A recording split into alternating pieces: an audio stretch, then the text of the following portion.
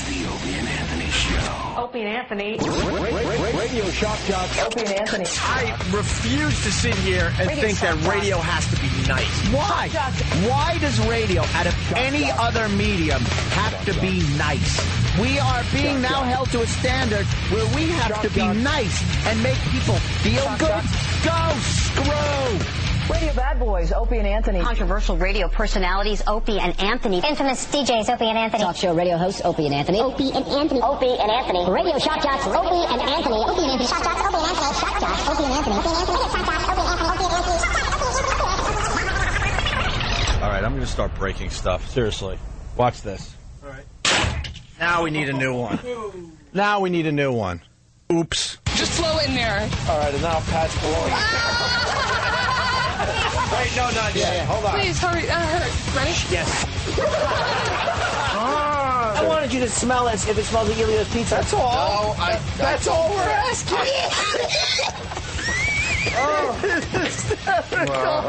Hold on, everybody. Shh. There she goes. Go. Holy crap. It's more than just your life you're hurting. Think about your family. Think about your friends. Think beyond the moment. But enough of this palaver. Let's get the show on the road. Is it Friday already? Seems like we were just saying, oh, someone's got a case of the Mondays. Well, goddamn, it's Friday. That's good. I want to, maybe we can blast Working for the Weekend for everybody. Oh, that's right.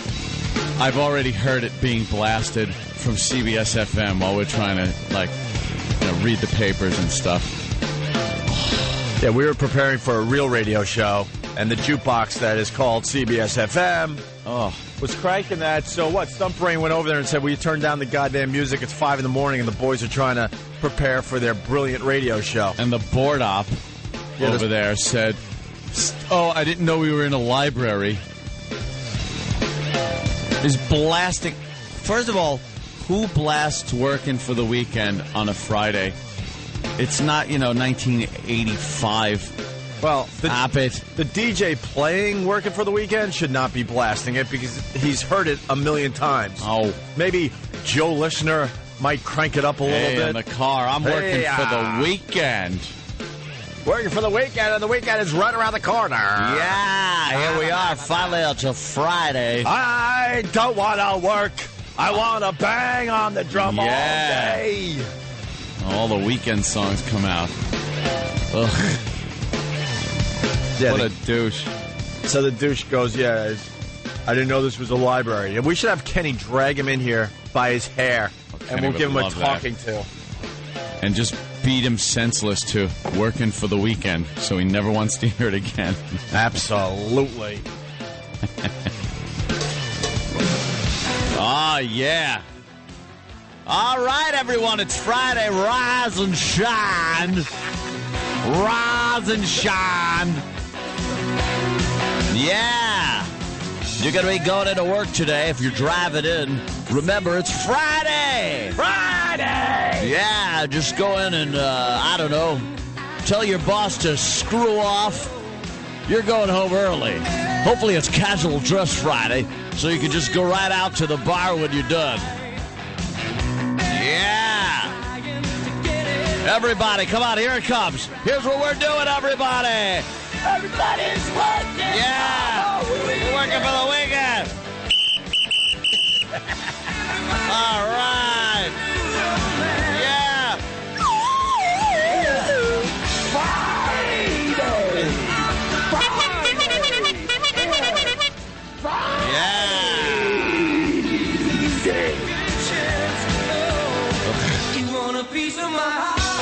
God, just a staple. How many years was this played on BAB on Friday? No kidding. You want a piece of my heart, you better start from start. You want to be in the show? Come on, baby, let's go. Yeah. You mentioned the song does blow. You mentioned, what is it called? Casual Friday or Dress Down Friday? Dress Down. And you ever notice the boss could never get that right. The workers come in jeans and stuff, and the boss still has slacks and has the shoes with the little tassel. I wore a sweater vest today, and then it has like a little like a little short sleeve collared shirt. Yeah, it's like that's not dressing down, you mo. Yeah, there's nothing fun about them. I know you guys are all creepily looking at me. I understand. Maybe I should put sunglasses on. Oh, it's fun. Yeah. My left eye is still swollen. That really sucks. Does it look like I got punched in the eye or what? No, I think you're taking on this Rocky Dennis quality. Oh, nice. Nice. It's like looking at our new governor. Oh, great. Yeah, thanks. Opie has an allergic reaction to something, and his left eye is, it does look like you were in a fight. Yeah. But without, like, the bruising. Yeah. You don't have any bruising in the black eye, but the eye itself is exactly what your eye would look like if you were punched in it without the bruising. I didn't realize, like, the eyelid and the skin between the eyelid and the eyebrow. Yeah. It gets so puffy and big and expands so much. You sort of look, it's kind of like almost an alien. Great. Or, like Asian. Yeah. Kind of thing. You kind of got a few things going on there. I'm suspicious about a certain type of oatmeal I ate the last couple of days. Oh. Very suspicious. Did you have, like Jimmy's, that wonderful mapley tasting? Oh, okay. I'm very suspicious of this oatmeal. Yeah. That I decided to try and had the last couple of days. It's the only thing I ate differently. What about a little ice pack on it? I've tried everything. I was on Benadryl all day yesterday, so I was a loopy mess playing Tiger Woods golf. That must have been nice. I played for 8 straight hours. I was drooling and just playing Tiger Woods golf online. Just slouched on the couch. It's like a beautiful day outside, I guess. I saw the sun just shining brightly and nicely, and I'm just drooling and just awful. It was chilly. I mean, it's definitely a little better today, but I got a huge one in the back of my head too that you can't see. What? Because my hair's in the way. Little knot. Yeah, absolutely. Oh God. So I don't know what to do. What the hell happens? I don't know. You're like a veal. Well, if you want to be sure, you should eat the same thing today. Oh yeah. What happens? There you go. Just like House. Yeah, I'm drinking water and having crackers today. What would you do if you found out the only thing that would take that swelling down is a kiss on the eye from one of us? I could do that with my eyes closed. That's an easy one. Nothing has to be swollen for that, except maybe. What do you mean? I mean. So I'm going to do about an hour today, I think. Is that it? Yeah, I did 3.5 yesterday. I'll do about an hour and a half. You guys will be in good company. You guys will be fine. Bob Kelly's coming in today, and Bobby, and a lot of guests. Yeah. What is this? Guest day? Well, we got GIG. You got Michael Chiklis coming in. You got Omar from The Wire, also known as Michael K. Williams, and Dane Cook's calling as well today. Oh, he is. Yeah. I think his movie's opening today. Yep. Friday. His and Bob's. Huh? His and Bob's. Well, Bob Kelly's in that. Was in the Dane Cook movie, or he at least filmed a lot of scenes, and we're finding out today that Bob Kelly was left on the cutting room floor. Oh. His pal did not get him in the movie. Wow, that's oof. That's a bad one. Well, maybe he just stunk. Well, that's exactly what it was. You have to, you got to put out a good movie. Dane, here's what you should do. Like, why doesn't he do this? Kevin Smith was smart. He put me in his movie. I had 2 lines, but you bet that I'm going to be Pete and Paul promoter. Yes. Smarten up, Dane. You got a movie star sitting here. 1 line. But you will talk about that movie. Like it's Apocalypse Now. Yes. Oh, yeah. I don't care what it is. There you go. Hey, what's that that new Spike Lee movie? See the trailers for it? Well, that's the one we were supposed to see yesterday. Right. Like, what is that about? I saw it. It's one Mike K. Williams is in. That's why he's coming in. He's promoting that. Oh, okay. Did you really see it? That's where I went the other day, yeah. Oh, good. Then I'll be able to, see what it's about. Was it good? Was it? Yeah, it was weird. It was, oh, boy. No, I dozed off at one part because I hadn't. Oh, jeez, that isn't. That's coming in, for God's sake. But no, it's not a knock on the movie. It is that you dozed off. I was on no sleep for like 2 days. Oh, okay. And I'm in this little comfy chair. Well, you could ask him what happened when you were sleeping during his movie. No, it wasn't his stuff.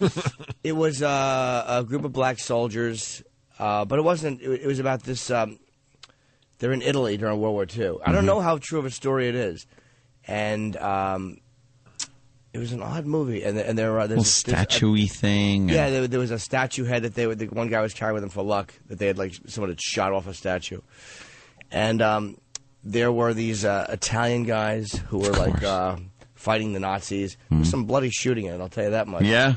Yeah, and it was about these black soldiers who get stuck in this Italian village in World War II. Oh, Jesus. They get holed up in an Italian village, waiting for the troops because they're advancing on the Nazis. Waiting for reinforcements. Well, yeah, because they're advancing on the Nazis, and their white commander, who they call, does not believe that they have advanced as far as they say, so he bombs the position they're in like an ass and leaves them kind of stranded. Oof. Yeah, it was brutal. Oh, boy. Yeah, it better be a true story. Yeah. I don't know, man. And there was a little kid. There was a little kid that they find. One of the guys finds a little kid whose family, I think, has been killed, and that little kid is a very focal point of the story. Little Vito Corleone. Yeah, he's a shy boy, and he kind of connects with one of the soldiers. Yeah. Yeah, and he wants to. Uncle Paul. All right, we'll talk to him about the movie in a little while. By the way, congratulations, Jim. Worst movie description ever. Yeah, Roland could have done a better job. I'm certainly not running out to see this thing. I'm just tired. Action. What is it? What are they saying on Rotten Tomatoes? I don't know. Because, we're in a good position with Michael K. Williams. We could just talk about The Wire the whole time. Well, yeah, but he wants to probably promote new stuff. Yeah, and we'll go, and you're in this movie. By the way, the Dane Cook movie, My Best Friend's Girl. Yeah. Yeah. There's no ratings on RottenTomatoes.com, and it comes out today? Yes. Oh, Maybe boy. they didn't release it for review. Yeah. That's exactly sign. what happened. There was there were no screenings of this movie. How many movies is Dane in? This is going to be the 10th in a row. When does his deal with the devil run out? I'm guessing. Does it run out at some point? I'm guessing, but... You know what, though? Comedies, man, I'll say this. A lot of comedies you can't judge by what the critics say because they always smash them. Jimmy, I usually agree with you, but when they don't have screenings out and the movie's coming out and no one has seen it, no critics have seen it, that is not a good sign. Who else is in it? That is a really bad sign. Who else is in it? You got Kate Hudson. But she's starting to be a disaster in Hollywood. Yeah. Because that Fool's Gold she did with Matthew McConaughey was, I never saw it. I did. Was a complete disaster, right? It sucked. Did you see it? Oh, yes, I did. Why would you see that movie? Why? I had to. That's hilarious. Fool's I Gold. don't have to anymore. And that's why you're single. Why I'm able to just sit and watch The Matrix now. There you go. 40% on Miracle of St. Anna's is getting. Miracle of St. Anna, 40%. Yeah, it's an odd movie. I love Spike Lee. It's not a typical Spike Lee movie at all. It looks like it's even shot differently. It's just it's a different type of movie. All right, it's going to be a totally different type of movie. Italians against the blacks. Okay. It's a good. No, they were for each other. Okay. Oh, okay. Then it is different. No, they were working together, and there was. Some of the German, there was. I will say though, there's some really good shooting in it. There's some really good. Germans lose again. I hate that part. I don't remember what part of the war it was. I think it was towards the end of the war. Yeah. Oof. All right. Well, I went to a few websites last night that were pretty interesting. Really? I get dragged into going to certain websites because I start off. Let's say I start off on Fark. I go to Fark.com, and I see a thing on. Gun control and Obama and whatever. Mm-hmm. A lot of political stuff's up there these days, so I check it out. And then there's links, and I go here and there. And before I know it, I end up on a horrifically racist website. And then I'm there for hours just kind of laughing. What did you learn last night? There was this song or poem that was written about a young white girl that hooks up with... a black guy, and has nothing but regret through all this poem. Oh, my God. It goes on and on. From her point of view, they have kids together, and she says awful things about the kids being mongrel children, and that she can never go back to the being a member of the white race. And, right. Oh, my God. And I'm just going through. But apparently... like the Aryan Nation and the KKK are really kind of not getting on the black on black people's asses these days as much as they are the Jews. Wow, do they hate the Jews? Holy mackerel! I think the Jews have always been number numero uno on the hate list. They blame them as bankers. Yeah, they do have some interesting cartoons on there that look like they came off of a propaganda poster from 1938. So you're saying they're the stairway to heaven? Oh, as far as racism goes, it is numero wow. uno. But there's also the Ku Klux Klan runs a little television news show that you can get online. So I was watching some of their programming. And it's just two people. I guess their background is the Capitol, and it's a guy, a man and a woman, and they're sitting side by side like news anchors. They're really bad. They can't talk. There's an echo going on. The lighting is horrible, but they try to make it look like a news program. And they just talk about how awful the situation is between blacks and whites, and they don't use the N-word. But the one guy did say he called a black gentleman nigger. Nigger? Yeah. Because he's from down south. Oh, so I guess that's how he would say it. He's saying the word. But no, he's probably saying Negro, actually. That's Negro. Yeah. But that's how he says it, like Grand Old Opera. It's Grand Old Opry. Yeah, okay. You know, those Southerners kind of have their own little twang on things. But they were talking about hate crimes and how it's never called a hate crime when it's a white guy attacked by a group of black people, and then it's always a hate crime the other way around, no matter what the circumstances are. And they kind of got into that. It was something. It's like real.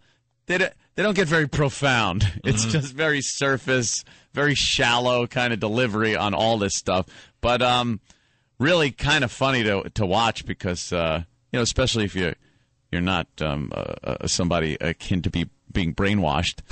If you just sit there and watch it at face value, it's hysterical because you're like, oh my God, they're just as bad. Can we put any of this on the radio? I don't know. I watched one episode about the hate crime thing, but they have a bunch of archived episodes. It's right there on, where else would the Ku Klux Klan have their website? I'm sure you could figure out their URL. Yeah. AnthonyCumia.com.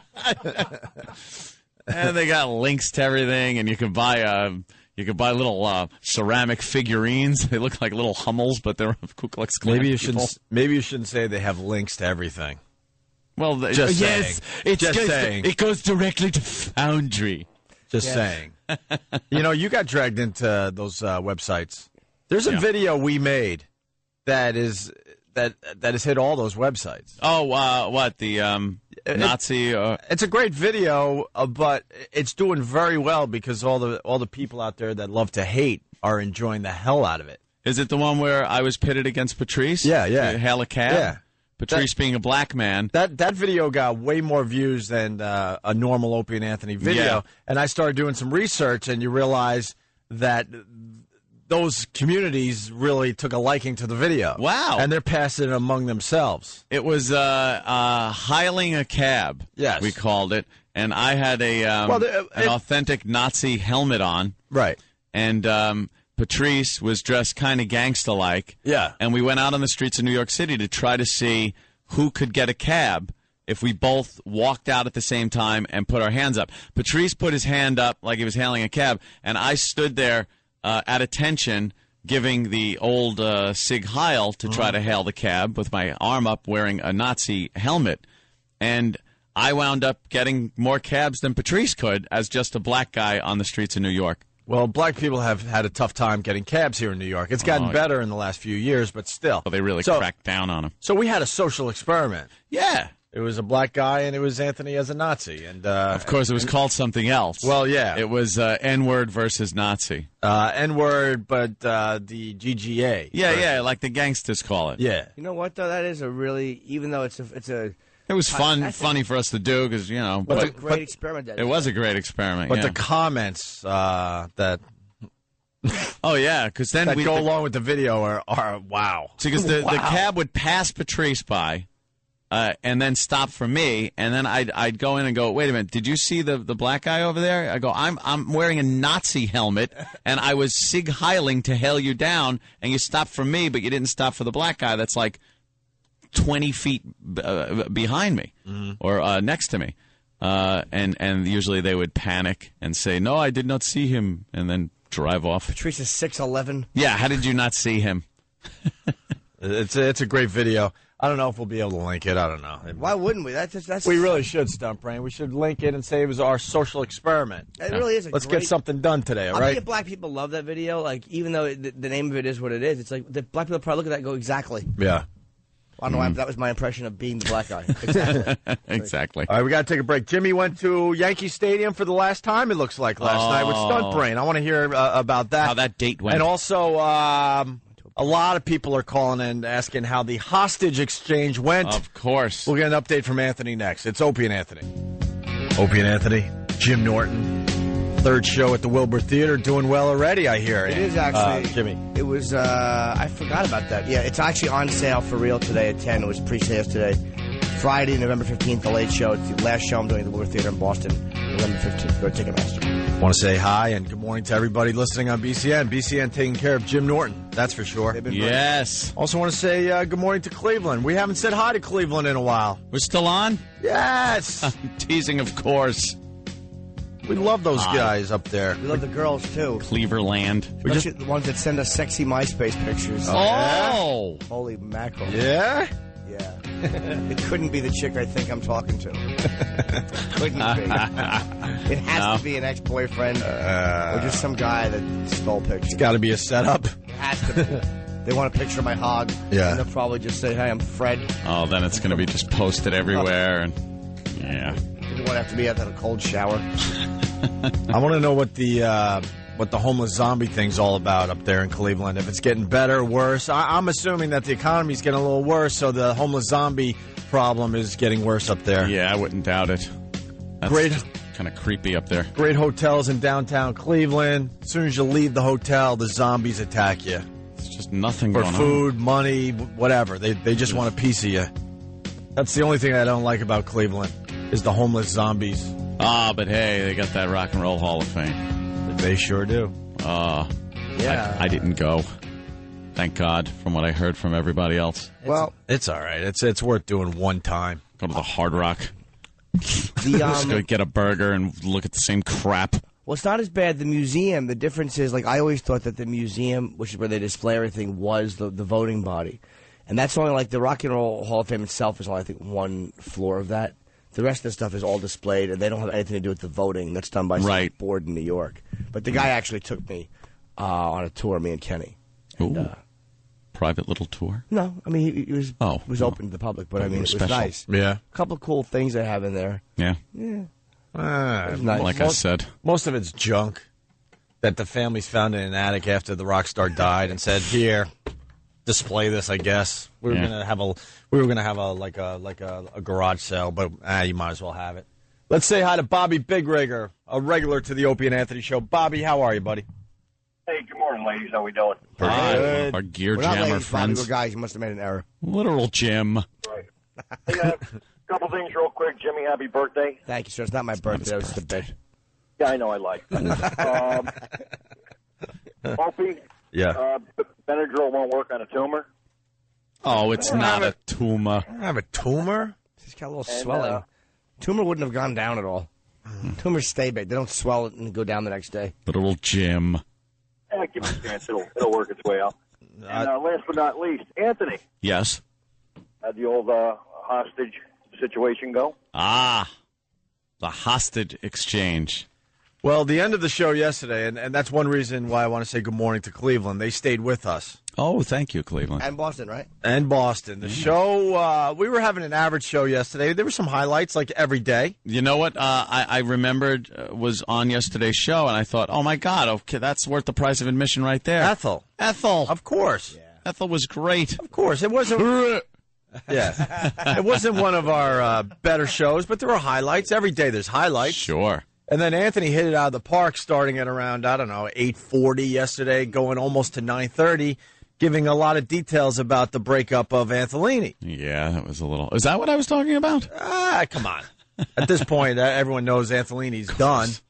And I guess we left it, Bobby Big Rigger, with Anthony leaving the show. Yeah. To do the hostage exchange. What we learned was that a couple things left Anthony's house that shouldn't have left the house after the breakup.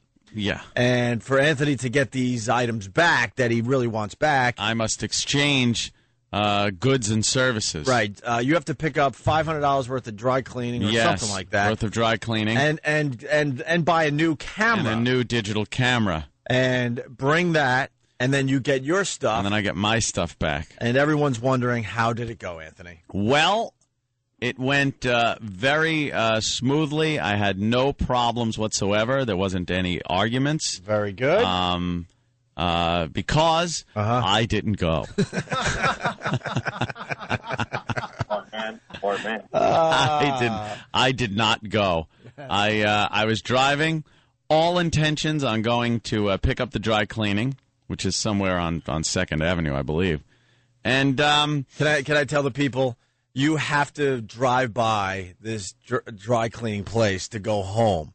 So it couldn't have been easier for you. Well, it was in that direction. The bridge is closer. So when I have to either make a right on 2nd Avenue or keep going straight, or keep going and hit that Queensboro Bridge for homeward bounding, I just can't make my hands turn that wheel. You chose homeward bounding. I wanted home bad. I was a little sleepy yesterday. Yeah. And when I got home, I went right to sleep. So, I thought maybe if I wasn't, in the right frame of mind, I was tired, cranky, that might not make a good situation. I love it. Mr. Avoid Everything. So, yes. So, I was thinking today. Today's a better day to do this? I think today I should just really stand up, take the bull by the horns, as they say, put away my procrastinating, and give Keith the money to go over there. Keith will hand over money and clothes? Just cash. Just cash? Just cash. Here's $500 for the dry cleaning. Here's a few hundred for a camera. Buy my stuff. Yeah. The dry cleaning, $500. But what did you do on the dress? No, I just threw that number out there. I don't even know. No, it is. It is? Yeah. Because I remember you said it could be a few hundred. It's $500 worth of dry cleaning. Dude, she's never worn the same thing twice on a traffic report. Right. There's 8,000 types of clothes. Well, there was some texting going on yesterday. Did she ask when you were coming over? No, there was something about being impatient, though. Getting impatient. Oh, boy. Just getting a little impatient with me, not... Will you just get this done? Not...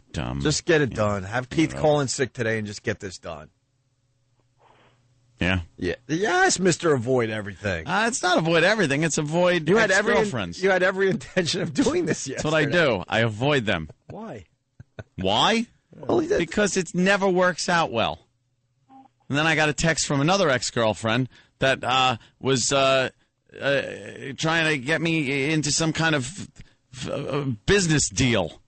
What? Oh, believe me. What is that about? I don't know. And which ex-girlfriend? The original one. Not the original one. No, that's the wife. The one that I broke up with at the casino. A business deal? When I was with for many years. Yeah, apparently somebody's got a business deal, and she was asked if she could ask me if I wanted to, invest in this. I'm like, what is it? No. What kind? Can you say what the general area is? AIG? Yeah, what kind of... AIG.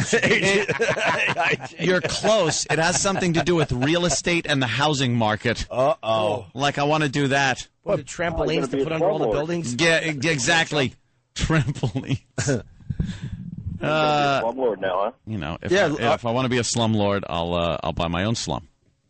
Wait, so maybe buy some real estate? No, invest so someone else could buy real estate, and I will get a return on basically my money. Someone needs help with a mortgage. Yeah. Yeah, that's what it looked like to me. Would you want to invest in somebody putting some Sabbath posters in their apartment? I'm not investing. So how did that go? I just emailed back. I said, sorry. I'm not investing in somebody else's things right now. Oh, my God, Ant. I'm investing in my home. Right. That's what I invest in. I think I'm putting a home theater in downstairs. Oh, very cool. I'm not. I think Keith is. Oh, very cool. I think Keith wants a home theater. All right, Bobby, that's your update. Ant decided not to do the hostage exchange yesterday. Yeah, I think I'll get it done today. Yeah? Yeah, well, if it's any consolation, been in a similar situation for about a year and a half. I just don't feel like driving down to Florida to get my stuff. We'll see. Yeah. All right. If you're willing to invest in a trucking company, let me know. Yeah. I'm not investing in anything. I'm investing in my mattress. Just throw money in there. The stocks, it went up 400 points yesterday. My stuff stayed the same. What do I invest it in? You're not going to get like a big. That's the Dow Jones Industrial. What's that mean? That means it's a gauge of the stocks that are in the Dow. Yeah, you know, Jimmy, just sit. It's all about long-term gains, my friend. What did my guy do though? What did he invest in? Most guys don't do anything. Widgets. They put you into some most likely safe stuff, and then you have to sit it out. Sit it out for a bunch of years. What did he invest in? Like the guy, like what's his name, Morning Joe? Probably like a wig factory that makes wigs like Morning Joe. If you feel like taking the chance, I'll buy. If you feel like taking the chance, Jimmy, tell him to get a little more aggressive with your money. They said to put more money in soon, like to start buying and stuff. Just get more aggressive. We got a guy. He's as conservative as they get, and we're long-term guys. After my portfolios, trust me, Jimmy, it could get a lot worse. My portfolio's down well over $100,000. Well over. It's others. I have Dell in there that I bought at 22 or something like that. What's Dell nowadays? Yeah, exactly. And a bunch of other things. I have an effing cancer drug that was supposed to cure breast cancer. That was supposed to like set the world on fire. I got in double digits. That thing is a penny stock now. No. Oh my God. Oh, this guy, this shyster, this boiler room stockbroker. This guy was basically one of those boiler room dudes that I learned since then. But this goes back to when we were at NEW and they were handling the merger that was going on at the time, and I thought he was trustworthy, and he got me in this cancer drug that's supposed to cure breast cancer. Oh, brother! This is 8 years ago, and this thing is dead. What are they waiting for? Dead like many women because they didn't get the drug. Are they saying that they thought they were going to have? It doesn't work, or the FDA won't approve it? It never took off. This was a biggie. To work, to it take off? Of course. Of course. I got had is what I'm trying to tell you, Jimmy. You know what you invest in? I know I've gotten this. I'm so lucky to have gotten this email from Nigeria. Apparently, there's a lot of money over there, and I just got to send some bucks over to have it shipped over here. Yeah. Yeah. There you go.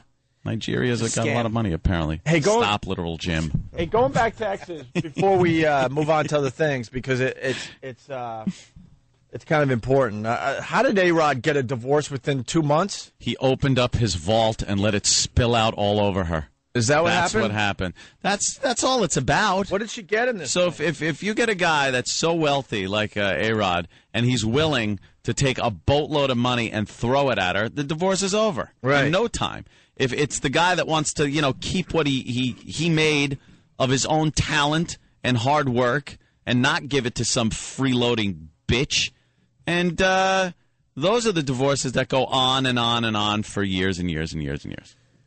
And I'm reading the article here. Listen to this. If this doesn't piss you off, Anthony, today. Are we allowed to say that if we get? Yeah. Yeah, okay. Yeah. In her divorce petition, Cynthia Rodriguez, 35, demanded. I demand. The couple's $12 million waterfront estate in Coral Gables, Florida. Holy mother of God. And equitable distribution of all assets acquired during the marriage. She demanded, not asked for. I demand. The hell did she do to get a $12 million waterfront mansion? They should have just put her in during the postseason. Because she probably would have done better. I'll give her that. God. But these divorce cases and these divorce lawyers, you're brilliant, Ant. Can you imagine? All right, this woman thinks she deserves half of what A-Rod's making. We suggest, Your Honor, that she plays, we'll even throw her in right field. We demand she plays right field for the Yankees. Yeah. for a 3-game series, and let's see if she's worth half of what A-Rod is worth. If she's good? If she catches one lousy fly ball out there, we'll give her half. Yeah. She demanded, Anthony. Is that amazing? It's Is that amazing? How long are they married? A few week. years. No.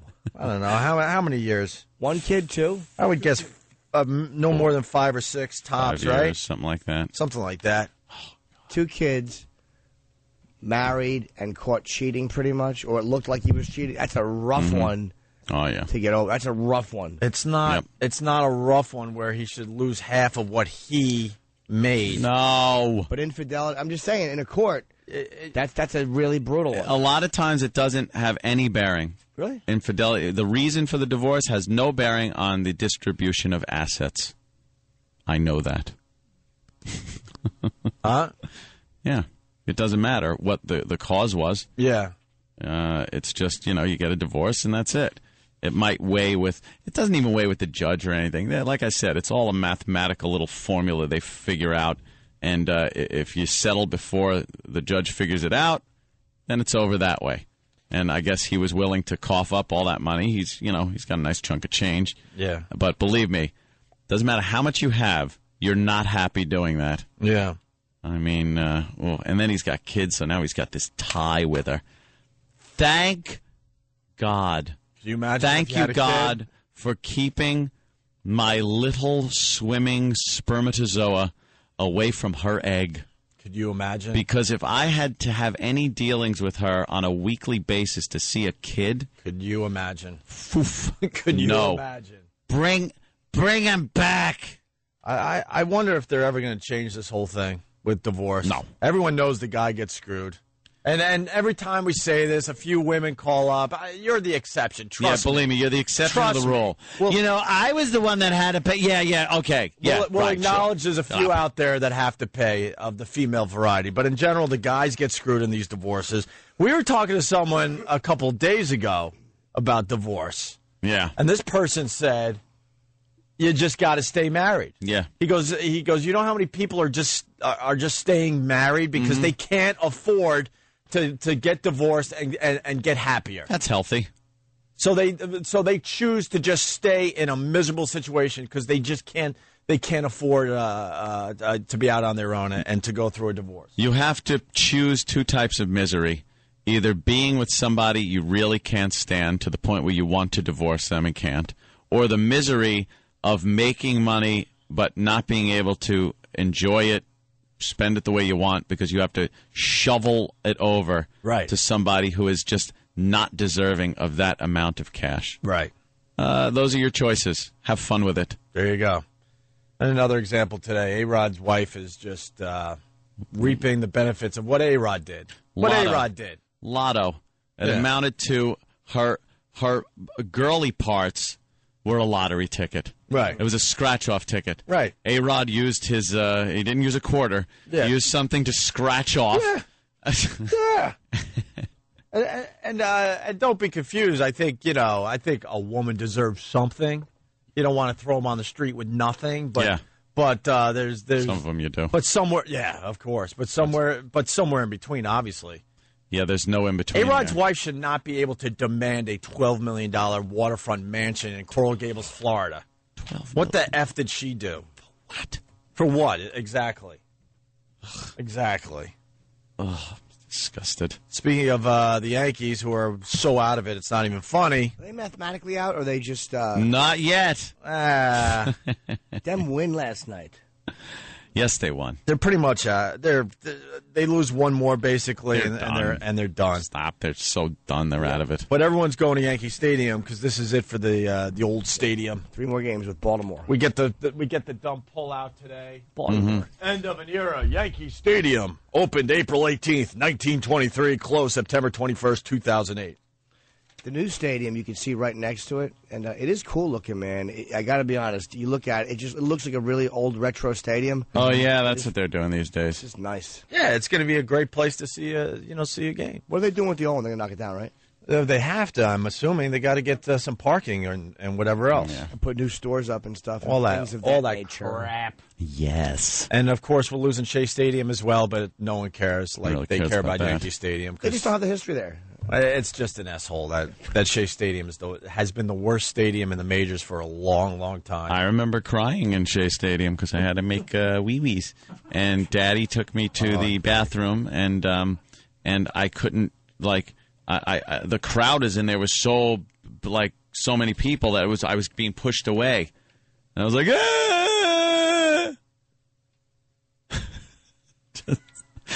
just a little crybaby. Well, you know what you were? You were 2 feet and a big thing of tears. big tear duct. Giant tear duct with little feet. You walked around wrecking everything for everybody. I did. I made everyone's time crap with my crying. Poor Anthony. Oh. No more poor Anthony. Not at all. No. Now instead of crying, it's just look the other way, go home and hold a gun. Psycho. Yeah. All right, let's say hi. Liquids from other parts of the body. Oh. That's true. Yeah, he doesn't have enough fluid left in his body to actually cry anymore. Dehydrated. Not down his own cheeks, but other people's. Let's say hi to Charles in South Carolina. Charles. Hey, good morning, boys. Good morning, Charles. Going back to that divorce, Jeff Gordon got divorced a few years ago, and in his defense, he tried to use the fact that he risked his life basically to get all his assets and his earnings, and his wife wound up getting his house in Florida, the Learjet, the yacht, and she got actually the wait staff and everything. And I guess he got caught messing around with some Playboy model or whatever, but I thought it was a pretty good defense saying that he risked his life every day to He does. Yeah, that's how he makes his money. I mean, we do this break all the time. I understand that, but what is it going to take for the court system to change their ways? I know who's very vocal about this is Alec Baldwin. He's like, he yells and screams about this every chance he gets. I think he's writing a book or has written a book on this. He really wants the laws changed. How about every other guy out there wants the laws changed? A female vice president. Hey, there you go. There. Look at what you've achieved over the years. You don't need us to support you anymore. How about breaking through that glass ceiling? You know, we have... You want to break through the glass ceiling? Do it on your own after a divorce. Get yourself a job and work for your own money. A J-O-B. Right. Speaking of female vice president, a little mess up on Fox and Friends.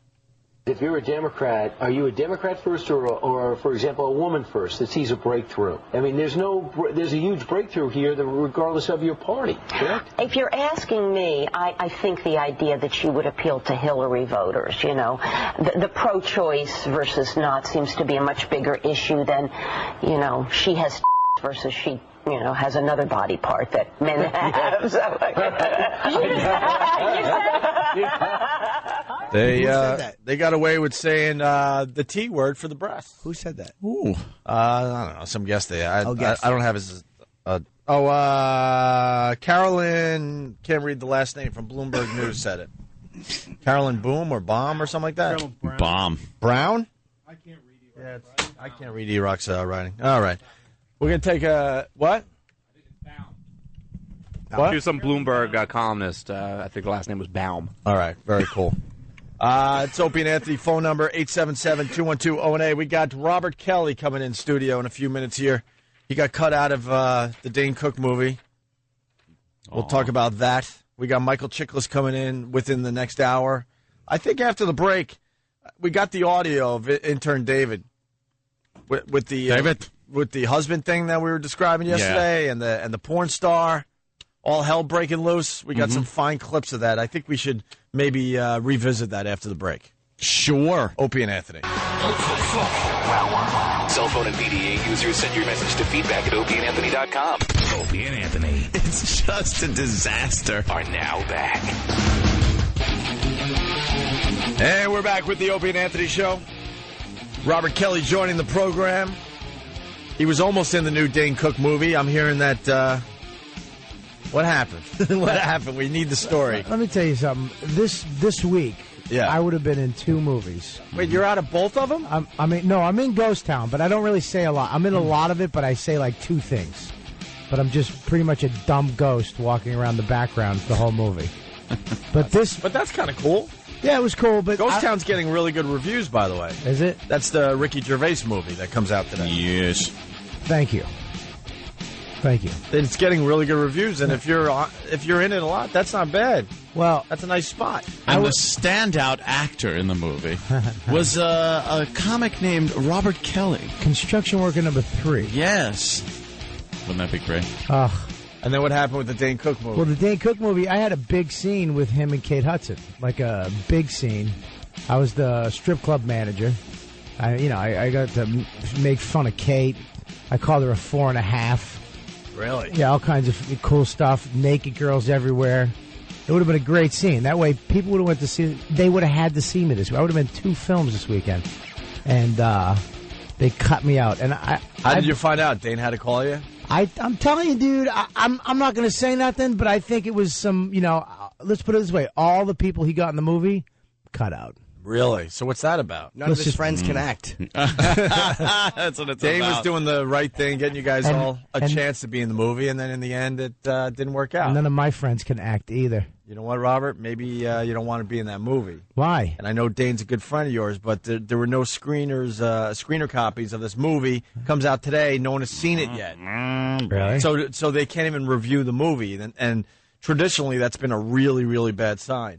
And we all love Dane Cook on the show, but it has to be said that this is going on right now. But traditionally, anything I'm in, that even if it's a stinker, I stand out. There you go. Traditionally. Who else did he get in besides not me? Oh, he actually, yeah, exactly. Why can't I just do one line in this movie? What's the matter with him? You could have. Why won't he do it? Just call me and go, hey, Jim's my buddy. Yeah, say, why can't Jim be cut out of a movie, too? Hey, I don't care. Cut me out. Of course I care. Jimmy made it into the Kevin Smith movie. Of course I did. I'm good. When is that coming out? I don't know, actually. I'm not sure. It's got to be coming out soon. Are you good in the movie? People say he is. Yes. Really? Is it a silent film? What's that? Oh. I have anger face now. Happy face. whatever face, on screen face. Not really. I have a couple lines. Good, man. I can't wait. When's that coming out? I don't know. Yeah, well, but I'll be promoting it. Smart Kevin. We should go to your movie, and we'll go to my movie this weekend. We'll go to Ghost Town, and right when they show me, we'll just stand up and I'll say thank you very much, me. and That's we just leave. I love Ricky. I'm going to see Ghost Town on video. Have you seen Ghost Town yet? Sucks. I haven't seen it, no. But he was Ricky. Were you at the premiere? No, I had tickets, but I didn't go. No. When was it? What do you mean you had tickets? You're in the movie. You don't need tickets. You just walk up and go, hey, let me in. I'm in this movie. Yeah, that works. Why not? You're one of the ghosts. It's called Ghost Town, and you're one of the ghosts. Where was the premiere? Doesn't get any better than that. You're not an extra. You're What? one of the ghosts. Where was the premiere? In New York. It's amazing how I hate Paramount. Oh. Why? What happened now? I don't know. Could they have taken care of the show, possibly? No, of course not. Do they have to douche us? We want Ricky Gervais on our show, and it didn't happen, and he's kind of... you can't really call him a friend of the show, but he's been on a few times, and we've gotten along very well. The woman from Paramount, it might be their West Coast office, purposefully and consciously and aggressively blocked him appearing on this show. And I don't know her name. She's a woman. I think she's the VP of whatever in Paramount, VP of promotion or whatever she does at Los Angeles. I don't know who she is, but it's enraging. Mm-hmm. See, why? Why? Oh, the movie comes out, I guess that would be Halloween. Yeah, the Ghost Town comes out, Kevin Smith's movie comes out on Halloween. All right, we're going to move on. We got intern David. We promised this audio for the people on this side, and we got it for today. Yeah. It needs. You met David, right? Yeah. I heard you wouldn't shake his hand. He creeped you out? Well, I shook it after. I just had to get a hold of my nerves. Why? What happened? A little too aggressive? I was wondering if Dan Natterman had a kid. Well, this is my son. Yeah, well, David is very Jewish.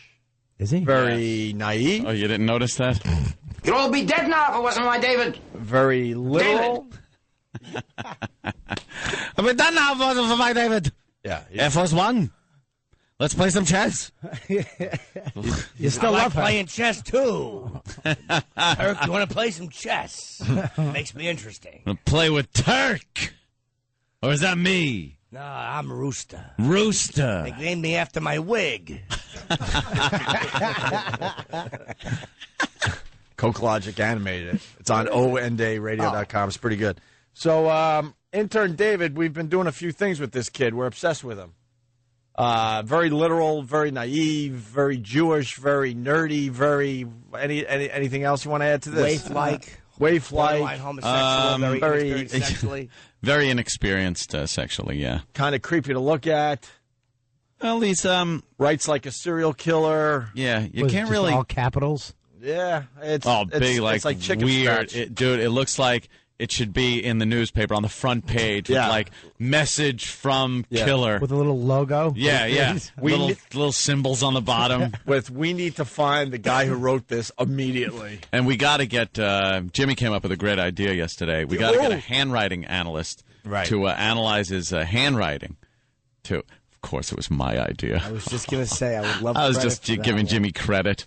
Just to watch him smile like it was my idea. But no, I knew it was. No! Well, where do you find a handwriting analyst?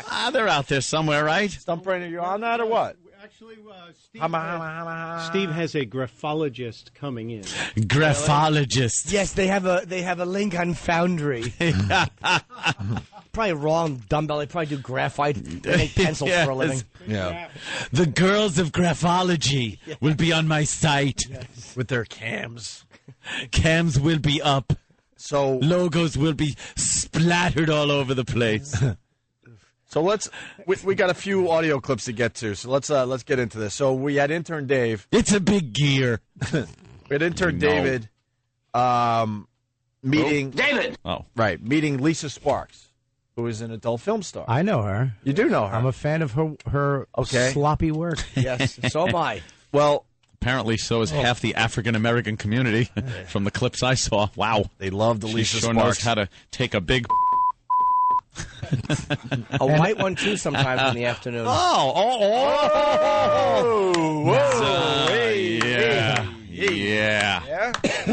Yeah? Nice. Really?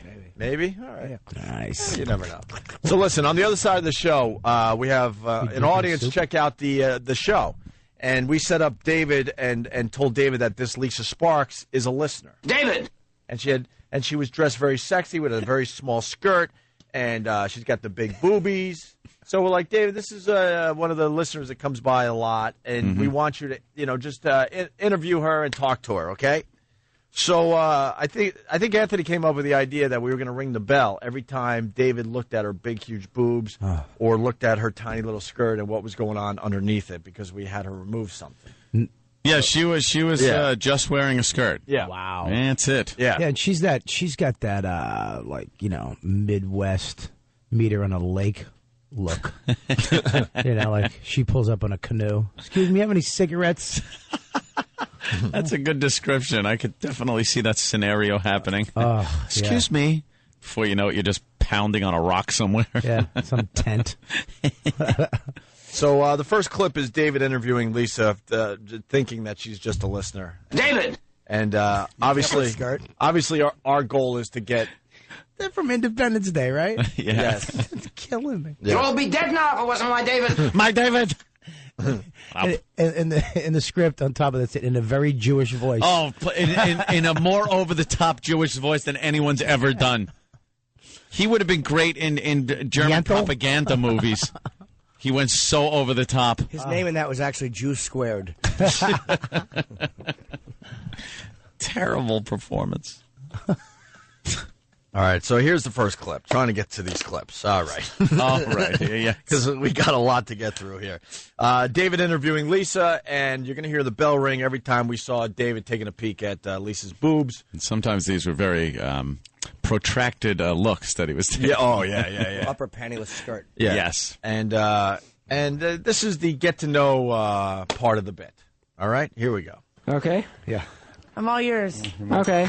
Just got that. What's your name? My name's Lisa. Hi, Lisa. Where are you from? I live in Kentucky. Kentucky. What are you doing in New York? I have friends here and I'm visiting. I listen to the show. I'm a visitor. Oh, that's great. Where in New York are you staying? Over near Times Square, you know, where all the fun stuff happens. Oh, do you like Times Square? I do. It's fantastic. What do you like about it? It's all the pretty lights. Definitely, they're very pretty, aren't they? Absolutely. You're a big fan of the Opie and Anthony show? Absolutely. You listen every day? Not every day. But every morning? I do my best. It's an interrogation. So, what do you do? What do you do for a living? I run websites. I'm a webmaster. Oh. I'm a computer geek. What kind of websites are these? All different kinds. I've made a ton. And you like get contracted by the companies to make Yep. websites for them? Absolutely. I'm a nerd, I know. What makes you so experienced in website making? Just done it for years. Did you study like computer science in school? No, actually communications, but same difference. So how did you get experience? Like when did you make your first website? Wow, 1999. Oh, and what was that a website of? Do you remember your first website? I do. It was a picture one, had pictures on it. Was it for a certain company or was it just on your own? Just on my own. Oh, okay. That's good to know.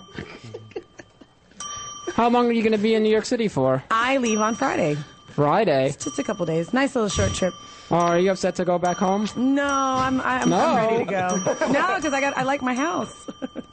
What about New York? You don't like New York? No, I love New York. So then why would you leave? Well, because I live somewhere else. Maybe you should move to New York. Okay, maybe. Why not? I would. You should. I like living in Kentucky. It's nice and mellow. Where do you live? At that point was when she moved her legs a bit. Yeah. And he just got quite a view and would not stop staring. He was not... So, I mean, she was so desperate, she was at the point of going, hey, my boobs are over here. Because he was looking...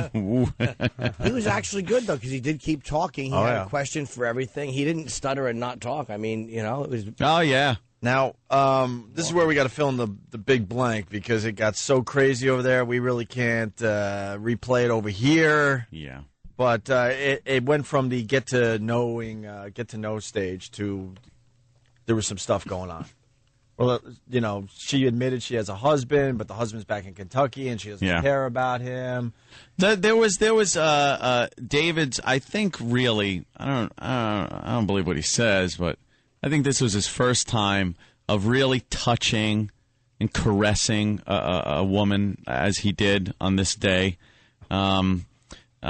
Spots that you normally don't touch on, you know, mom, maybe when you're kissing her. Says who? Yeah, exactly. Hands like this, you bet. Yeah.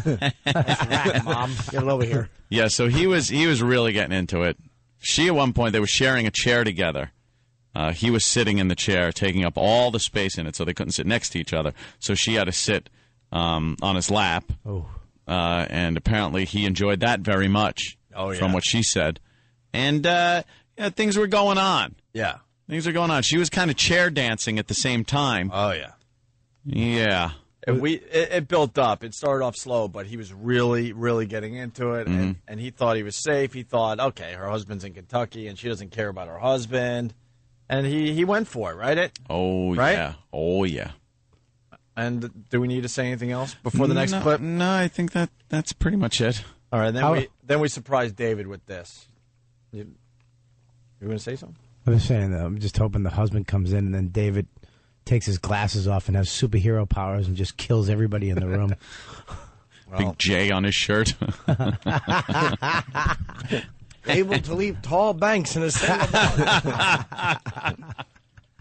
Well, this is what happened as David was really getting into it. Spank her. You could spank her. Just a little tap. A little love tap. You want me to show you how to do it? Yeah, lots. She'll show you. See? She doesn't mind it at all. She likes it. Exactly. Yeah, keep spanking Exactly. Can always go back to this. Yeah. What you doing? What the are you doing to my wife? Huh? Don't be mean. No, don't be mean. I just on the radio and this is what I'm coming to see? What's wrong with you? You're not supposed to be here. Shut up. I'll deal with you when we get home. Okay. As for you, why are you touching my wife? Why are you touching my wife? I didn't know. I didn't know. Why are you touching my I wife? didn't even know you were here. I didn't know you were her wife. Look, it's dude. We told him to be respectful. Dude, we just thought that we didn't know. We thought you guys were broken up, and We're not broken up. she said that the No, we are not broken up. All right. Hold the guy And back. she knows it as well. Morris, hold the guy back. I'm this sorry. is not good. I'm We sorry. told him to be respectful. Yeah, hold it. Yeah, he He was a Ooh, this ain't good. He was nice. Nice. He didn't stick anything in anywhere. David? I'm going to stick something in him in about 3 seconds. How about that? David, you at least owe the guy an apology. Yeah. No, it doesn't mean an apology. He's like an ass kicking in about 3 seconds. Yeah, he was petrified. Yeah. This guy was so good. Yeah, it was just a listener that showed up to watch the show, and we're like, we got to him like, you think you could play the angry husband? It was a black guy, a short black guy that was just like just a monster. Yeah, You've just seen him a before. monster. He's there a lot. He comes all the time. He barged in, got right in his face. And David was Just- pretty much yeah. crapping himself. That's why he's not talking much right there. He's like, oh my God, I'm going to get killed. How many times have I been in that situation, waiting for the door to open up? What are you doing? Delivering food? And then it continued with the angry husband. Get up. Get up. Look, there's no need for Get violence. up. Dude, there's no need for violence. He was just... He was just, oh my God. Holy Wait. All right. Oh, my God, now. Now there's going to be a problem. David. Wait, stop. David, run. No, what do I do? David, just get out of here. Run while he's being held back. Run, get out of here. Lock the door. Lock the door. How do we lock it?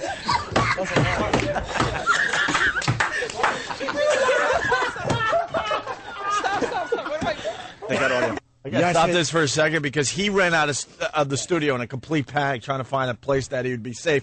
Found an office, and that's what you hear. How do I lock this door? How do I lock this door?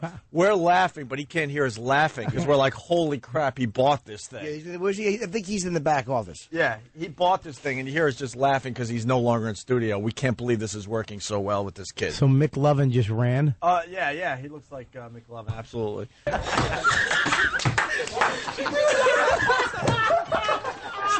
What do I do? They got audio. Is this really the husband or is it a girl? Wait.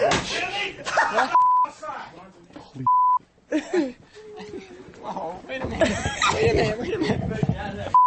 Is that really her husband or is it a joke? He's really the husband? He's really upset? Come out. What am I supposed to... What? Get the out. Write the down. Get the out the room. What am I supposed... Get No, stop. Wait a minute, this is too much. Wait a minute, this is... Get the out of the room. I can't do this. Get the out the room. Get the It's my second day of internship. I'm not gonna hit him. Get off me. Get off me. Get the off me. Get off me. Get the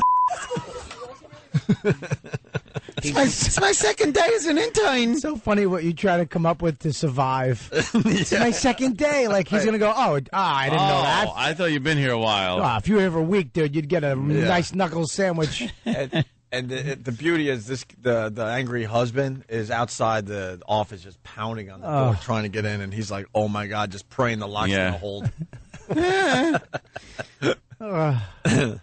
Poor kid's heart. Oh, and when he went to run and fell. Yeah. Oh, it was great because he runs like it's a combination between like a guy that really can't run and a girl run. Like a flamingo? Yeah, he's horrible. Like that kid in gym class that just couldn't run, and everyone made fun of him. That's pretty much it. I think that's what this clip's all about right here. Wait, am I supposed to... Whoa, wait a minute. I think this is... Yo, Dave, run out the room. Run out the room. Run, David.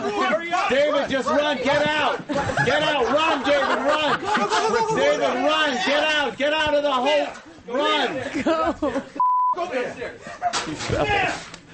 Go downstairs. Go down. He fell down. He fell down. Come on. Oh, God. Is he yelling, where did he go? Yeah, he's gone. Is this on video? Yeah. Yeah, it's on video. That's classic. We're gonna have some videos up on the websites The greatest early punk- next week. Oh, Greatest jeez. punked ever. Yeah. What's she doing there? Well, some Lisa Sparks pictures are Wow. up on our screens right now. I have yet to see her in a movie or a still picture with a white guy. Well, her specialty is the black guy. Really? Apparently. Yeah. All shades of black, too, I Jesus, see. they're all sitting on the edge of the pool. At one, it looks like a diving board. Yeah. Yeah. This guy, you can bounce off of that and dive in the deep end. So that's what happened to David and Lisa Sparks. Yeah, she was. For the most part, just a few highlights. We'll have videos up, like I said, early next week. Where is this kid? Where is he That's right the now? kid you met. What's he doing right now, though? Trying to be an intern. What does that entail? Yeah. Getting coffee and stuff. So, David. Really fast. David! Are you David! Yeah, just grab a mic. Grab any one of those. Oh, boy. So, you all right? I'm okay. I'm okay. Yeah? Yeah. How scared were you when that was happening? Very, very scared. I was petrified. Pat Duffy looks like he wants to kill him for some reason. Yeah, Pat Duffy doesn't like it. The violent I can tell. Pat Duffy. Why? Just stay away from Pat Duffy. Pat Duffy's Pat Duffy yeah. doesn't like anyone. Pat, why don't you like him? Yeah, Pat, why don't you like him? Here we go. Pat wants to kiss him. Yeah. David, what was going through your head when all that was going down?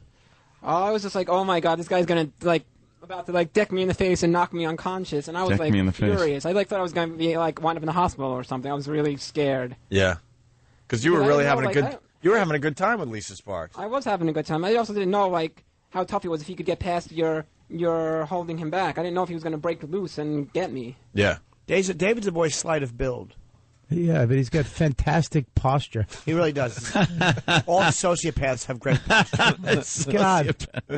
He just stands. Look at his shoulders are back. His ass is up. Perfect for looking through the dead prostitute driver's licenses. Did you tell your parents what you did? Not that thing. I didn't tell them. No. And they don't listen? Their friends don't tell them? Some of the word doesn't get back to them? Uh-oh. Well, What happened? there's some news. Oh, what? What happened? My father discovered the Opie and Anthony website on his own. Oh, boy. I did not tell him about it. He discovered it on his own. He went looking. He typed in your names in Google and found your website. Well, he's an IT guy, so Yep. of course. Yeah, exactly. Well, he must have at least liked the St. Pat's thing. You know, being Jewish. Where does he work? B&H? No, he Nothing saw from him. he saw the Kosher Sports. Oh, what did he think? He thought it was hilarious. Oh, all right. There you go.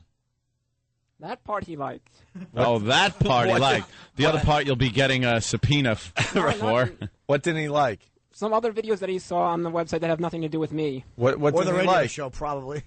Yeah, exactly. What didn't he like? Yes. Some particular videos that he saw were You don't know disturbing him. What, the watermark was too big? You have any examples? I have an example. I don't want to mention exact examples. You could mention. Just No, mention I can't it. mention. Why? It'll offend people. Oh, my God. Look, you got to. Here's radio. You want to be in radio, right? Correct. Here's how it works. You have to now describe what he found offensive Not so without it being against the rules of radio. Not so And much- hey, shut up! I'm talking. Without it being against the rules of radio or the company rules, but you have to now paint that picture, let the listeners know exactly what he found offensive, and It's not so much offensive. It's just he found a certain video quite disgusting to him. Okay. Was Two it girls, Rich one cup? Voss's No, act? not that video. Not that video. It has nothing to do with me. Okay, which one? He saw a video of a certain intern doing a certain thing and got grossed out and was like, "Oh, you better not do that." Something like that. Was it Pat Duffy being vomited on? It was with Pat Duffy, but not. It was when Pat Duffy was eating the cockroach. What are you saying that for? Pat's here. Uh-oh, Pat, That's come it? on in. You're not supposed to say that, dude. He was Pat my Duffy. dad saw that and Why- was like, "Oh, you better not do anything like that." Why would you say Oh, that? boy. And I was like, Patty's calling you really a disgusting I'm not calling jackass you. I'm not for calling you. doing what you do here. For Wow. contributing to the radio show. Yeah. Contributing to Out of all the videos that he could be, right? I'm just saying. That's the one that he's offended by? There's so many videos. Maybe because they've shapeshifted. He didn't. Thought it was a relative. If I'm going to be honest, after seeing that video, he didn't look at any more videos. Oh, really? Yeah, he That's didn't want to good. see any more. All right. Oh, well, yeah, that works. Well, we're going to make you eat a cockroach next week. That. Why not? Oh, I'm not going to do that. It'll be kosher. Yeah, they're crunchy. Pat, you don't like David? No, I don't really have much of a problem with David. Hip Hop Ron is the one who hates David's guts. Why? David! Hates him. Is he jealous? Well, because hip hop's been here well over a year. And Yeah. really David's hasn't already made his star? mark. He was on just starting to get some traction, too, hip-hop. Not really. Just starting to get a little traction on our show. He'd been on a couple of times, and then David comes in, and it's over. We were trying to put him over, but it wasn't working. We were trying. Yeah, we Why? tried. He was singing like pop songs. I want to be a star. I want to be famous. It was great. great. So Was he here today? Ron, yeah, he's here. What does he say about David? Can we get him in here? He's pissed that David's star has risen so quickly and passed Ron's. Yeah. Ron's what?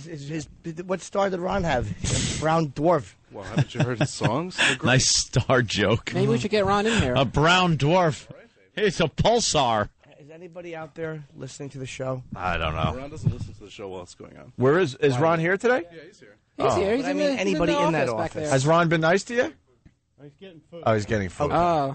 Has Ron been nice to you? Yes, he certainly has. All right. Well, I think we got to get Hip Hop Ron in here next. I think we have to settle this. Maybe a kiss off. How old are you?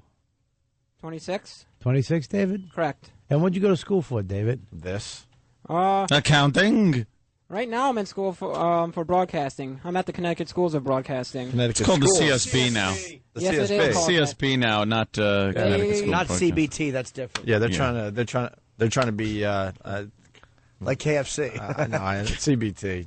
You told me what that is. What is CBT? Blank Something- ball something blank. torture.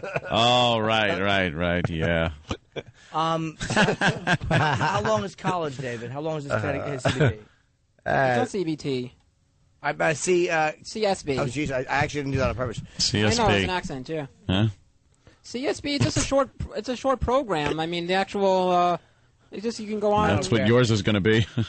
Do they know what you're doing in your big fancy school? They know that I'm interning here. I don't know if they know that I'm been on the air already. They know that I'm here. Do you want to be on the air, behind the scenes, or just control all of it? Do they have that course there? Yes. You know what, that though? course do all of it. No. The how jealous those other dumbbells in that school be, knowing that you've already had porn star giant breasts in your face. They're probably really jealous. You're really at least getting known and do. It's amazing. Some guys that come on the show and they don't appreciate it. It's like, do you understand this is not an easy place to get in radio where you can come on and just. They're going to use them in all the commercials. Yeah. Hi, I'm David. I'm David, and I. Yeah. I am a CSB graduate, and I was placed At Opie and Elvie. on the Opie and don't try to add in. Yeah, exactly. This is when Anthony's improving, you can just smile. Yeah, you're. And laugh. Okay. No, I'm kidding. You can jump in. Of course, You're not- And David. You're not here to be David! funny. I like you, David. You'd all be dead now if it wasn't my David. See? You're not here to be funny, David. I like when David interrupts Anthony. Sometimes when Anthony's talking, David just Yeah. feels. Area 51. Area 51. You know, the spaceship. More Judd Hirsch. Oh, Is that Judd God. Hirsch? Oh, yeah. Why don't we have that? Get the Area 51 clip. Please. God, he couldn't have been worse. We really got to take a break. So we'll see what the problem is with Hip Hop Ronnie and Do you have a yarmulke and intern on? David. No, You I do should- not have one on. You should pay attention to this part of the show because when you finally completely fail on the air and go into sales, radio sales, you'll know what the commercials are all about. Okay. All right. All right. More with intern David. Are we doing Ask the Jew today? Ask the Jew. Huh? Did we ever get the answer? I don't think we got the answers to a couple of questions. It's very good because we're kind of learning a lot about the Jewish culture and the religion. The what? The Jewish culture. The Jewish culture and religion, and through David, he knows a lot about it. Well, So what are the questions today? How do bald guys? It was how does a bald guy keep his yarmulke on? Right. Because I've seen the other guys that clip it on with bobby pins and yarmulke clips. 2 is Grab the mic. Stop standing The there. sheet. the sheet. Why do they have sex through the sheet? The sheet between them, the Hasidic. The hardcore Jews do that. Yeah, and the then you got Orthodox. something with a string that hangs out of a pocket or something like that. So you got the answer to all these? Yes, I do. All right, we'll find out next. Wait, Michael Chiklis here? He's coming today, right? He's coming today. He'll be here in about 20 minutes. Oh, good. This is a very special show. It's about being able to do the show we want to do. Prison, sex. Give it to me. We know what guys want to hear on the radio. Adult-oriented subject matter. Look at those jugs. They won't exercise restraint. This is going to be an awful show. Hold on tight, kids. The Opie and Anthony Show.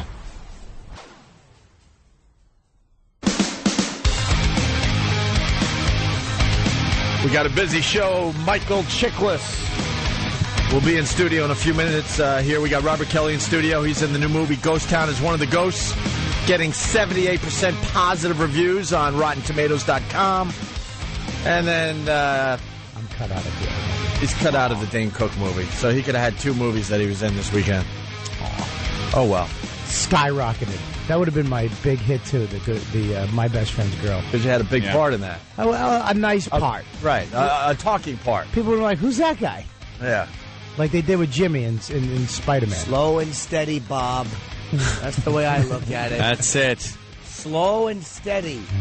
Mother always said it's a marathon, not a foot race. Oh, good gosh. Yes, Mother was very wise. Yes. We got the Judd Hirsch Area 51 rant. This is from Independence Day, where Judd Hirsch does one of the worst roles of his career as the father of Jeff Goldblum. And he is so over-the-top Jewish. I don't know what he did. Like, did he screen test and they just said, no, you got to really Jew it up more? And it's so over the top, it's distracting. I wonder if he made that choice. Like, because he is Judd Hirsch. I mean, I don't think he screened. Judd Hirsch? They probably just gave him the role. Do you want to do that? Yeah. Wasn't he jealous of Andy Kaufman's success during the Taxi years? Oh, maybe. I don't know. Was he? Well, I read a thing. Even though he was very funny. He was very funny, but Andy Kaufman outshined. Louis killed all of them, but that's Louis did. Yeah, you're right about that. Here's Judd Hirsch with the rant. Area 51. You'd all be dead now if it wasn't my David. None of you did anything to prevent this. There was nothing we could do. We were totally unprepared for this. Don't give me unprepared. Come on, Julius. It was what, in the 1950s or whatever, you had that spaceship. Yeah, that thing that you found in New Mexico. That thing that you found in New Mexico. Roswell, New Mexico, yeah. No, you had the spaceship and you had the bodies. They were all locked up in a bunker. Where was that? David. I don't know. Area 51, right? Area 51. You knew then. And you did nothing. You did nothing. And you did nothing. My head is tingling. It's so bad. My head is tingling. It was a little movie, so what's the big deal? A little independent film. And his awfulness, and then we didn't know. We didn't know. All right, Mr. President. I'm going to go up. I'm a pilot. That's what I do. I'm going to fight with my men. You're the president, dummy. Oh, yeah, that's it. So the president put on his flight gear and went up and, fought the alien ships. I blocked that out. Yeah. I swear to God, that is so abysmal. I blocked it out like I was raped. That speech, though. I was raped. That speech that the president gave was very... This is our Independence Day. One of the most inspirational speeches in any movie. It inspired me to throw up. That's about as inspirational as... Are you going to make us get that speech That speech will inspire Area 51. Anybody. You know, Roswell. What in the 50s New Mexico? In the 50s New Mexico, you had the bodies, the ship, the spaceship. You know then, and you did nothing. What are you doing, Judd? Well, we didn't have anything. We didn't know that. We didn't know. I didn't know that'd be sounding like Pacino. We didn't know. Oh, God. I don't know why I'm so fascinated now with a friggin' 15-year-old movie. But the most recent one we've talked about. Yeah. I know. It's just been on cable so much lately, and for some reason, I'm compelled to watch it. We do this from time to time. We did it with Twister, so maybe this is the new Twister. Yes. Maybe I got to go see this movie again. Got to go see it like it's still in theaters. I got to go rent it or whatever. Twister, it's coming this way. It's already here. Bill Paxton's fantastic acting in everything he's been in. Whew. We're doomed. We're never going to get out of this place. Why don't you put her in charge? Well, the president fought the aliens, though. That's brilliant. Yeah, he sure did. That's some brilliant writing. Right, instead of hiding in a Who saw bunker that coming? like you really would. I'm the president of Asia. Oh, Randy Quaid is the over-the-top drunk guy that saves everybody. Yeah. I'm back! That bothers me There are so many douchey lines in that where you just actually get goosebumps of embarrassment and can't look at anyone. Harry Connick Jr. was in that too. He was trying to play a Southern. Oh, look. See, I just got him. When they walk to their planes and say, let's kick the tires and light the fires, and all these cliche things that I know not one fighter pilot ever says. Who said that? And they like high five, and he said, Harry Connick said that. I swear to God, And Will part of my Smith. brain shut down when this stuff happened. It wouldn't allow me to remember. Will Smith goes, I'm just looking forward to getting up there and kicking E.T.'s ass. See, because E.T. Yeah. Yeah. Oh, Yeah. that's why Black Wow. goes to it. Yeah. Yeah. That could have been a great movie. I remember hating it so much because it was like really well shot, and I'm like, conceptually it was good. I love the idea of what was happening. The alien, it was great. Sorry. In It's Dave Stewart we saw the other day. Who is that guy? That was him in front of. Who is that? Yeah. Oh, he looks like Ringo Okay. Starr if he was retarded. He looks like Ringo Starr or Eric Clapton taking those steroids that Jerry Lewis had to take. Or Jim Norton with a beard. My first thought was he looks like me, and I just said no. He was in the Eurythmics, right? Was he? Yeah, he was. As in Jim Norton stops doing comedy because he's so famous, he starts painting. We saw him outside Sirius the other day. Oops, was I supposed to say that? What were we doing at Oops. Sirius, Oops. Anthony? You're just walking by. Oops. Sirius That's XM. right, we were. Of course. So, nothing going on there, right? No, not a thing. No. Hey, why don't we get the guys to watch Independence Day and get some fine clips for Monday's show? Yeah. Because it seems like there's a lot there to There's clip on. so many awful clips. It could be our new Twister movie. You have to Because get the Twister speech. we were obsessed with, and we played all the clips, and that was a blockbuster, man. It made a lot of money. Sure And did. you look back at that movie and realize how god-awful it is. It's terrible. And I'm thinking now Independence Day is the same thing. Horrendous. All those extreme, yeah, man, we're tornado chasing, man, playing the music. We don't need a corporate sponsor like these guys in the black SUVs. We're rebels. Really? The president's speech is now on onaradio.com from Independence Day. Okay. What a great Hey, speech. you want to play Ask the Jew real fast before we get Michael Chiklis in here? Well, Where's David? David. We gave him 3 questions to answer last time he was here. David. I think that was Wednesday. There he is. Oh, he's wearing his young, dumb, and full of, well, we all know. Yes. He's Yeah. wearing that shirt today. Because he likes the shirt we gave him. That's like his security blanket for when he comes in Yeah. to do his shtick. Yeah. Shtick. His shtickla.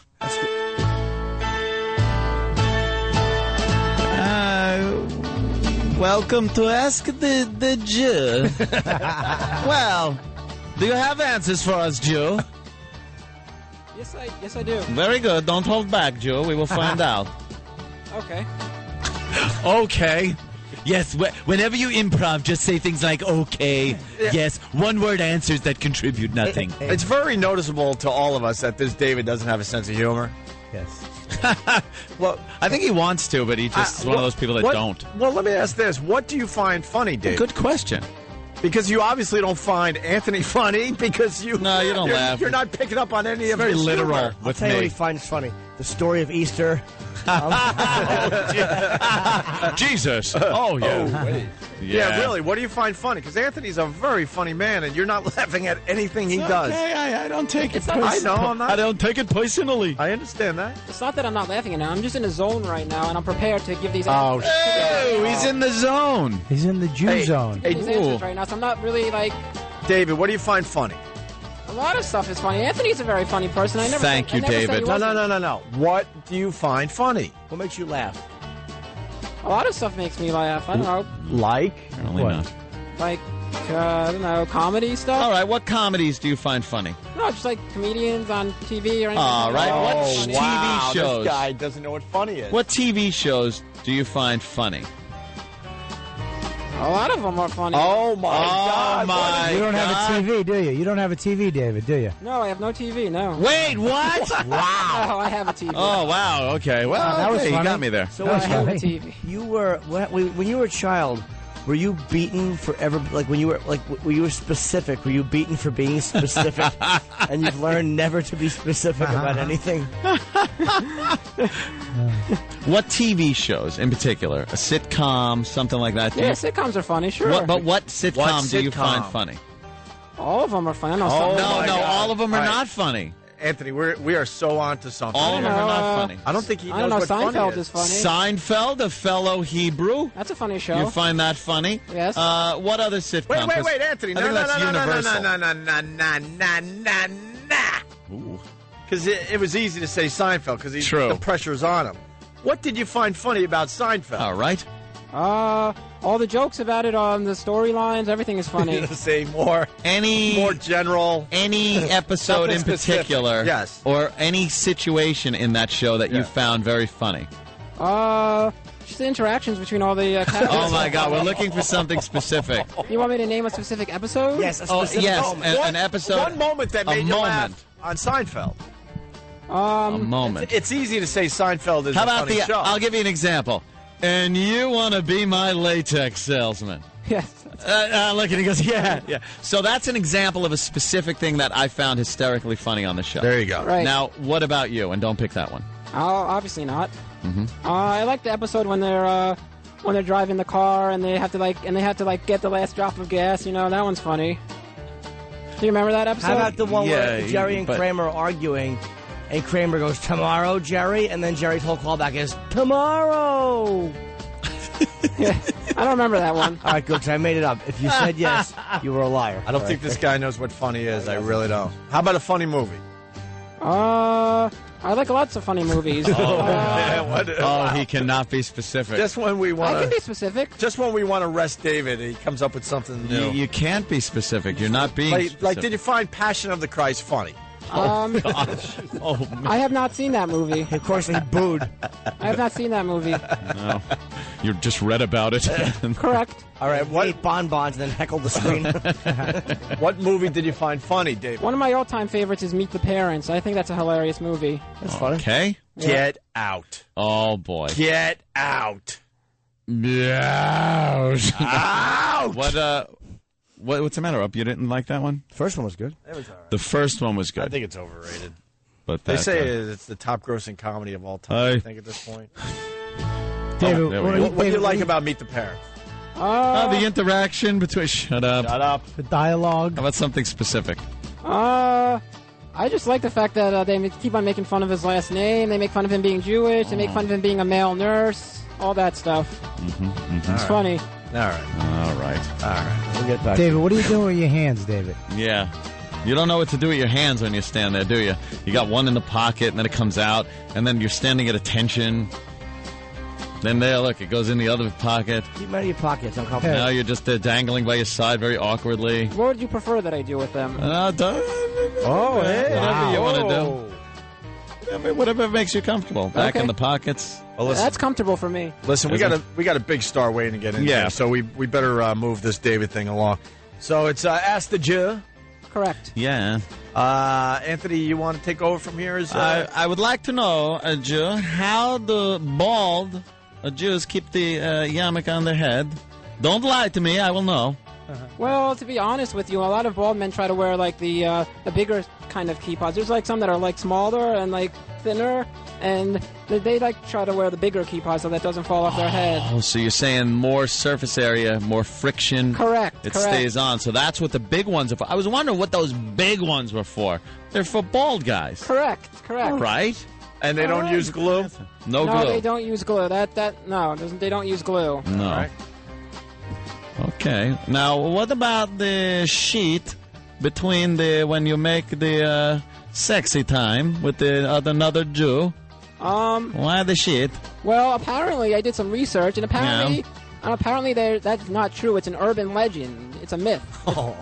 The Jew is a myth? No, the sheet during sex is a myth. It's an urban legend. It's a made up thing. It's not true. That's not required. Wow. It is not required. A lot of people think it's required, but it is not I required. thought there was something a little fishy about that. It's an urban legend that has Yeah. been made up. Okay. And why? Made up to, like, be anti-Semitic or something?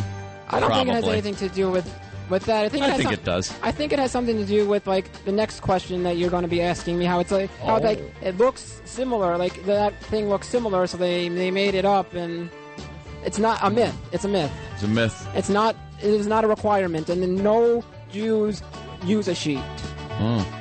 It's been made up. A myth Even made the up clean by up at the end, they don't use it? A.H.. All right, what about the little strings? Right. This is it is what I was saying last time, but there's like different reasons. It's they wear that to symbolize the different mitzvahs, which I explained to you last time, where it means good deeds. Good deeds. Good deeds.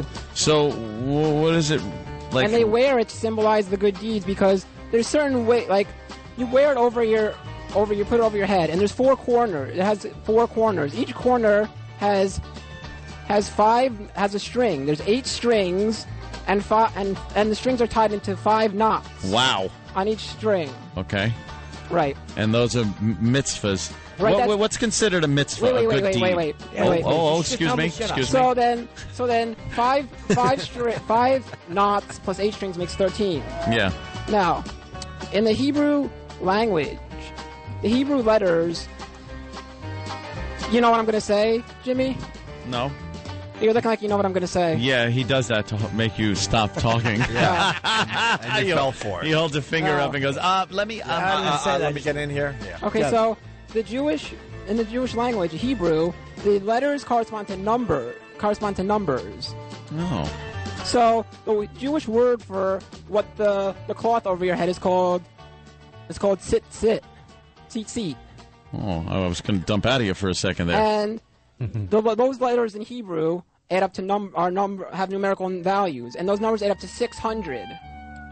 So you have 600, plus you have 13, which is from the 5 and 8 on the corners, and that's 613. It's like one of those lunatics that write down numbers all the time. And then 613 is the amount of mitzvahs amount of good deeds that are written in the Old Testament. And do you have to do all those or something?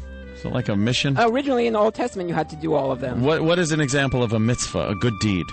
Well, an example of a good deed is giving money to poor people is an example of a good deed. Whoa, that must be a rough one. Yeah.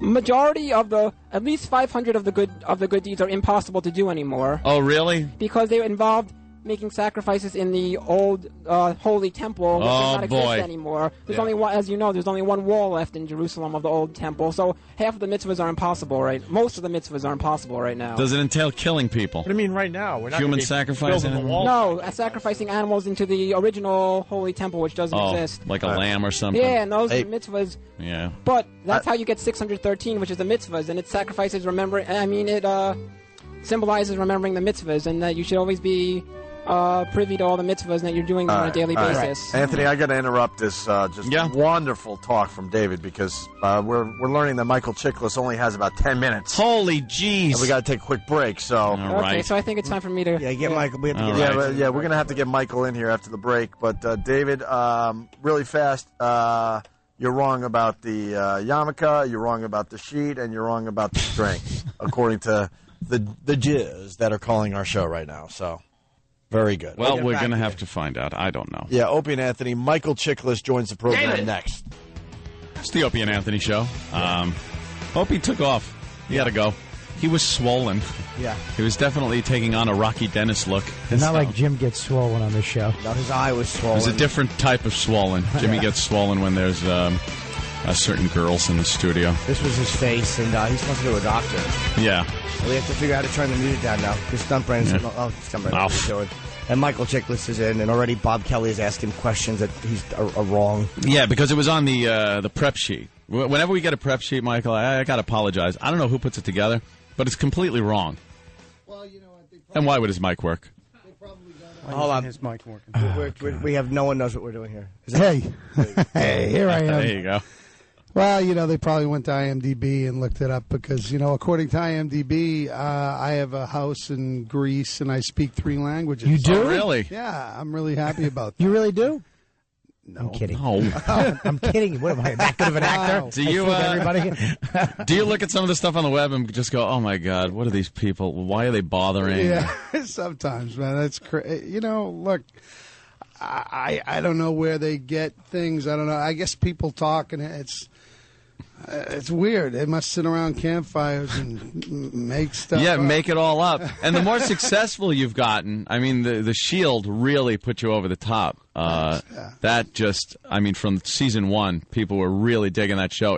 It was a whole new type of except for regular cable HBO movies like that, you didn't see that on Basic cable. Cable. Absolutely. So you guys really kind of broke it open for shows like Rescue Me and other shows where they, Nip Tuck Nip Tuck. I mean, that hard language where you're like, did I just hear that? Yeah, right, exactly. You know, was there any concern when you went into it that there's going to be problems?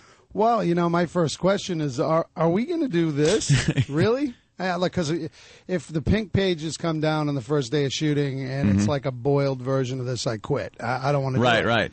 But if we're going to do this, I'm in. And Peter Liguori and Kevin Riley, who were heading up FX at that time, went, no, man, we're either going to fall on our asses or we're going to do really well. That at least, the pink pages, by the way, are the rewrites. Yeah, exactly. Jimmy, thank you. Jimmy, Thanks a fellow for that. actor. So people know Yeah. That you see a great script and all of a sudden the next day the pink ones are in. It stinks, and then they take all the teeth out of it. Yeah, Right. that happened to Boil me. it. Yeah, that's why it was. That's why it was pretty unique to see something like that. Yeah, it was crazy. As a matter of fact, they just said, look, you only have this much money to shoot it. You only have this much time to shoot it, but go. Yeah. And hey, we were cool with that. What's cool about it is it wasn't some big budget show. No. But it had that realism, the grit to it and stuff that. Well, innovation, it's you have to make do with what you have. Mm-hmm. And the fact is that's one of the reasons why we shot it the way we did. We made it look like a docudrama because, we had two cameras and a butt dolly. We didn't even have a proper dolly. We have something called a skate dolly, which is like an octagonal board with some like roller skate a little wheels on it. bumpier than yeah, so we just thought, Clark Johnson's brilliant cat, man. He directed the pilot. You know who Clark is, right? From Homicide: Life on the Street, and he directed SWAT, and he's really amazing talent. In any case, he directed the pilot, and he wanted, the camera to be like another person in the room. Right. And he created this sort of docudrama look, which makes it really visceral. It makes you feel like you're in the room with us. Yeah. And it's a very cool way to shoot a show. I guess the whole show's wrapping up, though, huh?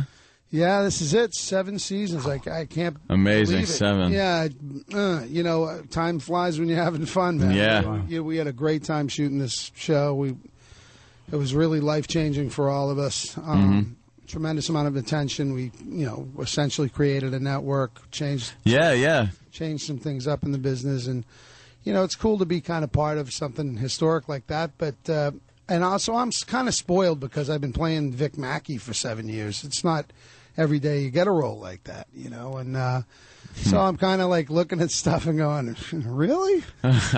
Really? But I will say I got lucky, I got this cool little part in this Spielberg movie. He produced this movie called Eagle Eye. Eagle Eye, right? Yeah, and it's a very cool movie. And Shia LaBeouf he's the real thing, man. The kid's cool. He's a very cool What's guy. the gist of the movie? This is this is the movie that I've seen promoted in IMAX. Yeah, man, it's heavy. That looks fantastic. Where it's you have 30 seconds to leave the room, like that. Yeah, that right. awful, creepy call right, voice. Exactly. Well, you'll never look at your cell phone or your computers or your credit cards the same way again. I heard him in an interview. The CIA guys were there, and they were like, "Can you really do all the stuff they do in the movie?" And they played him back a phone call he had on his cell phone from a couple days before. They just recorded it. There's some see, but he's been around the campfire. He's making. I almost swore. That's all right. He's making stuff up. I didn't say that. Shiloh said that in an interview. You're making it I up. swear to God, I don't lie. Jimmy lies. Wait, you said that? I'm a Catholic. Bobby lies all the time. Shia LaBeouf said it on an interview yesterday. Yeah, well, actually, said. man, something that was really cool is I played the Secretary of Defense in the movie, and we shot at the Pentagon. Oh, really? Yeah, and it was trippy. That's got to be a little rough to get the permits to do that. Yeah, check it out. I actually flew in and landed on the green of the Pentagon in a Black Hawk helicopter in post 9/11 Cool America. was that? Unbelievably cool. We were walking us around the bowels of the Pentagon. I turned to this 5-star general and I said, "General, you got to tell me, how did this happen?" He said, "To tell you the truth, it almost didn't. We weren't going to let this happen." And I thought, God damn it, this is an American film crew in America wanting to shoot an American film. Why the can't we do this? You know, and he made it happen. And I applauded the guy. I was like, way to go, man. That's cool. It's funny how sometimes if you get some, whatever, a little bit of celebrity, or as you have a lot of bit of celebrity, how people will kind of cut you some slack. It's like, hey, you want to see the room where we keep the real films of the Kennedy assassination? You know, it's amazing. I felt like, George C. Scott in Doctor Strange. He's going to see the big board. You know, we went into that room. We went into the room where they, like, you know, they plan attacks in. You know, it's insane. And it's funky. You walk in there, and you have a cell phone. I hear this voice. And it's the computer. It knew that I had a cell phone in my pocket, and I had to take my cell phone out and leave it at the door. Damn. You know, it's weird. That, you know, and there are some iffy pictures on it. Photos of your own genitals. Speaking of celebrity weirdness, we walked in, and, you know, when you come in, you have to show a picture license, you know, or ID to come into the Pentagon, and there's hardcore Marines up there, and everybody in the cast and crew that's walking in there is pulling out their wallets, and I started to pull it out, and I hear, Vic Mackey is in the house. and I look up, and the Marine's like, you, sir, do not need any photo ID. Come with me. Thank you. You walk in and like, peel off the rubber mask. Exactly. I've gotten in. It was very, very cool. You know, that's one of the coolest things about being an actor is things like that. To do. Like, why am I here? I don't belong here. Yeah, I don't. Exactly. Someone's going to. You always feel like you're going. And believe me, I'm not trying to equate myself on any level with celebrity, but you do realize. Neither am I, Bobby. But you do. It is an odd thing how people do kind of give you that little leeway, or hey, I listen. You know.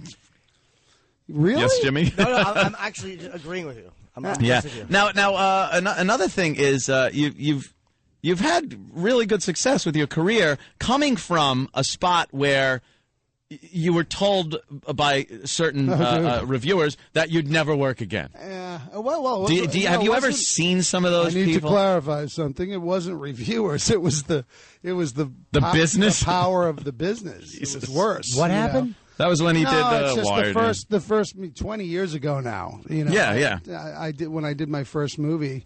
I landed in this movie called Wired. You know, which was based on a book. Movie, yeah. Thank you. Based on a book by Bob Woodward, and you know, it just was a controversial mess. And I understand you play Belushi, right? I understand the reasons why. You know, I mean, Bob Woodward's an investigative reporter, and when he writes, he doesn't write with sort of flowery, forgiving language. He writes, you know, this happened, and in black and white, it doesn't sound very good. You know what I mean? And it reads very much as an indictment against the people who were around Belushi, as if they were somehow complicit in his death. And right. I can understand in retrospect why everybody was so mad. You know, and.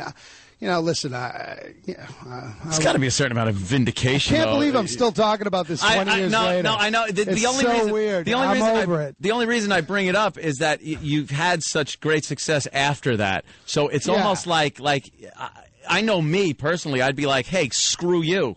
Well, you know what? I'm glad I didn't. I fought that instinct, really. I think that's the single biggest reason why that I did survive it was I didn't fight. And I just went, you know what?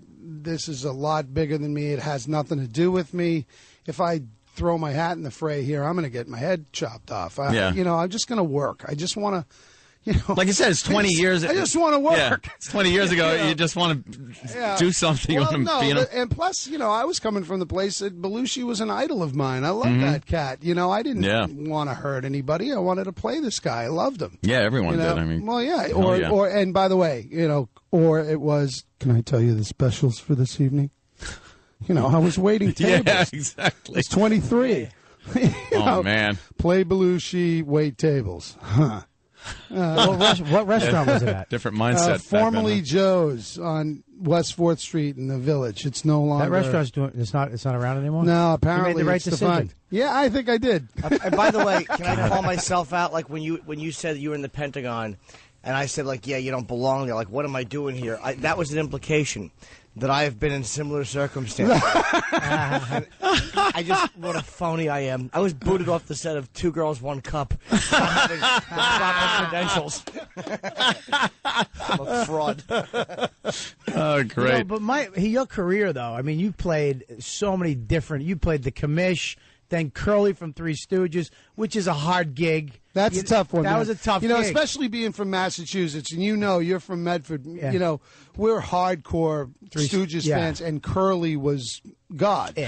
You know, honestly, a good day. Tell me if I'm lying. A good day after school was when you came home and there were 2 Curlys and a Shemp. Oh, yeah. That was like, oh, yeah, a good day. If it was like 2 Curly Joes, you wanted to kill yourself. Oh, if you saw like, wah, wah, wah, wah, wah, wah, wah, and you went, Shemp. Or Curly Joe Besser. Yeah, I like Shemp. With old. I like Shemp, too, but that Shemp was good. No. When the Stooges started getting old, though, and it was like, I think they're going to hurt themselves. They started making some movies, and Moe's hair was all gray. Yeah, Moe's hair actually came off. Yeah. You know, so it was, you know, when you play someone like that, an iconic guy, you know, like Curly, you know, it was pressure, absolutely. But I felt really good about it because I threw myself at it. And you know what? We shot that in Sydney, Australia. Have you guys ever been there?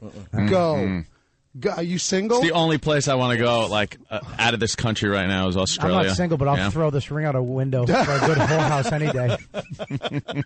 How much is it? Wow. Is our money good over there? Are there a lot of girls over there as per guys or something? Yeah, it's very overweighted in that way. Yeah. I mean, it's just a beautiful place. It's unbelievable. It really is. The only problem is it's so damn far away. But the Australians are cool people, man. They're really laid back. Because anything that goes wrong, the first thing out of their mouth is, "No worries, mate." It's the first thing they say. You know, so they're like, Sets the we'll mood. fix it. You know, you're like, okay, cool. You never saw an Australian guy just snap? No. Just lose his mind? What are you doing? This stinks. Forget it. I'm out. No. Never. What are you doing? And then there's like thousands of miles between the cities, too, aren't there?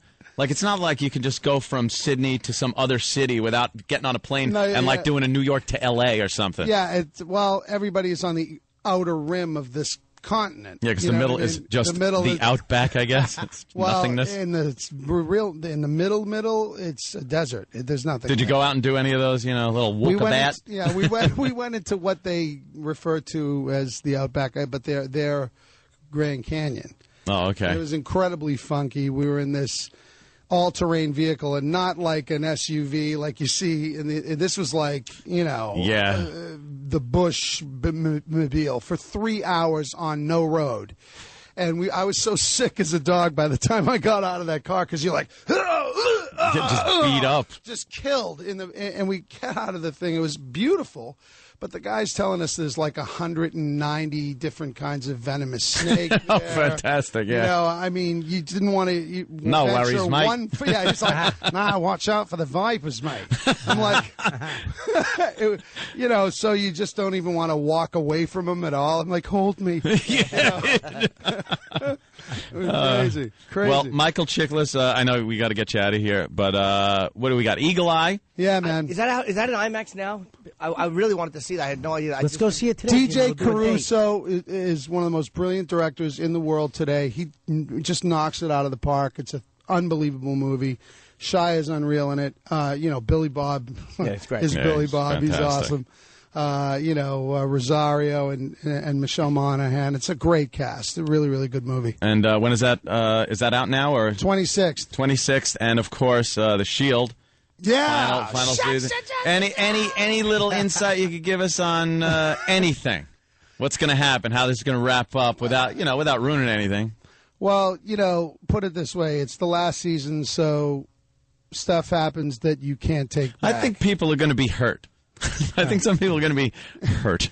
Stuff happens that you can't. Oh, take okay. back. All right, that's good. Please tell me you did something just to do it, because you knew it was ending, like in the last episode. he comes out of the closet and they No. a Broadway chorus thing, and then people are like, what is that? No, it's like, so, That sucks. Show is so good. Freeze, Buster. No, that doesn't happen. Oh God. Well, look for that. When's that starting up? It already did, dude. Oh, it did? Okay, we're in sorry. week 3. Week 3? Yeah, stay with me. I told you that. I and you're like, no, DVD it's everything. Yeah, but I will tell you though, really honestly, the last 7 episodes of The Shield, I'm more proud of than anything I've ever done in my career. I think particularly the last 7 of the best shows ever produced. Yeah, I hate to talk stuff, but I'm telling you, it's so well written. The performances are really strong. Every single one ends with a, "Oh, you gotta be kidding you gotta be kidding me." Yeah. What? And a lot of action. It's like a freight train. That's cool. Really good. Yeah, I'm so psyched, dude. You know why, too? Because you're like my hero because you're famous, you're a star, and you're I'm bald. Yes. Like, when I lost my hair, I was like, it's done. I'm done in the business. And then you came But your along. talent was attached to it. I knew that was a softball. There was just so many things that anything could stick Hey, we to. could put our heads together and make an ass of ourselves. But no, you're right, dude. Bald guys, what are you gonna do? I mean, you can't play like Billy Zane lost his... Jack or your kid. There's nothing you can really do. Name him. him. Daddy Name Warbucks. him. Name him. What? Well, we go back You and can play a there's lot of nobody things, now. man. Billy A lot of Zane them. became bald and he was out. Yeah. Black people, a lot of black bald famous guys. They look great bald. True. Well, Yeah. great. I'd love to talk about this all Chicks day. dig bald. You know that. They do. We got to take a break. Get Michael out of here. Michael, All right, I'm thanks outta so here. much for And Eagle Eye. coming in. Eagle Eye. Shield is on now, and Eagle Eye. I really want to see this movie, especially in IMAX, man. It's September 26th, which is a week from today, and season 7 is on FX Tuesdays at 10 o'clock. Groovy. Very good, Michael. See Thanks you so guys. much, man. Thanks for calling the Opie and Anthony FU line. Here's the latest batch of FUs. You have 5 new voice messages. First voice message. Yeah, I'd like to give a big you out to my girlfriend and a punk-ass boyfriend. Next message. I want to give a big FU to my boss, Brian, who's always making me work late and smelling his wife's tampon. Next message. Yeah, I just want to give a big you to our dispatcher, Trish. All she does is us every night we're on, all day. Call after call after call. I don't care if people call 911. Call someone else, you Next message. Hi, this is Ryan. I want to leave a big you to Drew, this douche I work with. This is the second time he's me in 2 days. Now I'm stuck down in the middle of God knows where with the wrong keys to the building that he told me to grab. You, Drew. You. Next message. I just wanted to give a big you to all my girlfriends. I don't even know why I hang out with you bitches. You guys are the fakest people I know. So you. End of new messages. Call the Opie and Anthony FU line. 866-FU line 1. That's 866-FU line 1. Thank you and goodbye.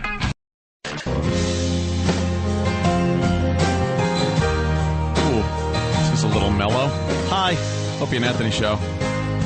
Wow, we got to go right to the phone. Celebrities just love the Opie and Anthony show. Ricky Gervais. Yeah. Ricky, Yeah. hi. And, I love being a celebrity. Well, you are one. Yeah, that's right. Now movies and everything. Why would Jimmy's mic be on? Who's that shouting without their microphone turned up? What Jimmy sound was it? Norton. Jim Norton, you might remember me. We've met a couple. If you saw my face, you'd remember me. I was talking to you with Louis C.K. Yeah, I know who you are. I remember your face. How could I forget that face? Okay. It's like, yes, I know who you are. Oh, I didn't know. I've already passed it on to a surgeon I know. If you forget what his face looks like, just look at your knee. That's Bob Kelly. You might remember him if you saw the cutting room floor of Ghost Town or Dane Cook's new movie. Our movie is going to be big. I'm excited about our movie, Ricky. Our movie. We've had lovely reviews, haven't we? Yeah. Getting really great reviews, Almost man. 80% on Rotten Tomatoes so far, which is phenomenal. That's great. That's brilliant. I like being 80%. You were hilarious on Conan the other night, too, making him bend down on his knees, taking photos of him on his own show. I can't believe he did it. Twice. You made him do it twice. A grown man in a suit. He's about 6'6". He doesn't need to do it. He spent a long time on his hair. The last thing he wants to do is crawl around a carpet. He's got that Bob's Big Boy hair. I know, it's good. It's got a hell of a bounce to it. Yeah. Hey, how much, and Extras was another great thing you did, and how much, like Andy Millman, is it for real when you start hitting big? Like, you kind of starting out like, ugh, and then all of a sudden you're just rocketing into fame. Is there any of the truth in that? I'm leaving town. Now the reviews are good, I'm leaving town. I've actually got to go to the Emmys. I'm leaving today to get ready for the Emmys. I'm handing out an Emmy, and obviously I'm going to lose about 7. I'm going to have my name not called about 7 times. Oh no! On Sunday. What are you nominated for, sir? I think director, writer, actor, producer. What are you, Jewish? Greedy. Some are for Extras and some are for the American Office. But I'm going to also they've put me in the film category, which is a nice promotion. But I'm up against 4 Oscar winners. What are you up? What in the film category? Well, I'm up in the Extras special is actually in the movie category. Oh. They put it in the movie category because it was like 85 minutes long, which is nice and it is flattering. And we sort of secretly made a movie. I was sort of practicing, but then to be put up, I'm up against ridiculous actors, real actors. So I've got real no chance. actors. Who are you up against? Because I mean, Ralph Fiennes, Paul Giamatti, Wilkinson. Just ridiculous. They all stink. I'm tired of all of them. You got a great shot at winning. Who wants to see Ray Fiennes again? It's like we get it. Oh, I like Ray Fiennes. He was great. Have you seen In Bruges? It's brilliant. No, but I'm just kind of being partisan because I like you so much. Well, yeah. Well, I still want me to win more than them. As much as I like them, if I'm pitted against someone, then I want me to win. For example, even if I like you guys, but if we were in maybe a gladiator arena, right, and it was a battle to the death, I'd have to try my hardest. You'd have to kill us. Are you going to try to look gracious when you lose? Are you going to clap and smile like, "Oh, I'm glad he won"? No, are we in the gladiator arena now, or just the Emmys? Ricky, please. If you lose one, the first one you lose, please on camera just mouth the words to someone. He sucks. How did he win? He sucks. Because they'll go to you every time. I know. You've got to pretend, but you've got to choice. You either can clap and really pretend that you want them to win, which is ridiculous. Yeah. Right, that's ridiculous. You can sort of clap and sort of smile, and that's good, okay. Or you sort of whisper to the person next to you just for something to do. Yeah, yeah. Like you're just getting on with your life. And then everyone's speculating, like, what's he whispering? I bet he's, pissed. Yeah, I like it when they really are surprised. I always assume that if you're there at the award show and you're nominated, you want to win. So you're not clapping and happy that somebody else won. Of course you want to win. Yeah. Of course you do. I mean, I actually do go to award shows more than I do other things like this because it would be a slap in the face not to. Unless I genuinely can't go, particularly something as big as the Emmys or the Globes and things like that. So I always try and go, but of course you want to win. Yeah. It's the only times when I'm torn. I thought Steve should have won the BAFTA because he was up against me and he was more the comedy character. So there I thought it genuinely probably would have been better to Steve to win because, he's nothing without me and it would be a nice little boost. Do you know what I mean? Steve Merchant, you mean? Consistently I'm let down by my cast. I keep proving that I'm what keeps everything afloat. And to be honest, I think I'm carrying Ghost Town, if we're being totally honest. There was one construction worker that was there was like a string of them. They look like have you seen Village People now? They look like that. Yeah, I've seen the cowboy walking around or something, but yeah, with his open chat. Yeah. Remember the day where you were getting chased in the park down that hill through the underneath the bridge? Yeah. I got yelled at by the director that day. Why? What did he say? Because you were on set? No, we were running down the hill, and I was a little heavier at the time. Right? Oh, did he? No, I think when he shouted, "Run, fatty," he was talking to me. No, I was running down the hill, and my arms started flailing and making circles, and I just ran by the camera with my arms like propellers, and people were laughing, and I was like, oh, my God, I just did something funny in the movie. And then all you hear is him go, why did he do that with his arms? And then, but he said to me, he said, you didn't look fat. He said you looked camp. Well, he actually walked up. He goes, why did you do that? I go, I'm fat. And I walked away. which is the answer for every question. Was. That's what I say. It's a disease now. Everything's a disease. I have no responsibility over this. I like to eat too much because my brain kicks in and says, eat that. And there's nothing I can do about it. Yeah, no one takes responsibility for anything anymore. You could just blame it on a disease, get a prescription for it. Well, I talk about this on the new podcast we've got out. That I said there's now, with no political correctness, you see, that's gone crazy. There's no stigma at all. And I was saying I want people to shout me in the street fatty, and the papers picked up on that. All the British press are going, call Ricky fatty in the street. And I wanted to make it claim that I meant all fat people should be abused. Right, not just you. Yeah, exactly. Hey, on your podcast, I think they're number 1 through 5 on iTunes now. I know. Yeah, I know. Yeah, they're huge. We've been 1 to 4 for about 2 years now, and this new one's come out and it's gone straight to number 1. So eventually, I want to push everyone out the top 10. So it's just my chart. Just you selfish bastard. It's like when there's a pop band in like Eastern Europe that's at number 1 for 19 years because it's the only homegrown pop band. That's what I want to be like.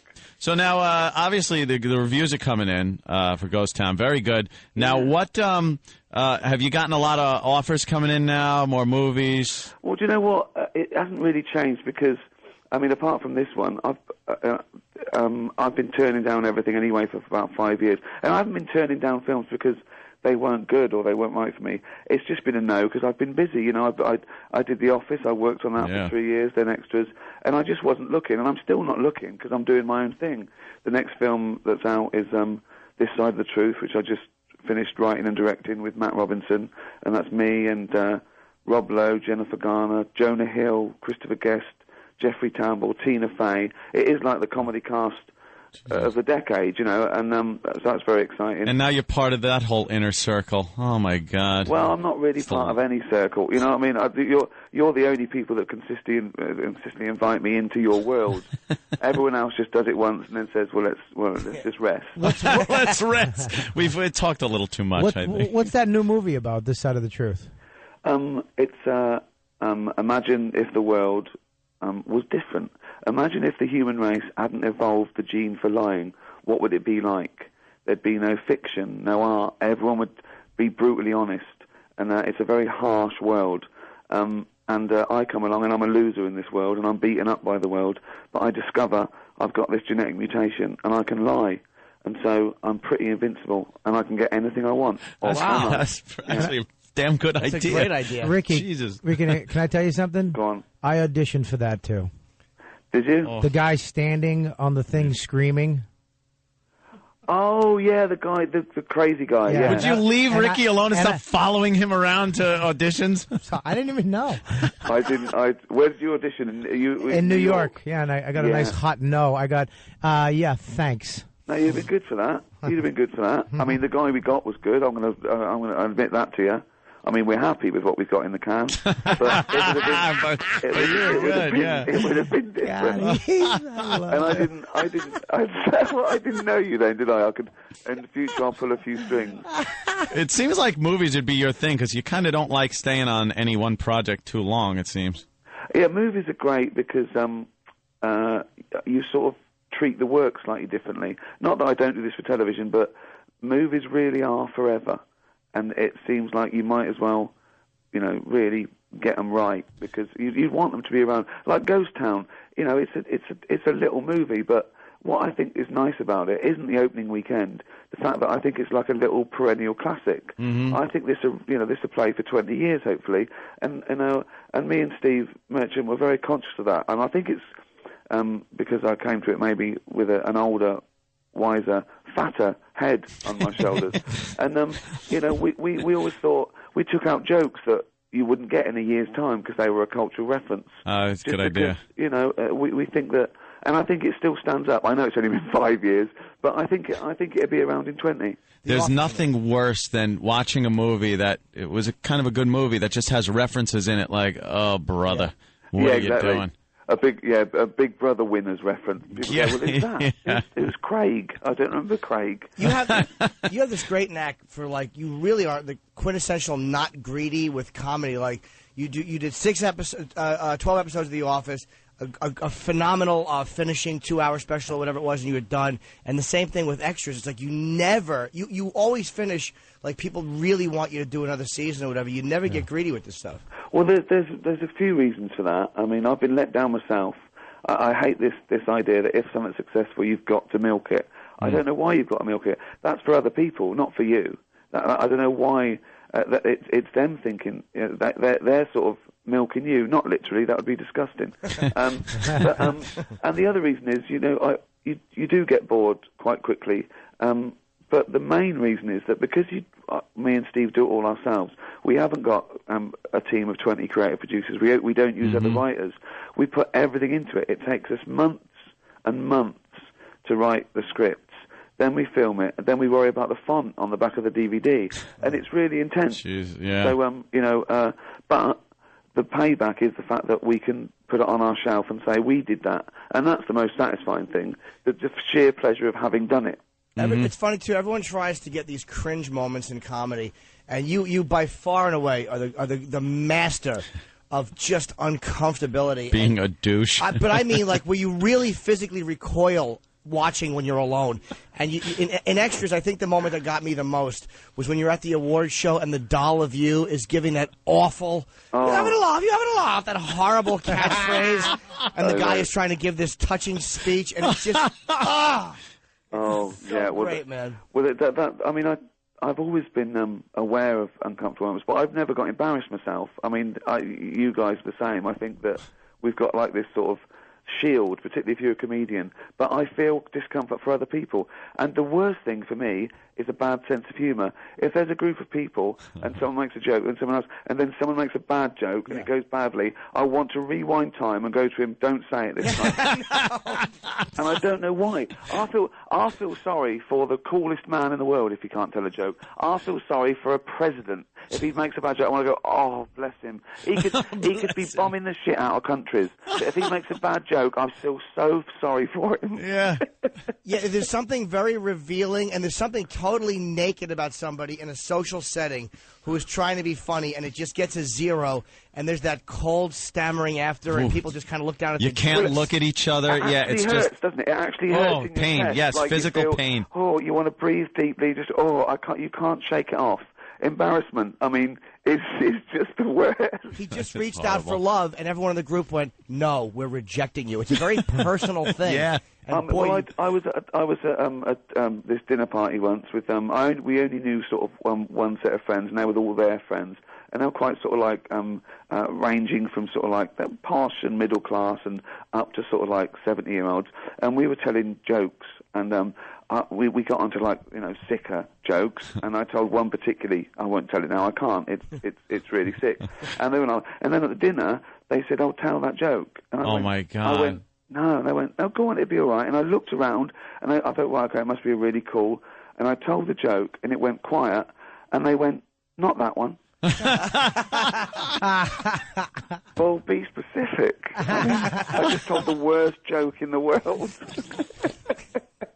Yeah, we embrace our bombs here on the show. Oh, they're fun, aren't they? But that was the fun with The Office. The Office was actually and we didn't say this at the time, but The Office was a comedy about comedy.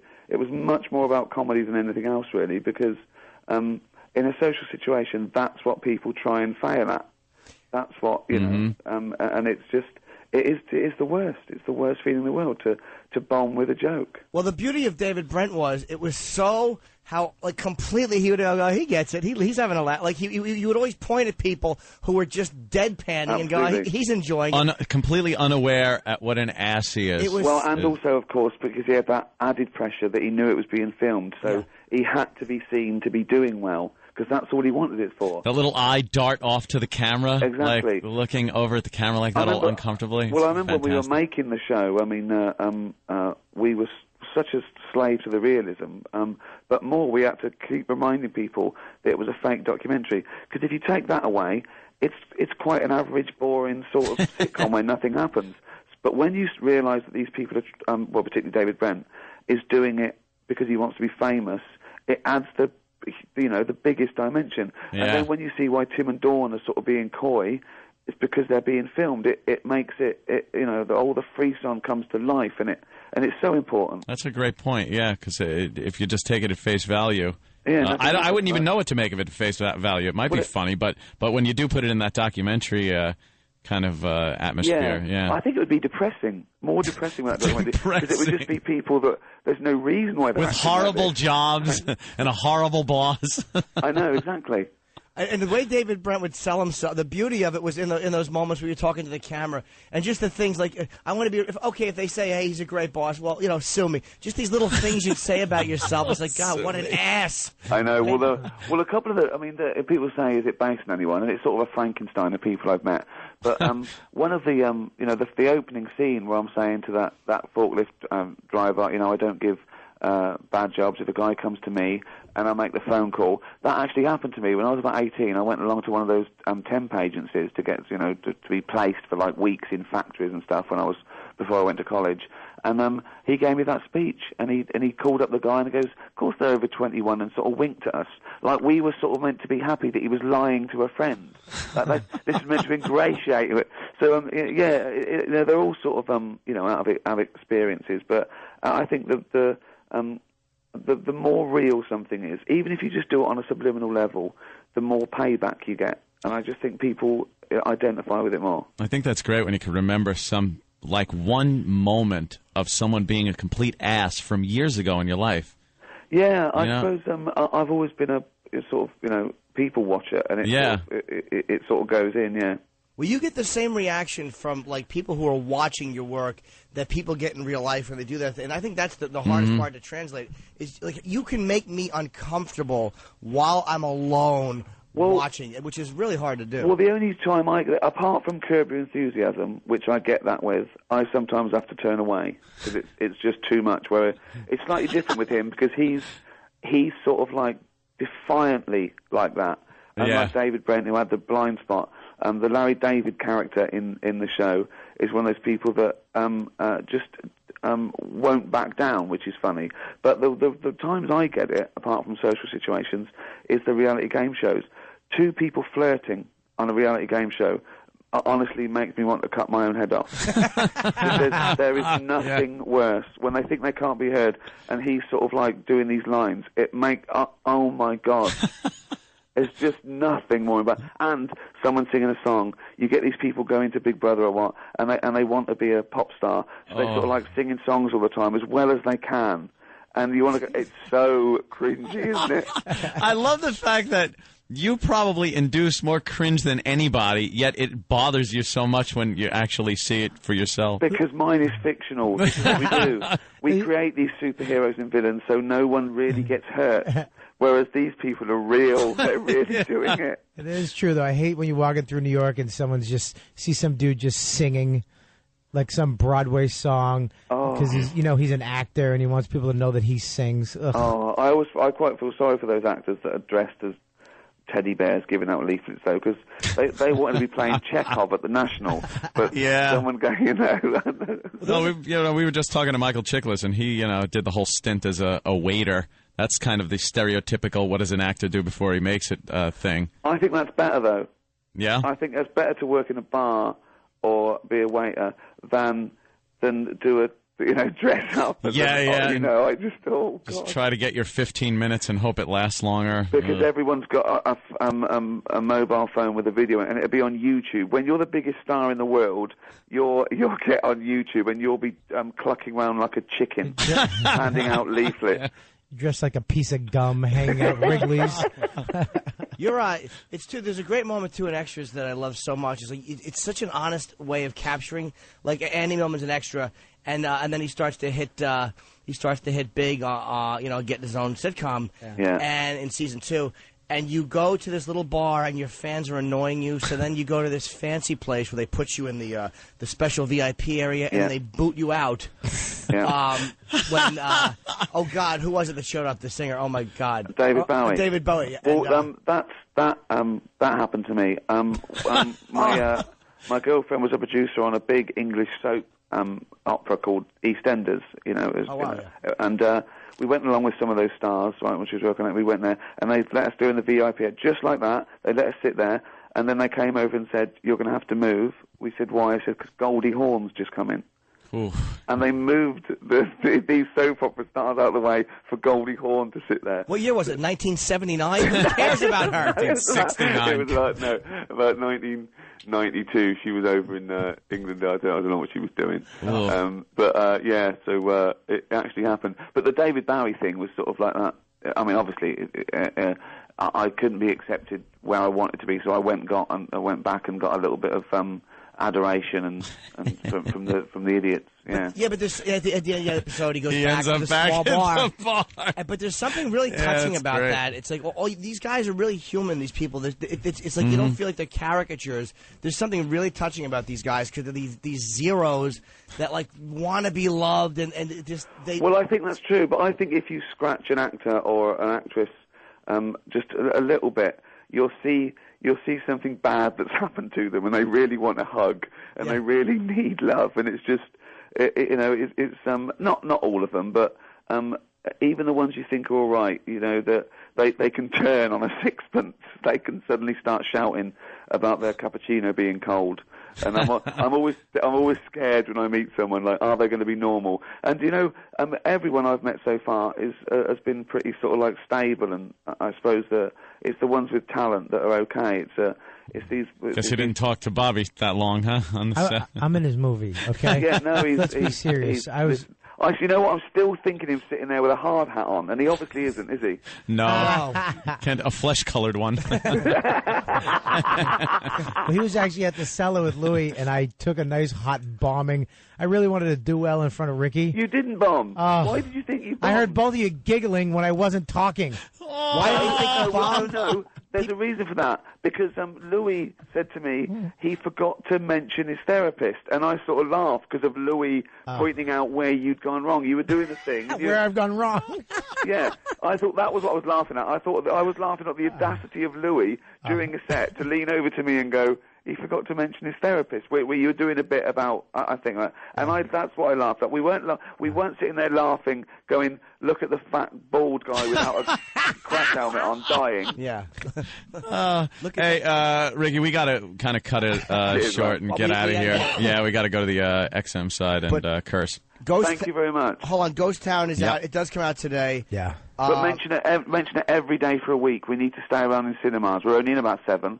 We'll do that. We have been talking. We're your about pal. He was kidding, Jimmy. No, I know. I realized that as I committed to start saying, and then I'm like, do I want to be the idiot that didn't get it, or do I want to act like I'm really professional? Yeah, multi-million-dollar movie, 7 theaters. Yes, yeah. 2 in Jersey. Or multi-million, not multi-million. You're a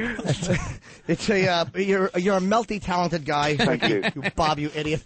And numbers 1 through 5 on iTunes. And what can you say? The original Office and the extras. Hey, good luck at the Emmys, man. I really, really hope you beat all those Finnish bums. I really. Yeah, and thanks for calling in and stuff. We were having a few issues, and Jimmy was a little upset. But I'm glad you called it. No, not at you, of course not. I'm going to try and pop in next time I'm here as well. Yeah, when you're in town, just I'll talk about you on my blog today, RickyGervais.com. I'll talk about the Open Anthony Show and all my friends in New York as I leave the city. Very good. Thanks, Ricky. Take it easy, Ricky. Good luck, man. Later, man. Bye. There we go. What fun. What a fun caller, man. I know. He's fantastic. And you can't help but just, dump adulation on the guy. He's too good. Because it's great. Everything he's done, I've watched. And I felt really sad at times and it's like, God damn it, I'm such a fanboy. And how does that, like you said, you're sitting alone, you're watching him in 2 dimensions, and you're just, you're cringing. So you've seen the original Office? Oh, hell yeah. Okay. It's fantastic. You got into it after a while, right? Yeah. He's a complete douche. Yeah, but he's such a nice guy in person. He could totally be a dink if he wanted to, but he's just a sweetheart. Played it off like he does on the shows. He'd be an ass. Yeah, what a sweetheart. Friendless. I'm going to hug him. I'm sorry, guys. I apologize. No, that's okay, Jimmy. We'll head over to the satellite side. I have tickets on sale for Boston, 3rd and final show. Get 3? November first 2 sold out. November 15th, the Wilbur Theater. Can't sell out 1. You're screaming at me. Sorry. And also, of course, the highlight of we do have on the XM Sirius XM side. We have Dane Cook calling in to explain why Bob has been completely humiliated and axed. And of course. Michael K. Williams, finally! Yes. Omar from The Wire. He is in promoting the new Spike Lee film and another film he has coming. Can I plug a date, Jimmy? Please. Anthony? Yeah, what are you asking Jimmy for? So I know. I changed it up, right? It really does just go to Anthony. No, it doesn't. Believe me, it doesn't. October 24th, I will be at the Wilbur Theater in Boston, the new Comedy Connection. Tickets are on Ticketmaster or wilburtheater.com. So if Jimmy doesn't do 7 more shows, feel free to come by one of mine. You know, Bill Bloomerang's like, Jimmy, 3 shows. Look, we got to get out of here, so we'll see you over at the Satellite Side. Have a good weekend for those of you not joining us. Bye-bye.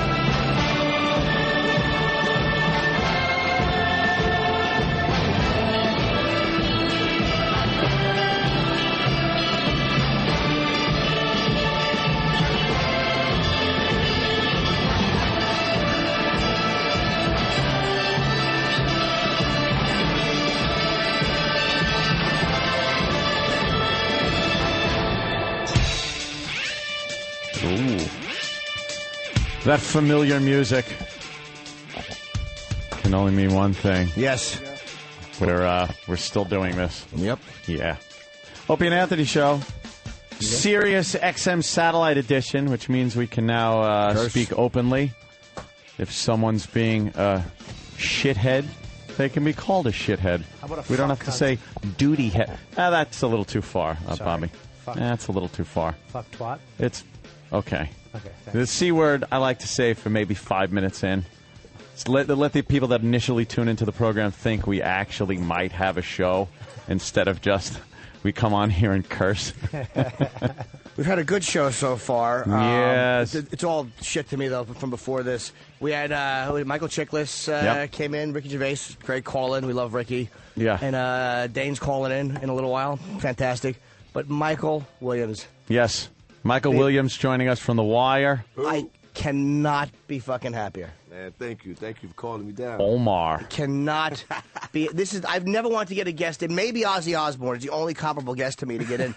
You are a hard guy to get in studio. It was just a lot of stuff that was going wrong, and we were trying for a long time. Apparently, he was a busy guy, too. Yeah, you know? trying to pay them bills. Yeah. Job, you know what I mean? Yeah, he's in the new Spike Lee movie. Yeah. Miracle at St. Anna's, which I saw. And there's another movie you're doing, too, right? I got The Road coming out, the new Cormac McCarthy book.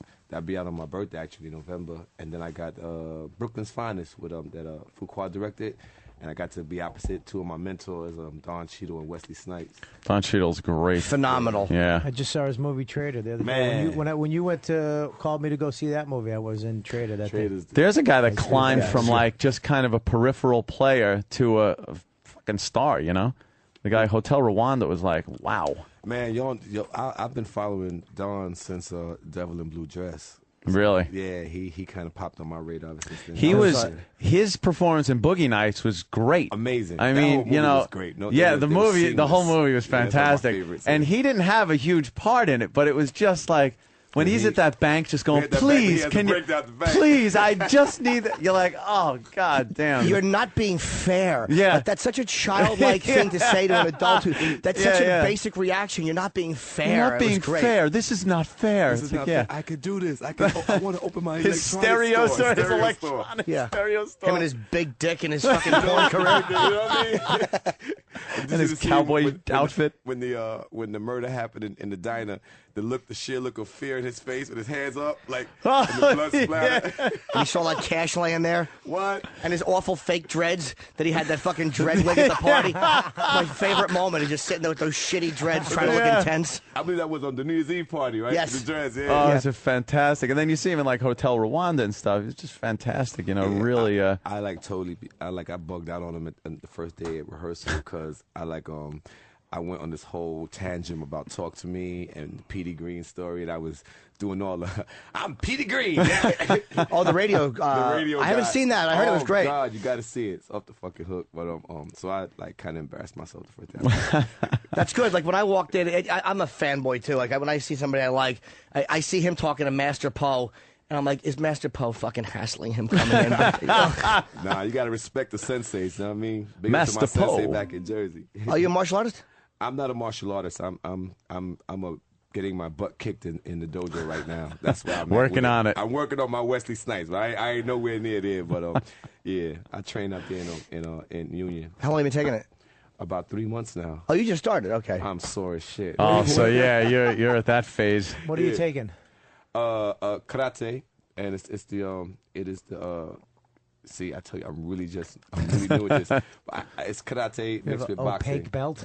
No, I am no belt right No now. belt? They don't give you a belt? Bro, I'm still trying to stretch to get my leg up. Really? Yeah. I took karate once, and then I split my gi because I was too fat, Oh. so I quit. Nah, man, don't quit. Good for karate. You know how hard it is to split a gi? I don't think it's ever been done before. Never. Oh, hey, you're in the Guinness World Book now. Twice. Now, you obviously we come in here, you're a nice, soft-spoken guy and everything, but now on The Wire, how did you get that? Where did that badass come from? That ain't me. That ain't me. See, we have a rule on The Wire. If your phone goes off, it's $25. If it goes off while we're filming, that's $50. Oh, really? You got to get them. You got to get them. That's a pretty good one. Opie would owe a lot of money. Yeah, we all would. We bought a playground in Baltimore with the money we made from we built a little basketball court for the kids in the hood. But I just pretty much I knew the character came written the way it was. There was nothing much for me to add, so I knew I wanted to just make him sound like a Baltimorean. I didn't want him to sound like a kid from Brooklyn. Mm-hmm. I knew I didn't want him to look like a kid from New York dressing like that. I immediately saw that Baltimore got their own swagger. So I would spend hours in the street and just listen and watch the comings and the goings. I got to watch, girl go in the morning and boy come out. For those who don't know, that's crack and dope. Crack goes in the morning, dope comes out. I swear to God, I thought it was some kind of a tranny reference. Of course you did. I swear to God. You were hoping. Boy or girl is coke and dope. Okay. Really? I would watch the streets. I would watch the streets. I would listen. I would sit in the Lexington Market for hours and just listen to dialects and people's tones. And with the help of David and Ed and the directors they brought, I would just kind of came together.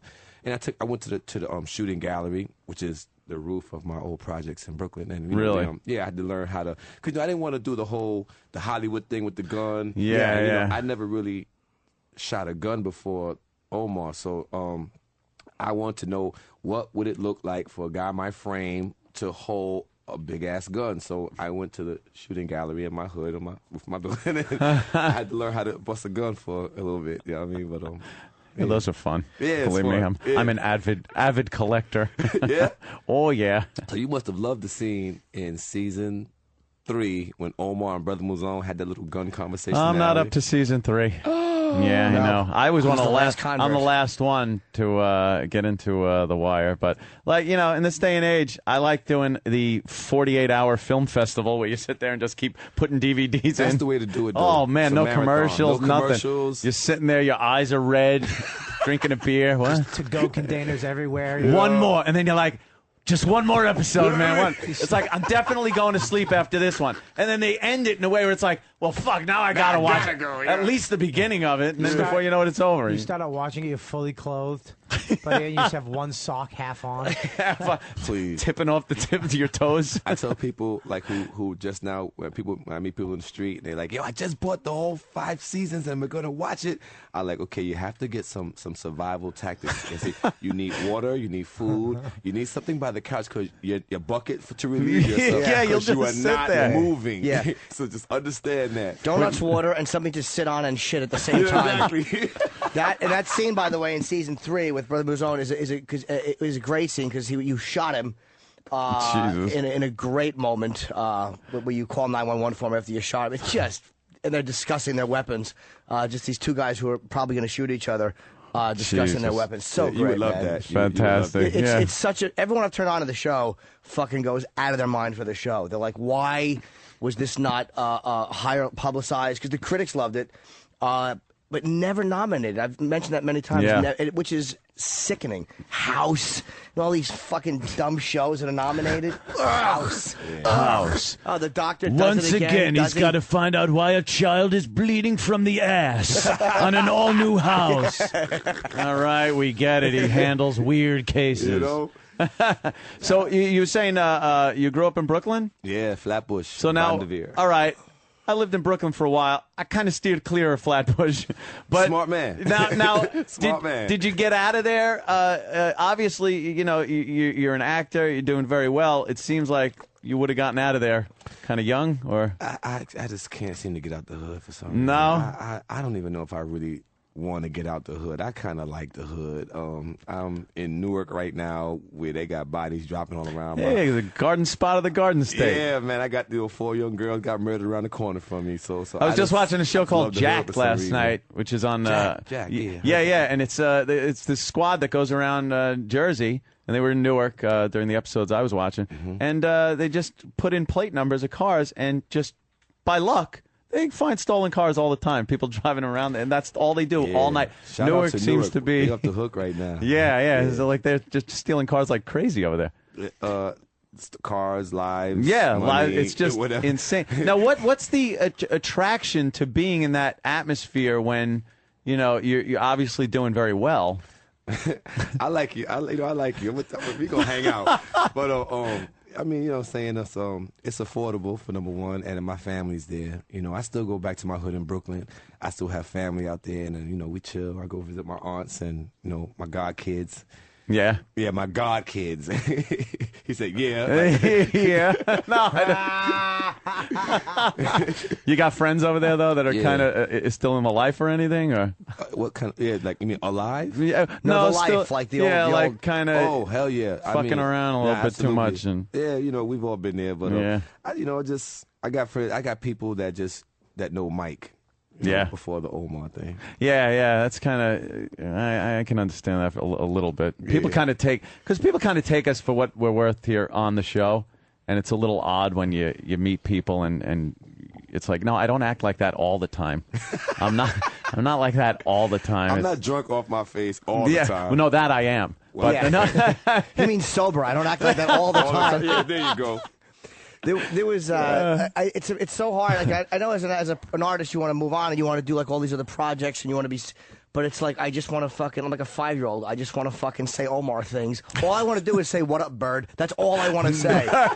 Probably one of the best. For anyone that hasn't seen it, he's falsely testifying against a guy to get him thrown away for a murder because the guy is a piece of shit. I mean, Bird's a piece of shit, but he wants Bird, and he and Bird both know he's lying through his teeth.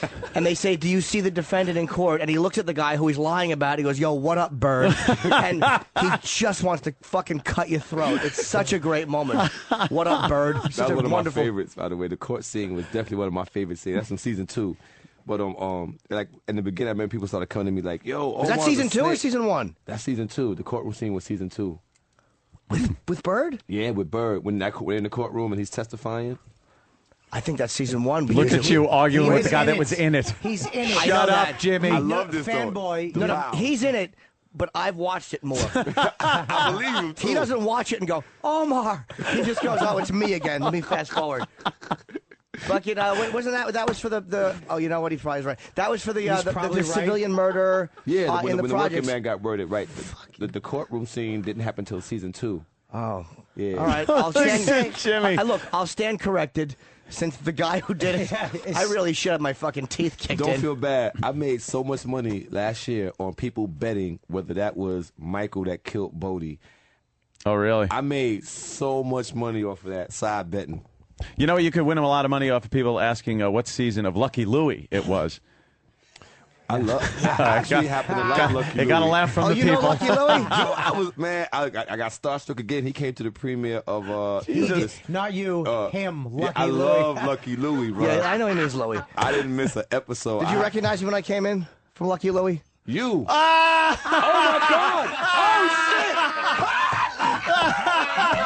Holy shit!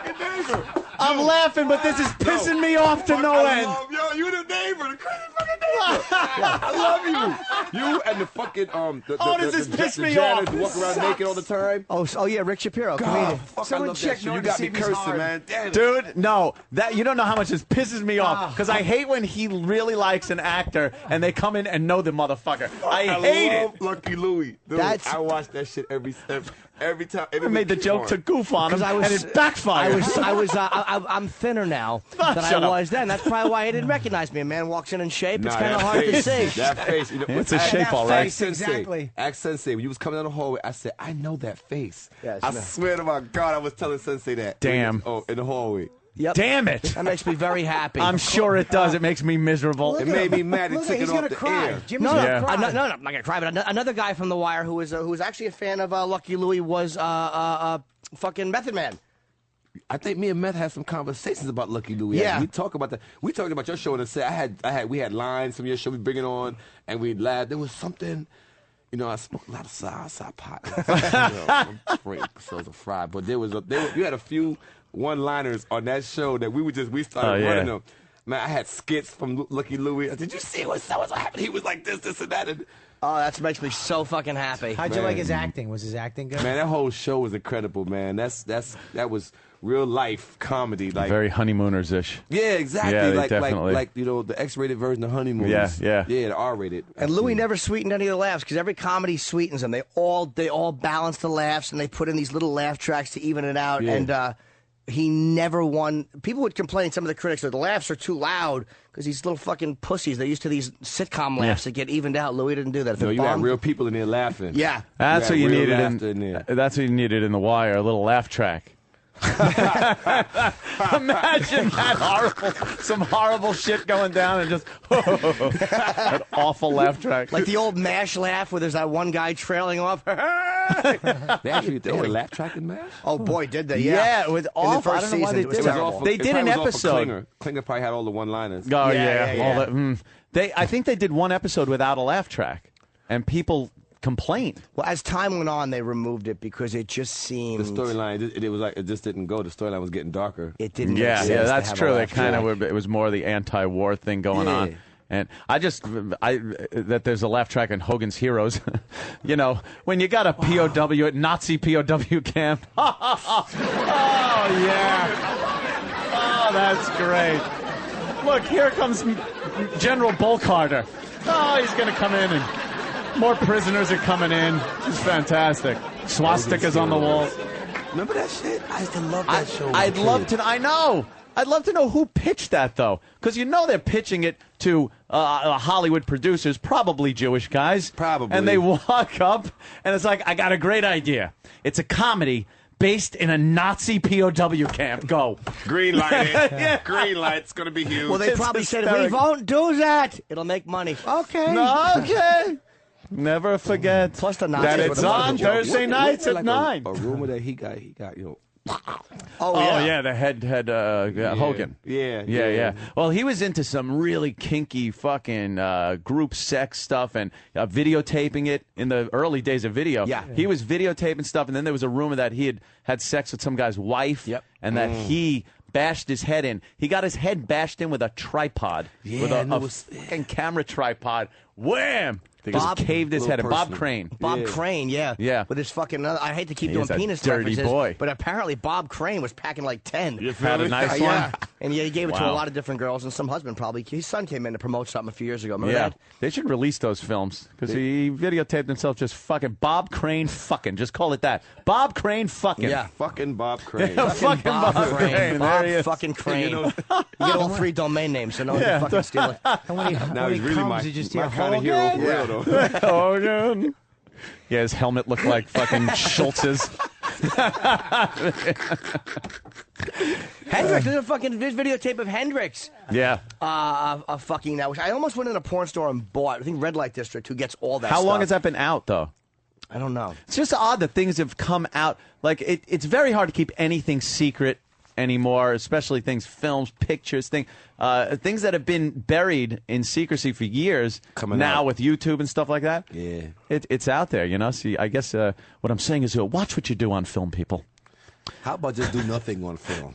You know what? The only thing I've ever done is set up a video camera with a TV and no videotape in there. So you can kind of monitor what you're doing. Yeah, no. So there's no nothing's being videotape. taped. You're just kind of looking, and then you just feel silly. Yeah. You just look and go, what is that? Oh, my God. No, that's Well, me you from feel the back. safe. You feel silly and safe. Yeah. So Yeah. because there's no record of it. Yeah, exactly. The first time I ever got a video camera, I actually recorded myself jerking off because I wanted to see what I looked Why like. would you do that? And then I taped over a couple of my sets with it. Why wouldn't you just burn the tape? But And there then was- see, that's wait how a it second. happens. There was Exactly. 1 second of Yeah, me jerking of off. course. I had a bunch of people over my house. We're watching this tape, and then there's just 1 second of, and the angle was from in between my legs, so you saw my gray nuts. And just me like this. Oh, And shit. it- for 1 second, there was just like, what the fuck was that? It doesn't butt up hilarious. against each other when And you then cut Wild it. Kingdom showed interest. You showed him the coffee table, huh? Yeah, it was just, I have a gray sack. Like a I know, pink. What? I call it. I call it the coffee table. I don't know What's if- the coffee table. There was a episode. I watched this show on Showtime called Weeds. So one Oh, yeah. time the brother and the neighbor, the brother and the councilman was talking, and they were discussing what is the part between the asshole and the nuts. What do you call that, right? Right. So they were like, yeah. So the maid walks in. They go, what do you call the space between the asshole and the nuts? She goes to coffee table because that's where they were sitting in between. Oh, shit. Oh, That's a funny I fucking call line. it the coffee table. So you were showing your coffee table. That's fun. It's a That great is line. fucking beautiful. What a great improv line that is. Man, it's classic. And we were talking, I mean, there's, again, for Wire fans, we were talking, Michael and I were talking off air, you know, as 2 men from HBO will do, just discuss things off air. Of course. I was on HBO too, stupid, at the same time. You were. Doing But what? no, but you weren't talking about it with us. Did you ever see Tourgasm? Dan Cook's Tourgasm? I was getting ready to say you let the dude from Dane Cook's Tourgasm. I swear Holy to God. shit. I No, swear to God. no hugs. Nah, Bobby, he didn't want to hug you. He didn't want to hug you. He did it Okay, to be America, polite. it's official.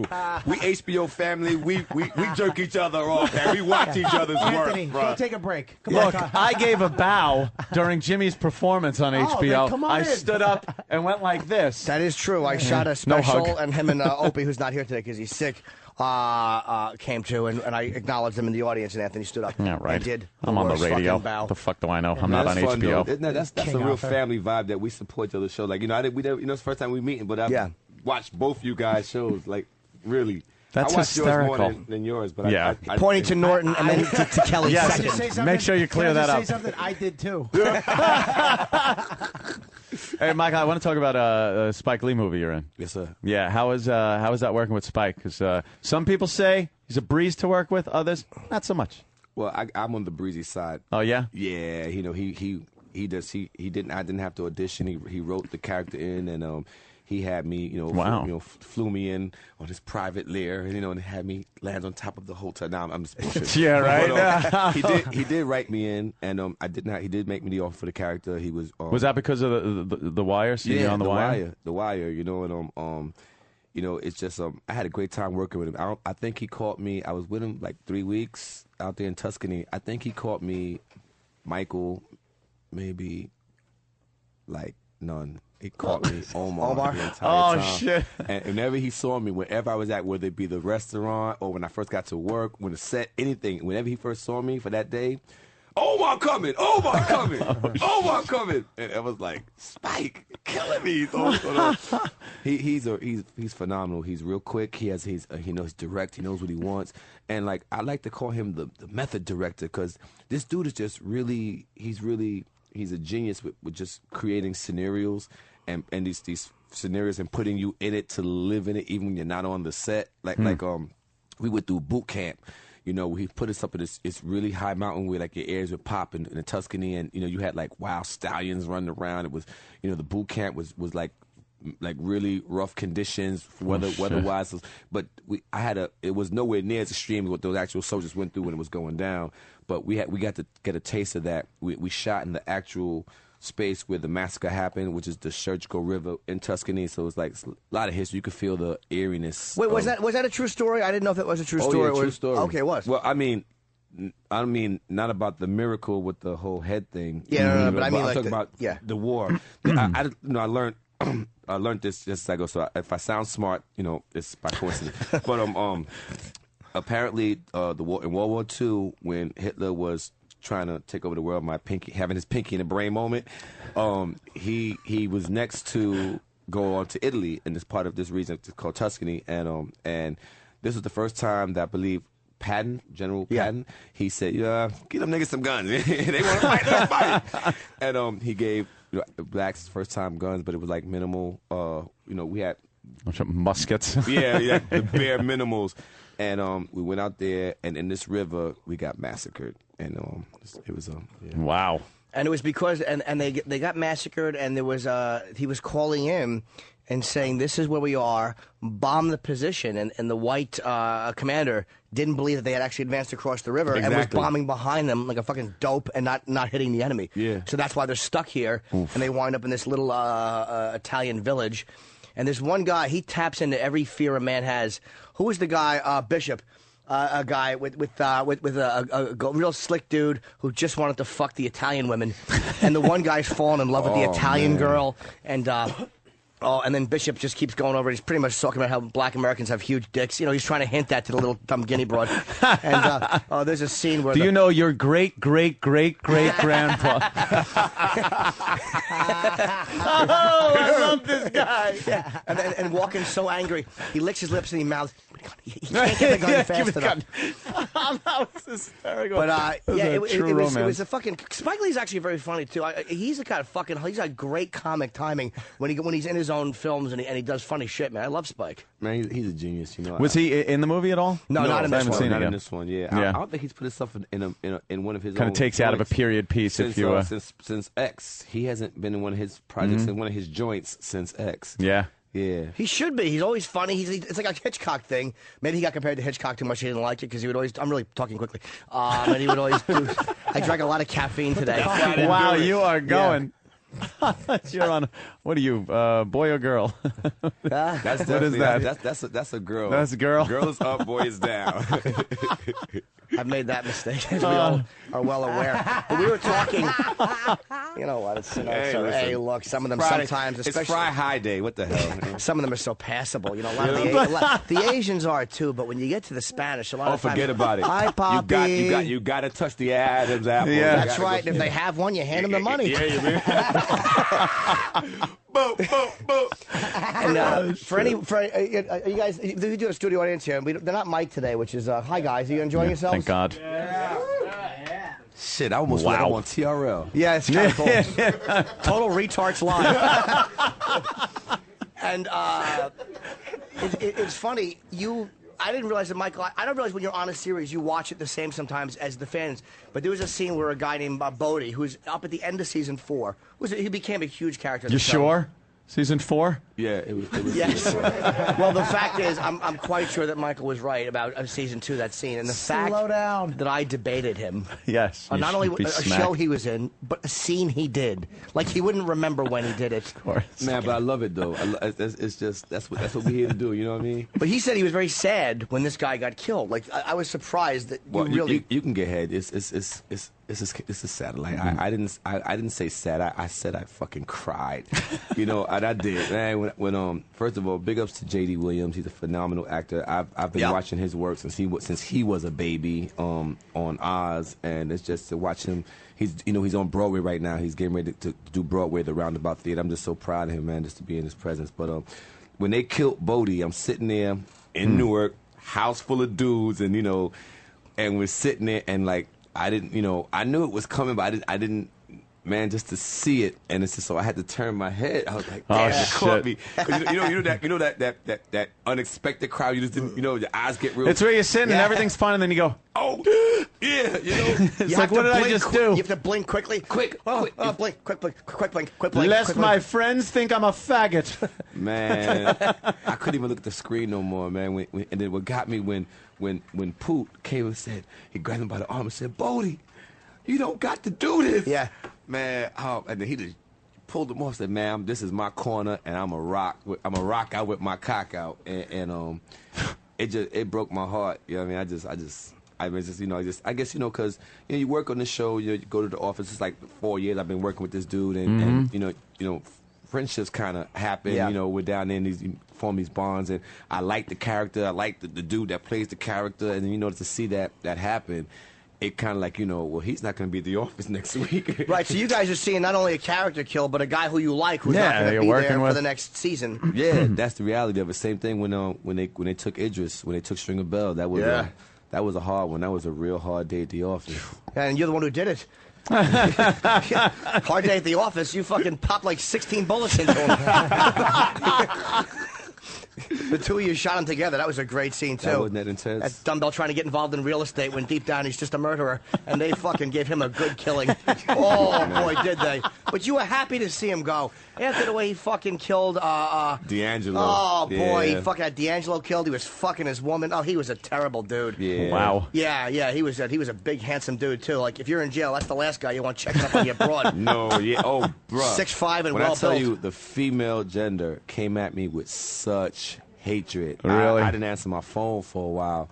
I'm talking like my mother caught me and cussed me out. Like, "Ma, I'm your son. You killed fucking Stringer, baby." Nah, but it was hard for a while. That's pretty funny though when your mother gives you shit for stuff that you do like that. Real talk, my mother does not even watch The Wire. Oh, okay. She doesn't support it. No, my mother tells me all the time. She goes, "I couldn't listen to you today, your show. I don't listen." I'm like, all right, well, you're kind of out of the demo. You're like 70. But, maybe once in a while to see if I'm still employed. They once in a while to check in on me, I think she still thinks, like, this is just me and my friends hanging out. She's waiting for me to get a real job kind of a thing, Wow. You know something? I think our mothers must be sisters. Yeah, it's one of those things One where of it's the things, like, right? a trade. A trade. trade. You'll have it your whole life. Get an education. Something to fall back on. I'm like, "Mom, there is no plan B for me." Like, Mom, I'm sitting in my house. Got some broads over here. I'm drinking champagne. You want to come over? Don't worry. But come over. We'll smoke a joint. You know what I mean? She'll be there. She's crazy, too. Yeah, Mom. Your mother? Yeah. Yeah. She's a party animal. Jump at this conversation, but my mom's right. I should have been a hairdresser. Why, Bob? You're doing great in your career. Really? Yes. Look at him. You're in a movie with Ricky Gervais. Yes. The new Ghost Town movie. Bob. You're in that? Well, no. Let's phrase that carefully. In the Yeah. same way a tree or a car is in it, Bob is kind of behind. He plays one of the bodies behind Ricky Gervais the whole time. But yeah, Bob is in it. Congratulations, bro. There's Yeah. no such thing as small roles, only small actors. Shakespeare. It's not quite a small actor, but Yeah. you're getting smaller. You're getting smaller.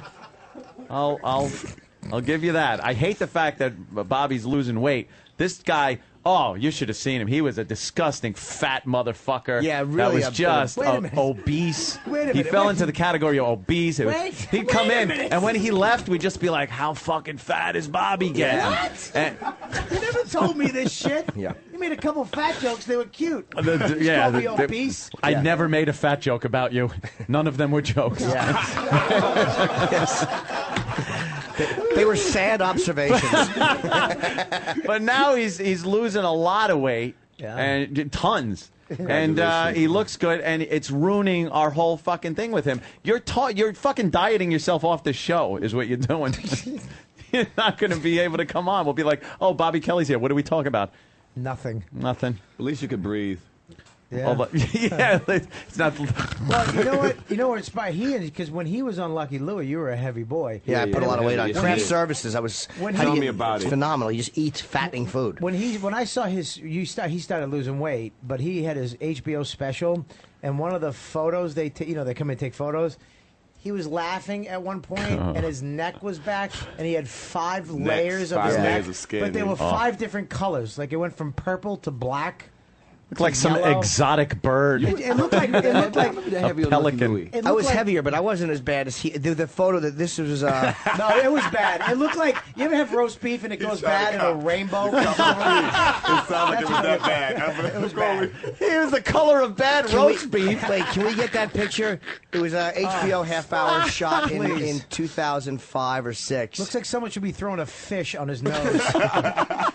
All right, so it's not flattery. It's not a good photo. You look good now. Thank you. I look all right now. I look better now. But yeah, that's how you know I was bad. I really was a chubby fucking Lucky Louie. I see some of that footage. I'm like, oh, you fucking pig. That was some of the shit that was classic. They're hilarious. Yeah. You watch Californication. No. Oh, no, Weeds. You said Weeds. Okay. Yeah, Weeds. Weeds is a What good show. was some of the early stuff you did? Like, what was like one of the first things you did as an actor? The very first thing I did as an actor was a film with Tupac Shakur and Mickey Rourke called Bullet. That's not a bad first film. I remember that. I remember that movie. That was Mickey's my first a thing crazy ever. guy too, right? Mickey was.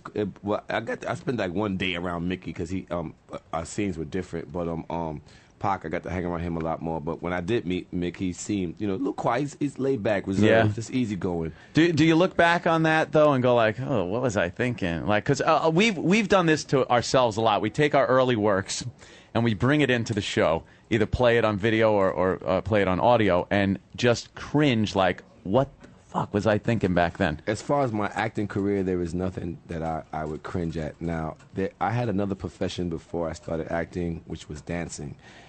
Okay. Yeah, it could be a cringe moment there. Yeah, huh? there's somewhere on God's green earth, there was footage of me in hammer pants and a belly shirt. Hammer pants and a belly shirt? Yeah. Holy What's shit. what's a belly shirt? It's a little half shirt, right? Yeah, It's every shirt you wear. Call them tit tops.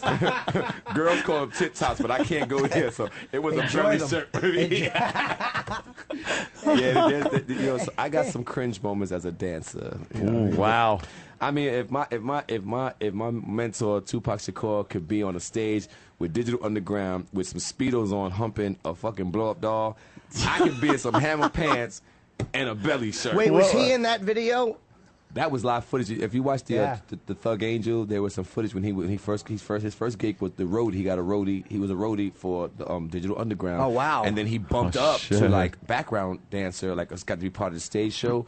And they would get in these like really colorful Speedos type thing, underwear, and hump on blow up dolls on the stage.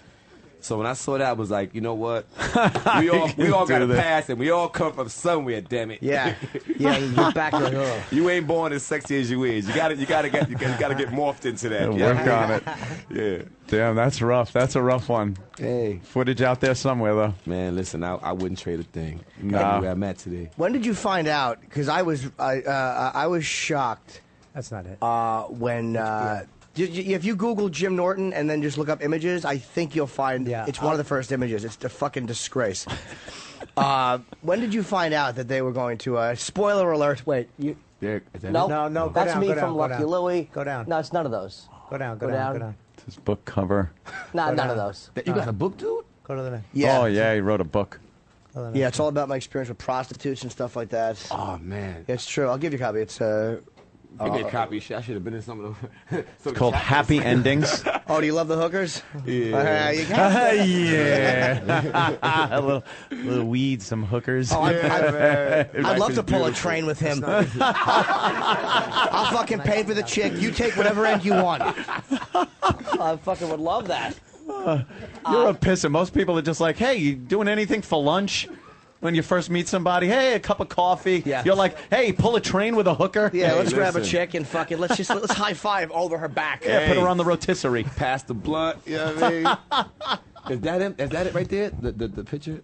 Oh, you kind of look a little mopey in that one. What's that black and white one from your old days? In On that last picture, the one with the blue hoodie on, you look like dude from Extras. Oh, go back a second.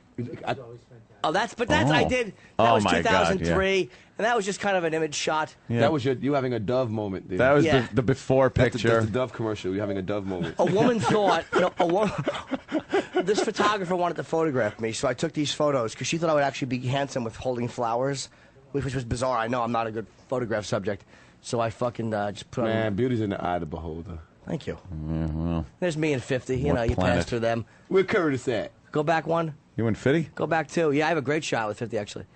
Go back two, please. Top left. I know this is radio. Top left. Yeah, don't worry about it. Yeah. You know something? He has this thing with no matter who you are or what you are, when you get in a picture with 50, you point at the camera. Like, what is that? Yeah. Like, it's like you feel like you have to do that. That's a camera. You know, it's like, yeah. Yes. Everybody is like something when you know. So it's like I never saw people do that before he started doing it. Like pointing the camera. Like, that's a camera. That's a camera. And that's a photographer but behind the camera. You just do it. I don't know why my hand went up. It's a 50 thing. I'm telling you. He's been shot. At least he has a reason to be kind of gangsterish. I put my hand up like two peas in a pod. I flew to Cancun with him. We were on doing an MTV stuff, totally separate. It was coincidental that we were sitting together. All right. And I Glad you cleared that up. Well, I didn't want him to think that I was trying to imply that Fiddy and I do gigs. And I tried talking to him, and I just ran out of steam after like a minute and a half. It was fucking humiliating. 4 hours of silence. I found it. Yeah. Where? You look like a middle-aged woman who's. Oh God, damn! Yeah, okay. You should be just selling stuff on eBay in Albany, New York. That's not the most flattering. Look at that neck. Look at those lips. All right, the smile is not good. It's a jovial moment. I really am. But you were in character. You were, it wasn't like you were posing for the camera. You should be pulling your head off, saying 2 weeks, 2 weeks, and have Arnold under. Yeah, that's not a. Get ready for a surprise. Listen, just remember, I got a belly shirt on somewhere. And hammer pants. And hammer pants. It don't get no worse than that. But I had hammer pants on, too, in my first headshot, because I started comedy in 1990. Should have a hammer over your head. I believe me. And it would bounce right off. A fucking... the claw end fucking buried in my coffee table. There's a photo of me with hammer pants. I used to wear those workout pants. I didn't wear the belly shirt, but I thought that was like a really cool, hip look. From 1991. Yeah, remember that? It was, you know something? It was hammer time. For a time, it was for like 10 minutes. I actually bought a pair. There's a window. At Pier 1 Imports. Oof. I bought, they weren't real hammer pants. They were sales for a ship. You know what? I really wish I was fat again right now. I know. Because you're on fire today. I can't. These are just great. Just annoys me. Dude, you can't do that when I got liquid in my mouth. Fucking hilarious. Because as soon as you say that, we're all thinking of, all right, fabric big, fabric big. Smart asses. Wow, that was a goddamn smart ass. That was a good one. Gem. You say, working with Tupac, is it surprise you or upset you or anything that nothing's been really solved in his murder? It's a little upsetting, not too much surprising. Yeah, it is a little upsetting. I mean, no one's talked. Right, no one's talked. I mean, everybody has their theories and maybe more than theories as to what happened. Do you have? And I'm not even saying to say what it is, but do you have your theories of what happened? Yeah, I do. Tupac Shakur was murdered. All right. I'm going to go along with you on that one. There you go. I know. All that right. Now the big one. Sure. Who do you think did it? I got the answer for that one too. Yeah. I am absolutely positively. I mean, I know for a fact it was not me. All right. All right, it was. That'll never be solved. Like or Biggie, you said mob hits. I mean, guys that are just gangsters. No one's gonna fucking rat anybody else out. when they within like a week of Tupac, of them killing him, like a string of murders happened. Yeah, like, yeah. The dude that he was fighting with in the Vegas club got murdered. His brother in Jersey got murdered. It's just like it's just It's just such an odd thing, a crossover between entertainment and the mob, because it's pretty much it's mafia tactics. It's It's fucking old Cosa Nostra stuff mixed in with popular music. Yeah, so might a be lot of mafia people. tactics, but I don't know if it was the mob per se. Well, no, not the mob. No, I'm not talking, the Italian you know. mafia, but the thing of real life and entertainment that really are. It's like fucking Sinatra shooting Dean Whoever Martin. shot that car, they knew what they was doing. You know, with the whole Cinemass thing. You know, Mhm. you know, it was. It wasn't they were just popping off with the hand twist like this. Right, you know, right, the hand yeah. twisted. They were very good Turn your shooters. sights up, gentlemen. Please, could you just turn your sights up? I think you'd save a lot of kids that way. Just What do you mean by turn your sights up? turn the sights up. Yeah, that sideways shit is this for the. It might look cool in the movies, but it really doesn't. It looks so old school It now. looks real old it's so school. 80s. Yeah, it is Buck, 80s. Buck. Yeah. Who It's just like, wait, did you're that? gonna shoot yourself in the foot. You know what I mean? The King of New York. There was I think when Fishburne got shot, I think the cop who shot was Wesley Snipes. Oh, wait, no. David Caruso shot. I think Caruso at one point points Did his that? gun as a cop and You fucking did. points sideways. It was an 80s thing, 80s, 90s. I did thing. that at the range one day just to see what it's like, and you can't hit shit. And you mess around, and you know we thin guys, man. You mess around and get that kickback from them guns, man. You hurt your wrists. Yeah, that's not the way you're supposed That is to not do the way it. it's supposed to go down. We have, just so you know, too, Dane Cook is calling in 1 minute. You'll hang, right? Oh, You're gonna okay. hang? Absolutely. Okay, Yeah, cool. hang out. You gotta Shit, play yeah. my new record. Yeah, we definitely will. Yeah, that's right. What do you got going on? Man, you know, I just decided to put Omar on wax. One day during first season, I got a phone call from the late, great Jam Master Jay, and he was commending me on the phone, and I almost crashed because I was driving.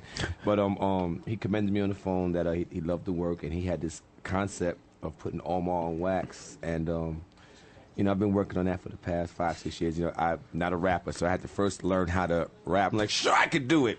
How the fuck do you rap? So, you know, I had to go find that out, and I've been working on it for the past 4 or 5 years. Unfortunately, the day that I was bringing the first thing for his ears, since he had spoken to me over the phone, that's the day he got murdered. Wow. Oh, shit. Yeah, so he never got to hear this in the physical, but I know he's somewhere above shining on my little effort. But so this track here, I'm not a rapper. This is not Michael Kenneth Williams. I do not want to be a rapper. This is Omar on wax. Omar don't even rap. He's throwing over the beat. And I got a real powerful track opposite Mary J. Blige. It's we call it the Mary O remix. And yeah, that's what we're working with right now. Omar Coming, that's the name of the record, the name of the album actually.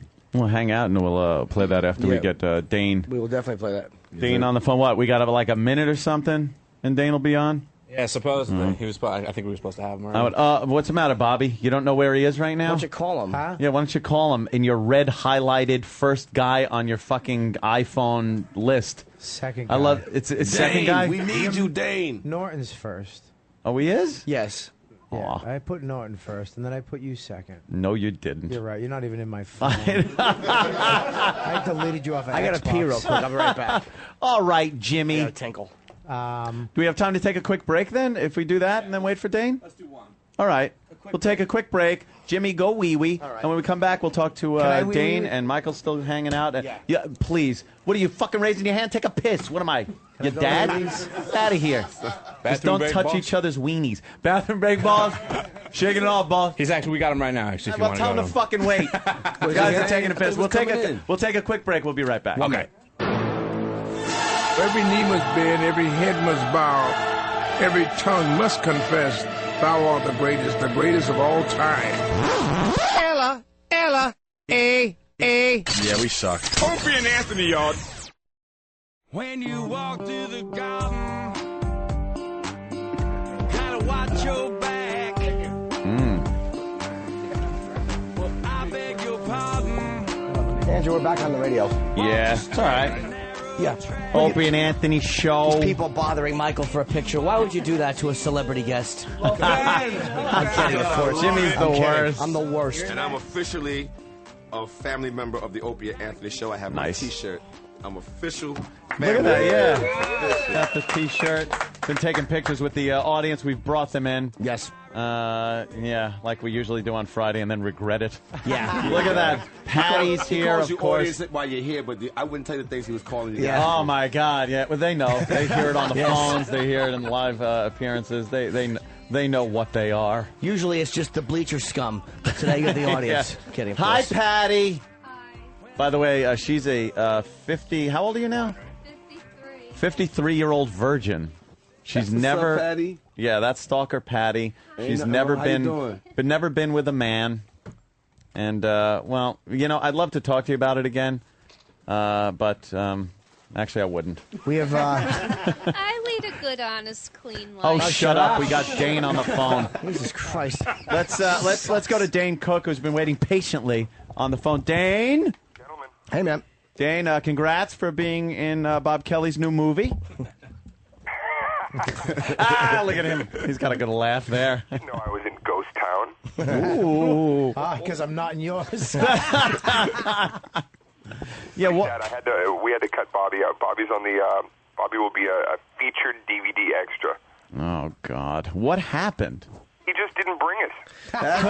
All right, at least you're honest. Hey, that's not what you told me. He didn't bring it. Bobby just didn't bring the high caliber ha-ha that he usually does. He was lackluster on that day. You know what? Can I just say something? I think he's being really truthful. Yeah. I think he is. There's not one fucking... And hurtful. Yeah. And Bobby will try... The scene was hilarious, but, that's the whole thing with these damn movies. You do it, and your favorite stuff always ends up, But that was telling right there. Bobby's scene was hilarious. It's like one scene. Yeah. Hey, look, it's one scene more than I had on a cutting room floor. I know, you chatty Cathy on any fucking talk show you're on. Don't feel bad, because I went around bragging to everybody. I think I told the world that I was in the new Incredible Hulk movie, and I ended up on the editing room floor. Actually, I made it to the deleted scenes. I found out, so I guess Ed Norton felt about me the way Dave feels about it. I was lackluster that day. You didn't bring it. I didn't bring it. Well, Dane, Jesus Christ, you pumping out a few movies? Yes, indeed. Really funny ones, actually. When does Satan have to come back and take the soul, though? This is it. Is this it? The last this is the last one. And then, part of the Satan deal is I would be relegated to, off cable. What do you have two movies out? No. All right, it's just one. Okay, I just see him on all the time. Yeah. You're on my television constantly. I know. Jesus. Sorry. Get off. Don't be sorry. You bring laughter to my life. That's Michael K. Williams, and the fact that he's like a fan of yours, it's kind of hurting my heart because he likes you more than he likes me.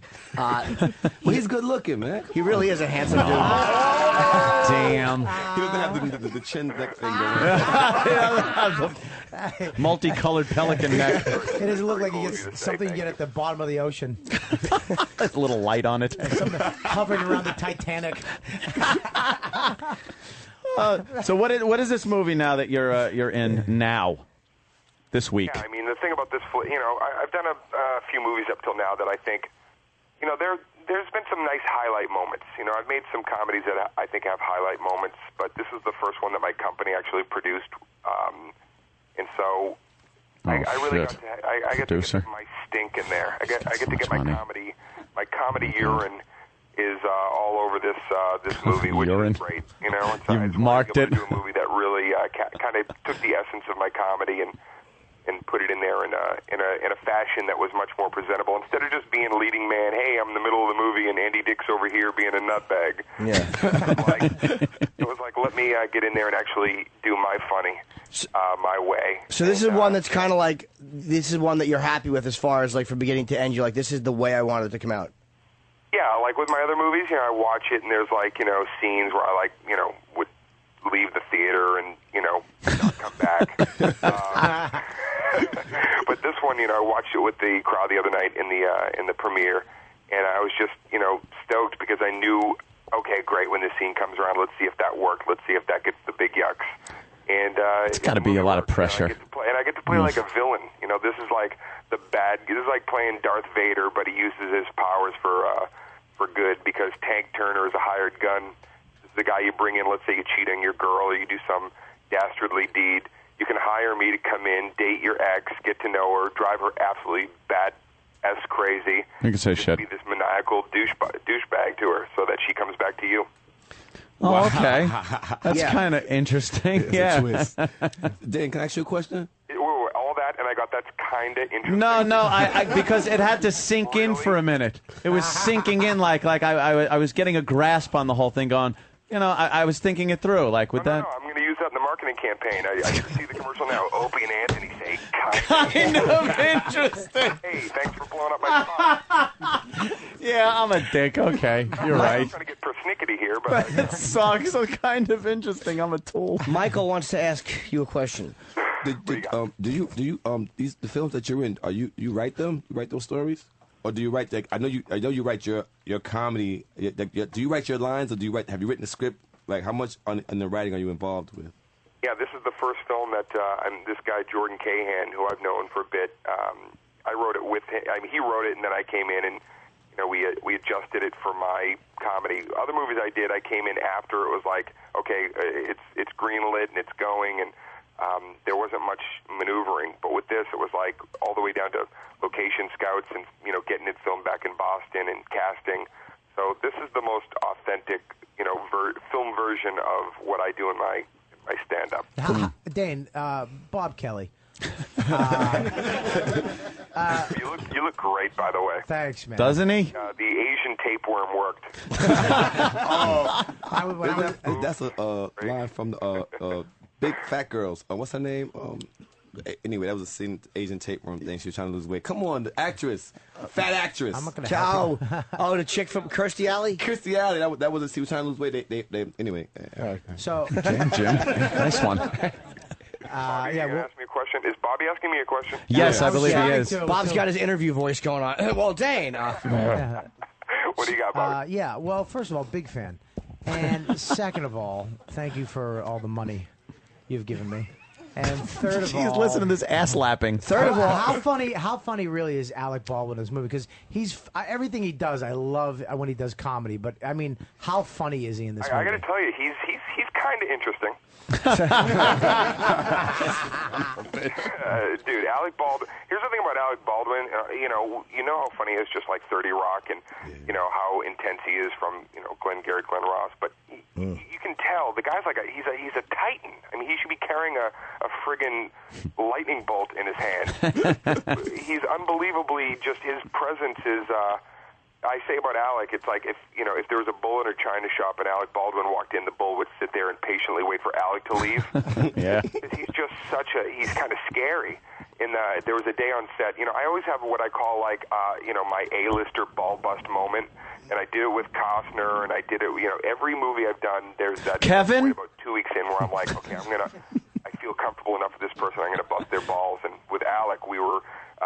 Shooting a scene one day, and he was really pissed off because he couldn't get this little monologue down the way he wanted to, and it just wasn't coming out. And so I'm standing there with him and the director and writer, and he's really going on, and he's just like, I don't feel like this works. This is something that we need to rethink. Wow. And he's going on and on. I finally just said, listen, Alec, sincerely, this is what I'd like you to try. Forget the monologue. Just say Beetlejuice 3 times in a row. And he just his eyes become razors. And he stares at me for about 3 seconds, and then he just went, Beetlejuice. Which is awesome. Yeah, there was something about. I was just watching The Departed last night again, and he's great in that one too. Yeah, no, the guy's Alec Baldwin. He's a tremendous actor, and I couldn't believe we got him. And then he just came with the funny, and he'd rewritten scenes, and he was improvising. Again, the DVD stuff is like always a lot more fun, even because you get to see two people just kind of going toe to toe. So it's a funny flick, and he's great in it. Dane's publicist is saying he's got 1 minute left. I guess they got a phone thing. We're doing a phone tour. Oh, those are so much fun. Dane, this movie, this isn't like a romantic comedy because some of the trailers are like, it looks like a Kate Hudson's out to meet the guy of her dreams or some shit. But this is a pretty edgy flick, right? Yeah, the movie company, they have to try to, pull in as many asses in seats. So, with me... They're trying to get more vaginas in the seats, I think, with that. The movie poster looked a little kind of chick flicky. Yeah, no, I had a little fun, roasting the poster there about a month back because I couldn't stand for it. I was like, okay, first of all, I would, if you look at the poster, I or no man on earth who has any balls at all would crane their neck that far for any woman. Yeah. What's the poster? Can we see the poster? Over my shoulder, that far, like an owl at a woman. Shoot me in the chest. Dude, we've talked about this before where when I used to go into Blockbuster and stuff, I would get douche chills just looking at some of the video covers. Yep. There was somewhere the actor would be looking at the female lead and giving that, oh, now you, and she's got her arms crossed looking over her shoulder like, well, you too. Yeah, don't you think of it, mister. And I'd look and go, there's no way I'm ever going to see this movie just based on that. See, and you're looking over each other's shoulders. Look at your face. Holy fucking Photoshop. Yeah. Those aren't even my lips. No. Yeah, those are like Angelica Houston's lips from like 82. And the guy's standing there kind of watching this whole thing go down like, oh, let's hope. Yeah, and you got the scruffy beard thing going. Wow, yeah, this. Honestly, I never even posed for that picture, and it's so weird. So I had to, it's the comic side of us that you just want to, you can't let those things go. So I just told Lionsgate, listen, I'm going to bash the poster because it stinks. Yeah, you ought to just go around and every time you see one, draw a big cock into Kate Hudson's mouth. Yes. Like I don't know. You take a Sharpie and just do it. Nothing personal. Just it would make the poster funny.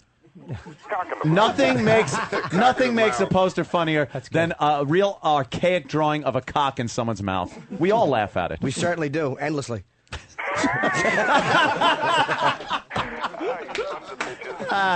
Your publicist is giving us shit, Dane. The movie comes out today, right? Movie opens today, yeah. All right, well, it's called My Best Friend's Girl. It's obviously with Dane and Kate Hudson. Right. And Bobby Kelly's coatail, Dane Cook. Do you see me at Easy? What? You are. You're Opie's. What? Can you see me at all in the movie? Like even like a cheek? That sounds sad. Fat shoulder. Oh, that's sad. Wow. All right, man. Well, take care, Dane. And, good luck, brother. Bobby, I should tell you right now, Bobby, your scenes are still there, but we actually overlapped Orny Adams' voice. A lot of people don't know who Orny is. He was like the comedian that got painted as a dick, who was behaving like a dick in the Seinfeld documentary. Yeah, and this is the most press that he'll ever get is us talking about him right now. Yeah. Me and Dane saw him on Runyon Canyon, and he didn't say hi to Dane. Why? And he said hi to me. Yeah. Why? Because he's a fucking dick. He goes, "Oh, I'll say hi to you." And Dane was like, he goes to Bobby. He goes, "Yeah, I'll stop and say hi to you." And then he shook my hand, and then he goes to shake Dane's hand, and Dane was like, "What?" He gave him he goes, "What? You won't shake my hand?" He goes, "You just told me you didn't want to fucking shake my hand, you psychopath." Oh, he's nuts. He's an odd guy. That's why I like him, though. Dane Cook. On an up note. My Best Friend's Girl. This weekend, #1 movie. Tonight. Yeah, that's tonight. Yes, tonight. Theater hopping later, checking people out and seeing if people. And also, I have a tradition that I always on opening night sneak into a theater and I masturbate next to a stranger to my own movie. That was you. Holy shit! I nudge them as I'm wearing my hoodie and I peek out so that they tell their friends, "I'm telling you, man, it was him. He was jerking off right next to me." I thought my popcorn was salty. I do the same thing in your movies. Every time you come on screen, I'll just go, "I know him." All right, Dane, thanks a lot, man. Right, good luck with the movie. Yeah, It's good luck, kind of man. interesting. All right, yeah, enjoy it. All right, man, later. See you, bro. I didn't mean kind of interesting in Yeah, a you bad did. way. I was processing that whole scenario storyline, in my right? head. Yeah. And I'm Being like, hard to, yeah, to that's make good. your girl Yeah, come that's back like to you. interesting, you Yeah. know? All right. Like you always kind of think of a scenario that you could put yourself in and if that would work and stuff. So I'm like, oh, it's kind of interesting. That's That's good, all. Anthony. I did. Oh, Jesus. Bob Kelly takes a whole banana in his mouth I know. in one. Dude, a fucking rookie cannot do that. No. You're a pro. He could actually Really? Watch this. He could take a stalk of bananas in his mouth. You gagging fucking lightweight. Oh, and I love to see you in Slap Happy. Exactly. Too many Fucking- Asian dicks, Bob. Fucking bukkake, your eyes all red.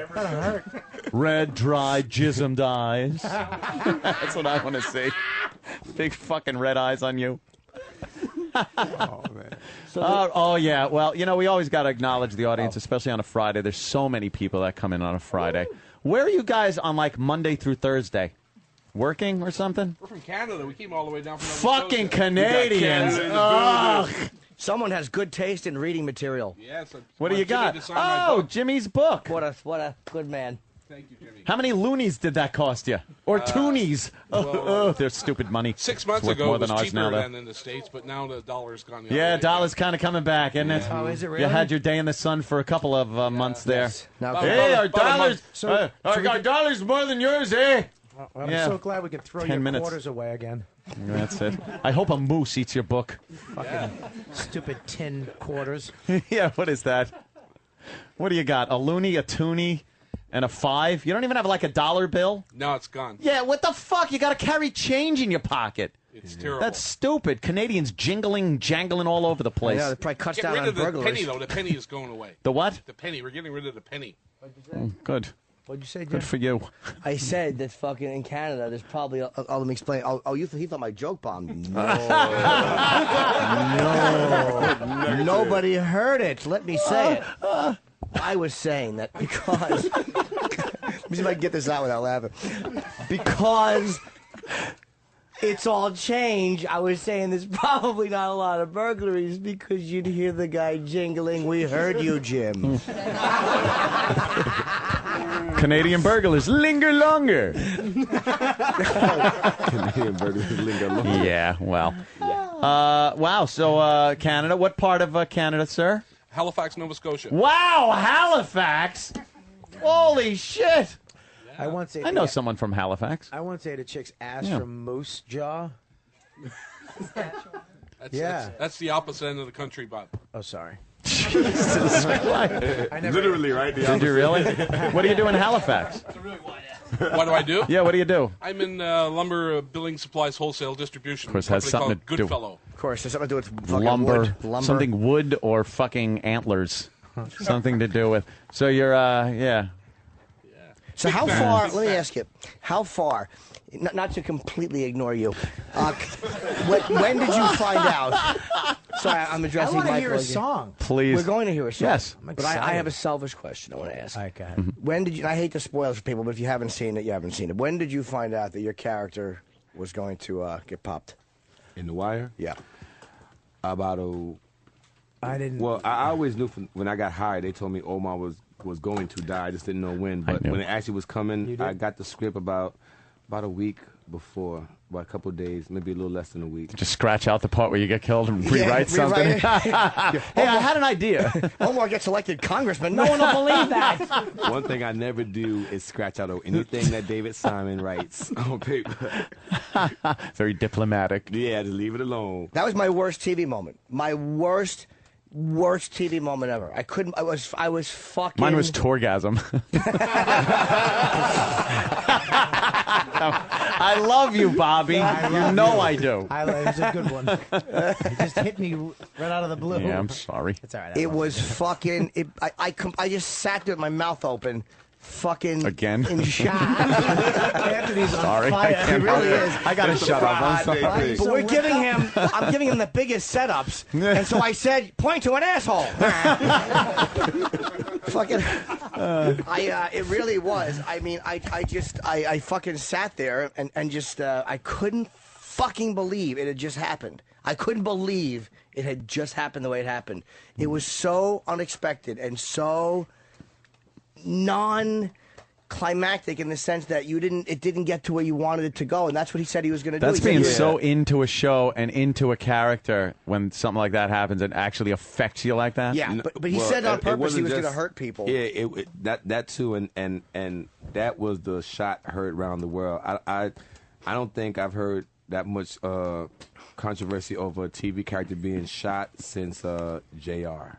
Yeah. Why though? Because what I don't get is Because he's I a think what it bastard. was- He's like a bad guy. But he's Why not, is though. not really that's what the whole premise of the show was. Not all the bad guys are bad, and all the good guys are good. Mm-hmm. But I think what hit people so hard was because it was so unclimactic and so unexpected, and it was not what everybody wanted to see. That's the way shit happens. Yeah, you know what I mean? Exactly. Yeah, real life. yeah. That's, it's when you least expect it is when it happens. So and that's very it's very symbolic of where the average state of mind where the youth is in Baltimore, in the hoods at least.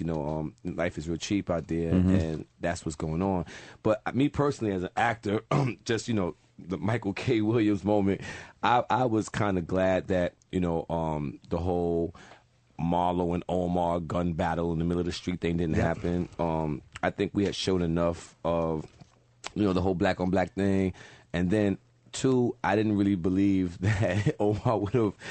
I just didn't want them to like desecrate his body or like to make him torture or to make him suffer in a kind of way. Mm-hmm. So I was kind of glad that a little kid came and just put him at rest, as opposed to him having his long dragged out painful thing with Marlo, Chris, and Snoop. I didn't want that. It was leading towards this giant epic thing of these two Titan characters, where it would almost become like, oh, that's what TV does.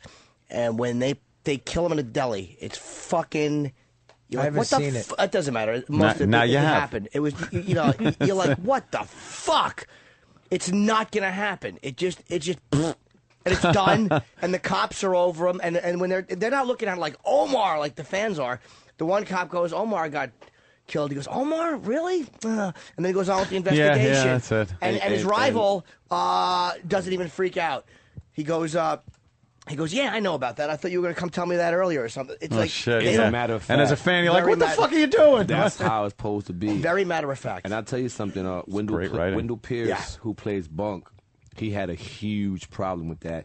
He wanted this whole, this moment to go through his, and they were like, absolutely not. It's a matter of fact. That's too TV, right? That's just another day. And, this year they did the whole on-demand thing, right? When you could get it the Monday. Mm-hmm. So the phone calls started like that Sunday night, like at 1 o'clock in the morning that Sunday night going into Monday morning. The phone call started, and it went on through the whole week because people just get it on demand. It wasn't until that Sunday when it actually aired, that I had to stop answering my phone for a little bit because it just was because people were coming at me with all the emotion, just the morning emotion, and I was pretty good with it. Man, it's so good. This is a TV show, man. It's so good. Bigger things ahead. But there was one phone call that pierced my armor, and it was from Wendell Pierce, who plays Bunk. He was somewhere, I think in New Mexico filming. I was in Arizona working, and I was actually on my way back to the airport. Car full of dudes, we smoking and going to the airport, get my little mind ready to take this flight back to New York. And he calls me in the car, and he the conversation that we had and where he was at, as a fan of Omar, as a friend of mine, and as one of my mentors who he knows he helped me to help mold this character and to handle this type of phenomenon. For him to hear him on the phone where he was at mentally and to hear the things that he said to me, it took me there. And I was like, yo, Wendell, I cannot go here right now. I'm in a car full of dudes and you taking me there. But he definitely pushed your buttons. He pushed my button. Man. He had me welling up in the car there. Well, you guys had an amazing scene together where the cop, Bunk's a cop, and he's just kind of criticizing the way you handle being in the neighborhood. Now there's no sense of community anymore, and all you do is you sit and listen to the whole thing, and then at the end of it you stare straight ahead and he hawks out the greatest wad of spit. I don't know why it works so well. It's just this fucking disgusted. That was such a great scene between you. That's probably my favorite Bunk scene. I've never had a bad scene with Wendell, man. We from day one, from when we were first found that we went to high school together. Oh yeah, a few years apart. Season 1, yes. Sure, that wasn't season 5. God Almighty, should shut my fat face. Wait, weren't you Ted? You weren't Omar. Yeah. Ted. I got some trivia for you. Oh, who was who, when and where, and who said for the first time a man's got to have a code? I'll say it was Bunk at that first meeting. Yes, absolutely. Wow, absolutely. Jimmy Norton. Yeah. God damn. Absolutely. And then what was the second time you heard it? Shit. Shemale, your apartment. No. The shemale said, I'm a man. And then something with code. I didn't have enough time to think about that one. I'm a man, now bend over. Yeah, exactly. I'm a man, now give me my money. Fucker. Before I cut you with a box cutter soaked in garlic. Gets right into the bloodstream that way. We've all heard the tranny stories. Oh, yeah. Right in the bloodstream, the garlic. And it won't heal. You'll bleed out. Yeah, it's very bad news. Oh, you shit. grind your knife in garlic, and then you stick and you turn. Oh, problems. Yeah. But when was the second time you heard Man Gotta Have a It Code? was a man's gotta have a code. I'm gonna guess it was. I don't remember. Master it. Poe. Man's got to have a code, gentlemen. Code. I think it was an Omar callback. I just don't remember when it was. You got it. It was legit when he got arrested and he had used that the get out of free jail card he got from season 2, and he was because remember they framed him for the murder in the candy store, Marlo and them, and Bunk would say that ain't Omar's style. Yeah. And Bunk came to see and they was talking and Bunk was like, man, even if you didn't kill this one, you killed so many others. That's why shouldn't I let you rot? He said, because you can sit me in here, but then the man who really killed that lady is still out there. And he gives him back the card. The man got to have a code. Oh, shit. Fuck, I would not have gotten that one. The first one I did. You didn't. I'm amazed. No, you're right, I didn't. I'm amazed you got the first one. Well, you know, when you're a fan, you fucking remember these things. No, I got to hear a little of your rap song here. Absolutely. What is what is the gist of this? Now, like I said, this all started. This is just Omar on wax. Omar spitting. So the name of the album is Omar's Coming, right? But this track here, I was in Chicago working on my campaign with Obama named Gary, Indiana. Big up to my Chicago. Where can I volunteer for that? I got you. If you're serious, I got you. No, he's not. No, I'm not. He's a gun nut. He's a gun nut that I'm makes a millions gun of nut. dollars. Yes, he wants Wayne LaPierre, and if he's not around, fucking... No. I want my taxes cut and All right. bullets. That's pretty much what I want in life. I think that's pretty much the American... Yeah. Taxes cut and my bullets. Believe me, McCain's. I have no love for McCain or the broad that he's running with. But I got some love for the broad. She has a juicy little rump. Isn't she though? Yeah. My What goodness. you know she fucks too. She's got 5 kids. Man, so you know she likes a dick. Yeah, you look at her, she get pregnant. Yeah, she's 4.5. Yeah. Oh, whatever. Yeah, the last one. Something a little bad. The last one, the husband jerked off on her thighs and her feet happened to be up. Fucking leaked in. Jesus, what's wrong with you? Oh, damn. It's just fucking terrible, dude. Well, that's she's got one of those right to life stances, so it's one of those. Sometimes abortion ain't a bad thing. Yeah, that's all I'm saying. Would you, if you had a fucking baby with? If I found if he out, had a scientist, he'd abort it. I don't give a shit. I don't want any kids. Yes. Fuck that noise. It's a future president. Yeah, well, it's got That's a hanger it. in it. Fucking beat it. There it is. Your first exam is going to be from Doc Martin. Right in the fucking belly, you bitch. I don't need any of that shit. God. Oh, I just can't wait till the end of this when I suggest to Michael that he and I like trade numbers or something, and he's like, "Oh, my agent's email." Nah, negative. Just negative. I don't like the way you just set that up on air. So you I make know, sure- so now it can be done. Hold on. You are a fucking chick. Yes, You're I- a fucking chick. Hold on, I know that, but don't deconstruct it until later, stupid. I'm like, hold on, let me interview my friend like he's not my friend. So, Dane, tell us about this motion picture. Oh. Ooh, that had to hurt, that was Bobby. totally different. It wasn't. You No. wanted his phone number. Yes, I did. Legitimately. I was kidding. You really want his number. You weren't kidding. Hey, Mike. You weren't what's up, kidding. Jim. You said He'll you were pay like, he'll pay for hookers for you and stuff. My kind You of need him? friend. I know. Hey, we'll get. My kind of friend. Yeah. You were like, Dane, this is kind of like an edgy comment, which was fine to ask, but it was the way you asked. You talked to him like you were interviewing I him. know what I did. It was different. No, it wasn't. Yeah, it was. Jimmy will be smoking weed. Oh no, I won't. No. I don't go Oh there. no. I quit many years ago. That's your problem, my friend. One demerit. You don't One smoke. One demerit. demerit. I can live with that. Why you smoke weed, Tony? I get a contact high. What does that mean?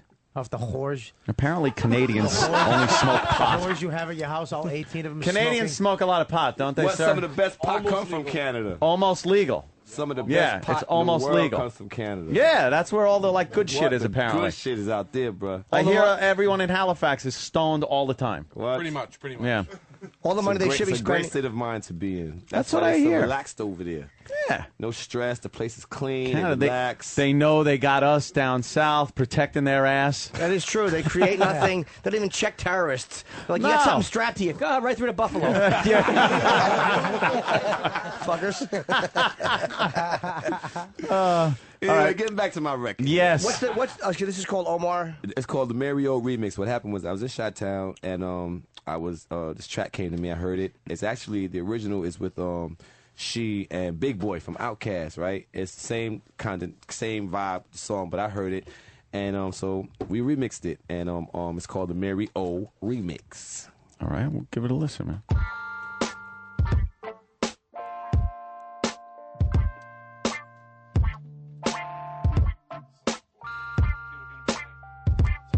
Man, the people got questions. Now we need some answers. We ain't never been pampered and we tired of getting hammered. If you tired, then you follow me. Right up to democracy. Then you probably see why I be who I be. See, our rights getting left and our souls getting sold. And the highs bid is the kid and this joke's getting old. So tell me you don't feel the same damn way. Day after day, like you in long run day. You got something to accomplish, but you're stuck in the nonsense. The forecast is plain ass. You gotta respect the rain check. Nah, folks, America spilled the yoke a while ago. Breakfast was supposed to be local, instead it's just loco. You know so-and-so with the resources, the big bosses, that flaws, electric college courses. But you missed the lecture thinking it was for suburbia. And now you feel the pain. America says she never heard of you. Trying to tell us to stay strong. But every day we're losing jobs. From College Park out to Beverly Hills. Yeah. Something's gonna have to give. No, that's right. Across the world they live in fear. Oh, don't but it's the same thing over here. If you can hear me on Capitol Hill. I hear you, Mary. Something's gonna have to give. Now crime is way up courtesy of me and my Dillinger. Cause they never lent large percentage. They fudged them figures in the schools. They empty courtesy of political juggling. Administrators right back cause they BS the budgeted. Now we all out here struggling and some for stumbling. Man, you gotta do quite a bit cause the inner city be crumbling. The advocates is frauds, man, we need more bras. Ladies protect their kids, it's their peers, they leave in tears. No longer is it cool to call a white person cute and black. Look who they turn crook, look where they put Martha Stewart at. When tsunami hit, America came quick. But when New Orleans got drowned, FEMA couldn't be found. How profound, they clown when the poet rests. The backbone of this country seems to always slip a diss. If Asia got help 3,000 miles away, why couldn't Ray Nagin get it the next damn day, huh? A single mother and a struggle and it's no fun. But you don't really understand until you're all one. A child is sick and he's losing his endurance. She wanna fix him but she ain't got no insurance. And we don't even wanna talk about the man's plight. I don't parole with the promise that I'll do right.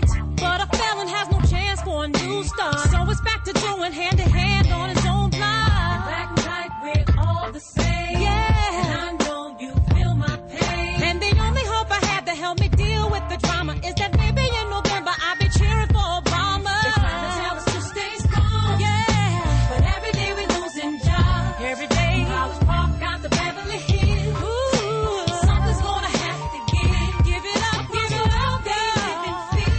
But it's the same thing over here. If you can hear me on Capitol Hill. Listen to me now. Something's gonna have to give. Give it up, y'all. You fools best believe this lady of ours live for corporate approval, get paid by the hours. Your elected officials, they just waiting to dish you. And your votes is old news like rundown shoes. Miss you would say she close to being MIA. Cause when it come time to protect, she guilty of neglect. Your medicine now costs the arm and the leg. And when the SNS run out, the seniors gon' have to beg. Now I don't know about y'all, but Omar real. I ain't never gonna let my mama face that ordeal. We begging other countries keep the all running freely. And in our own backyard got the starving and the needy. Police stay seedy, fire it well. They got the crackers beefing, even they getting killed. Your teachers was prudent, but now they sexing students. You better protect your child, cause America's going wild.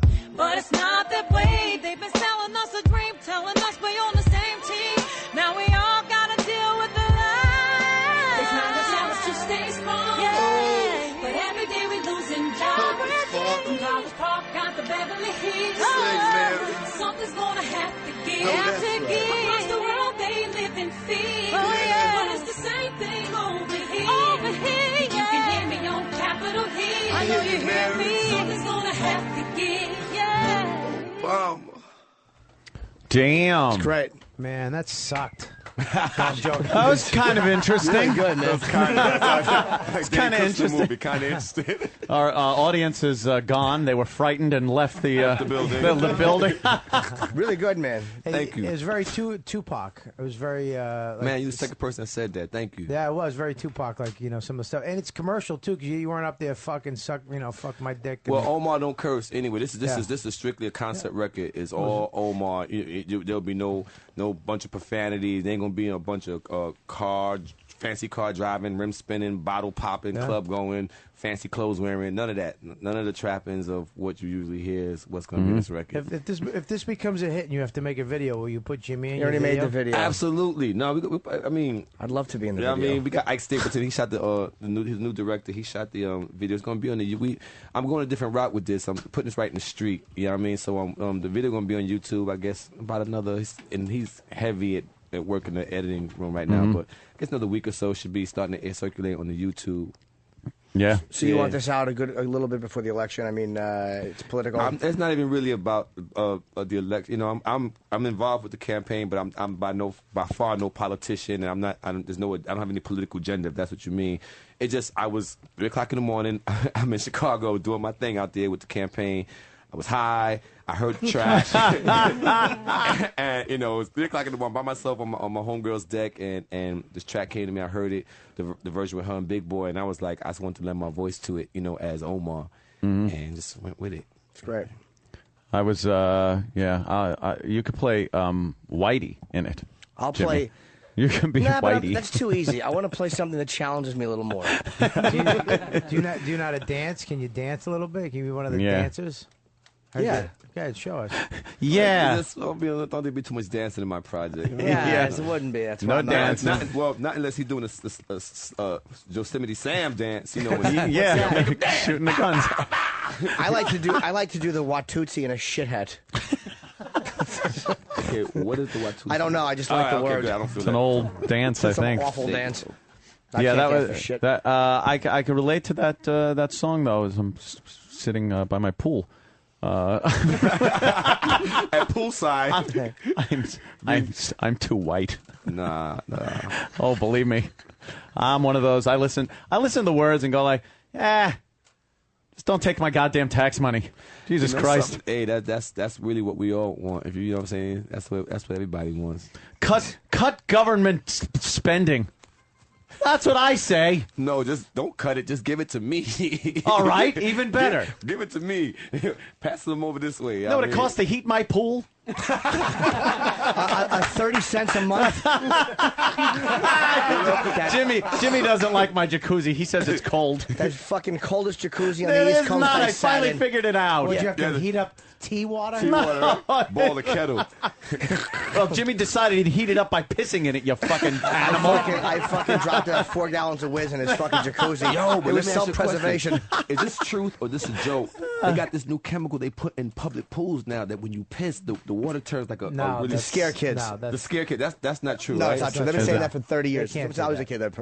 That was just some lady. That would be a great invention, though. Dude, I Put don't it in know there. about Someone that. pisses. They're just stuck in a bunch of blue. Everyone Like, hey, chastising them. Yeah, because then some innocent person would swim through it and then it blew on their face. That's been a rumor since I was a kid that they have something they put in the pool. There's a little thing they put in where urinate. Yeah. This Jimmy way, would come back from a pool party with a blue tongue. Yes, I'm a bit of a. It's actually happened to me though. It's actually happened to me. I've seen this yellow stuff, yellow goldish stuff. Just kind It's a yellow dye, I think. Yellow dye kind of all around me. Yeah. When someone pisses, it turns yellow.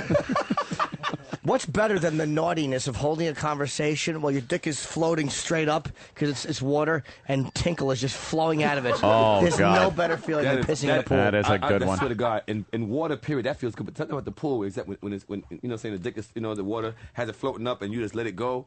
That shit feels You're good. just like, what happens if you gets all warm in your warm and in your cozy. shorts. In your shorts. Yeah. What do you mean your dick floats up? Bobby. Oh, poor Bobby. Bob's just stands out like Bob naked in the pool looks like the fucking cover of the Nirvana album. Yeah. And Michael's is like a U-boat periscope. They call him Nessie.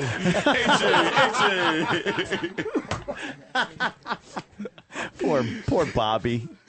He said, "What do you mean it stands? It floats up." Does your penis look bad in water? Well, really, whose doesn't? I mean, if the water's cold, you're with a rat. fucked. You're fucked, man. That's why, you know. Baby boy's going inside, right inside the Whenever, stomach. because sometimes girls, you know, they want to have sex in a pool or in a jacuzzi. lake or a jacuzzi, and it's too cold. Well, your jacuzzi's cold. And right? I know. Right, Apparently, right. my jacuzzi. I want to fucking scald you. I'm gonna fill it with boiling water and push you in, and pull out a little Tom Turkey when it's done. I've never actually gotten into a jacuzzi where my fucking balls were tighter when I got out of it than when I got into it. Come on. Usually you gotta steep your scrotum in there very slowly. Not his. It works fine now. Trust me. But girls, sometimes you know you want to have sex in a pool, and it's probably the worst fucking place to have sex. First, if it's cold, you're gonna have an issue. The second you pull your fucking shit down, and then just there's no lube in a pool. It gives that. It's like sliding on a gym floor It's with not your really, knee. yeah, It's kinda- people think because it's wet, it's automatic lubrication. No! But that's not really the fact. Plus, if you don't skim the pool, you're jamming fucking mosquitoes in their fucking a leaf comes out of her pussy. Well, she'd rather that than sand. I know that much. The fucking guy that comes to clean your pool goes in the skimmer and comes out looking like Spunkmeyer from Aliens 2. Spunkmeyer, what's that on your hand? Remember? Fuck. There we go. I like that one. Yeah. I was hoping for a good, rare Aliens reference. All right. I could hope. I liked it. It was funny, but it was just like a really fucking obscure one. It's still good. Yeah. Went with the fucking cum in the skimmer. There's so much there. Yeah, there is. We can always bring No, it I mean back there's up. so much there right now. A fucking load sticks to you like rubber cement, though. I thought it was the just fucking mine. worst. No. What happens when you stick cum in water? It's like that's the last thing you want to do is wash it off. And then that turns to crazy cum. Then you're like, Mommy, my head is stuck together. So the hairs on your legs and pulling shit. little wads off of your fucking leg hair. It's like you're being attacked by your own semen. A friend of mine used to jerk off in the shower. He used to call it making eggs. He goes, I was making eggs in the shower. I never jerked off in the shower because of that same reason. It's just I'm like I got to shower after the shower. I just redid my shower, and if you tile or a bathtub, the load just goes right down the drain. Does it? But slate. I got black slate for my floor. Ooh. Oh, and it just turns immediately to egg, and then it sticks like the spawn, like Yeah, Spawn's landed. cape. Yeah. Just- I'm sitting in there. Every time I jerk off in the shower, I have to like jerk off into the drain. Into the drain, so it yeah, goes aim down. it. Because Oh. if not, I'm in there plucking stuff off. One by one, little nuggets of fucking my baby Hate to be a eggs. fucking plumber that's got to undo the trap on your fucking. That happened to me once. Oh, great. 'Cause I used to jerk off into the toilet and just flush it, but I do my ears too, and I throw them. You jerk off in your what? Wait a minute. What are you doing? I clean my What makes you ears. feel sexy when you're going to the toilet? Yeah, how do you Yeah, jerk what- off? with my- I'm so not in the mood when I'm I don't shitting feel and pissing. sexy. I feel fucking Horny. But I'm saying, horny. Desperate and alone. fucking desperate. Yeah, exactly. It's Lonely, just, I'm- desperate, and alone. Hi, out. Patty. Like, do you do that in your house or other people's house? Have you ever joked with someone else's bathroom or that's in your Fuck house? yes. I think I've jerked off in this bathroom. Here. Oh God, it smells like a fucking I mean, come on, monkey who hasn't cage in jerked off there. in the work bathroom? That doesn't count. Everybody jerked off Work at bathroom. Oh, Yeah, man, yeah. that's I lunchtime did when I and worked at a nothing funeral home. Just get a good look at those dead tits. And Have you ever mounted any of them? of course I have. Oh shit! Yeah. What is this? The term when you screw dead people? What is that? Hot. Yeah, necrophilia, right? Necrophilia. That's what it is. Yeah, some people into that. They actually, there are some guys that won't go the distance with fucking a dead chick, but they like girls to bathe in ice water or my jacuzzi, and they get out and they're just completely cold And frigid. and they just want them to lay on the bed and fuck them that way. Really? So You they serious? feel really cold. Yeah. That's so bizarre. Yeah, like That's it's the a first step necrophilia to fetish. necrophilia. It's the Yeah, first and then step. after that, you get the You shovel. get- You fucking you go down get the grab- cemetery, find something hot. Get Hope your I got a wife. good one. I mean, if you want to fuck someone who's not moving, just date a Jewish girl. Get it? Oh, no, sorry. All Jews? Oh, jeez. Sorry. Oh. Sorry, Hollywood. I actually no. I think you're right about that. Not I did Israeli, and it They're was different. it made me- Israelis and American Jewish girls are completely different. Well, Israeli chicks are fucking insane, crazy. Dude, They're in the she was army at 8 worst. years old. The They're worst fucking- sex ever. You ever been Really? fucking a girl and you want to punch her in the face? She sucks so The question bad. is, have you ever not? Of course you do. Oh, exploding me like Tel Aviv bus. Yeah, the sexy talk can't be all that hot. Oh, sneak into my asshole like the Mossad in the '72 Olympics. Fuck Christ, man. Oh. Yeah. Shit. Yeah, you had an Israeli chick, though? Ah, it was And she was awful. bad? She would get on top, and her move.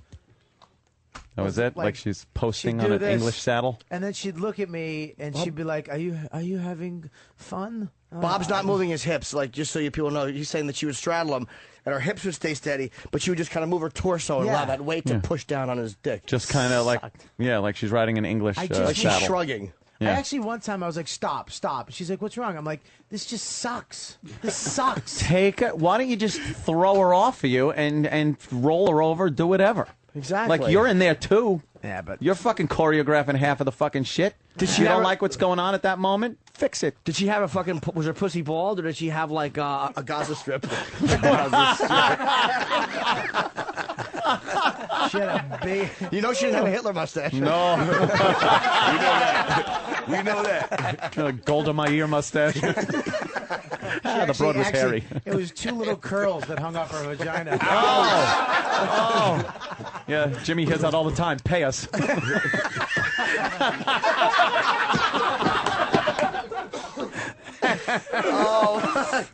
Oh my God! A Jewish hooker pun.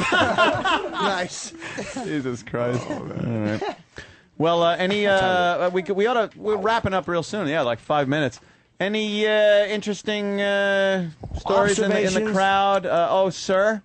Yes, if you're not going to see Dane's movie tonight, I was hoping you might come down and see my friend John Valby, Dr. Dirty. You like John? Yes. And he's yes, one and of- I made that one of movie John's here with you guys. guys a bunch of years ago. Yeah, a bunch What's of it years ago. called? What's it called? It's I have called slats Gary- and camel toe. No. Holy shit! Your pants are really tight, Wow. sir. Yes. And your balls are fucking giant. Look out! Doing the tie dye. Holy shit! Yeah, You have giant balls. Okay. Jesus, this kid's all all right. Well, bag. that's a nice observation too. Wow. Unlike Omar, though, this is of course completely filthy. You guys remember Dr. Dirty? John Yes, Valby. we know. I Do saw we it on not Lombardo remember recently. Dr. Dirty? They'll have an opportunity to purchase. Oh my Kevin God! presents, I said John interesting. Valby, Dr. Anyone have anything O-N-A and T-Day. interesting to say? What's Pat doing here? Weren't we supposed to do We Fit today or some shit? Oh my God! No, sorry. Wait, you guys got a Wii Fit already? Yeah, we were going to do a We Fit with a bunch of people that are completely out of shape. Like Pat from Unaki. Come here, Pat. Grab a mic. He was in the How did Nathan's. you get a Wii Fit? I mean, they're like No impossible to shit. get. You know what? You say it on the air. You go, I need a Wii Fit. I need a and Wii there They Fit. pop I need a up. Wii There you Fit. go. Michael needs a fucking Wii Fit. You get him Damn one. right.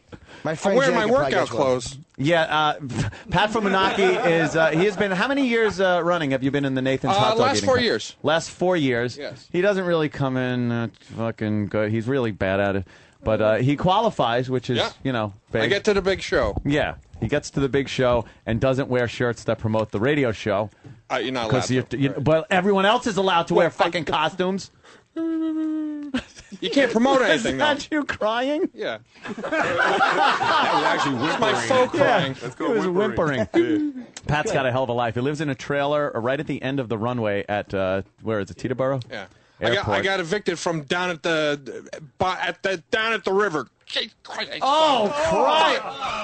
Wow, did you Down tank by on the that one. river. Oh. Here's that joke. Back goes Griffey looking up. Oh. It's out of here! Or is it? No, it's off the wall. Oh, shit, I thought it was going to be a... Damn. And then it... Yeah.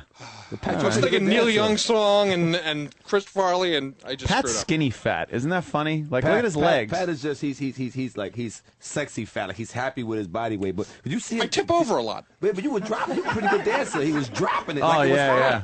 Well, that's Yeah. what they know him for, dancing and vomiting eggnog. Yeah. Oh, you were supposed to do We Fit, though. Yeah. was all right. I was going to get a headband, wristbands. Oh, I should really get a lap band. Wow, are you bombing? You are tanking. And so you're all set up for it and everything with the let's get physical wear. Yeah. Only you have 2 breasts. Hey. All right, it was really inappropriate. What's wrong with you, dude? Yeah. Cruel. It's not accurate. I know. That's all right. Nothing wrong with a little man tit every now and then. Yeah. Right. All right, enough of you, Pat. What about Big A, quickly? Big A, what were you here for? The same thing? You're going to do You can't do the Wii Fit. It's too big. What? Yeah, I was here to do the Wii Fit. Yeah? You tell me I'm so fit. What the fuck are you saying? What did you say? Come up, Andrew. Come up. You're way back there. Yeah, you're wearing, I see you wearing stripes to make yourself look thinner. That's good. You look like a beach ball trying to bust out of jail. That's kind of, I don't know. Yeah, but you were here for the Wii Fit, okay. And are you gonna hang out for? Are you hanging out for Ron Fest? Absolutely. Yeah. Oh. I can compete, sort of, man. Dude, you need to lose the sweater. That shirt, that Hawaiian shirt, is crazy. Yeah, that's nuts. That's Wow. a nice shirt. Yeah, now you sport. No, there you go. There you go. Hide your balls. That's right. It's my Jimmy Buffett shirt. It's 5 o'clock. More like, no, I almost said Jimmy Buffet. No, back down. All right, that's pretty good. I'd love to fit. Would you? Absolutely. Is that what the construction crew said? We fit his balls in these pants?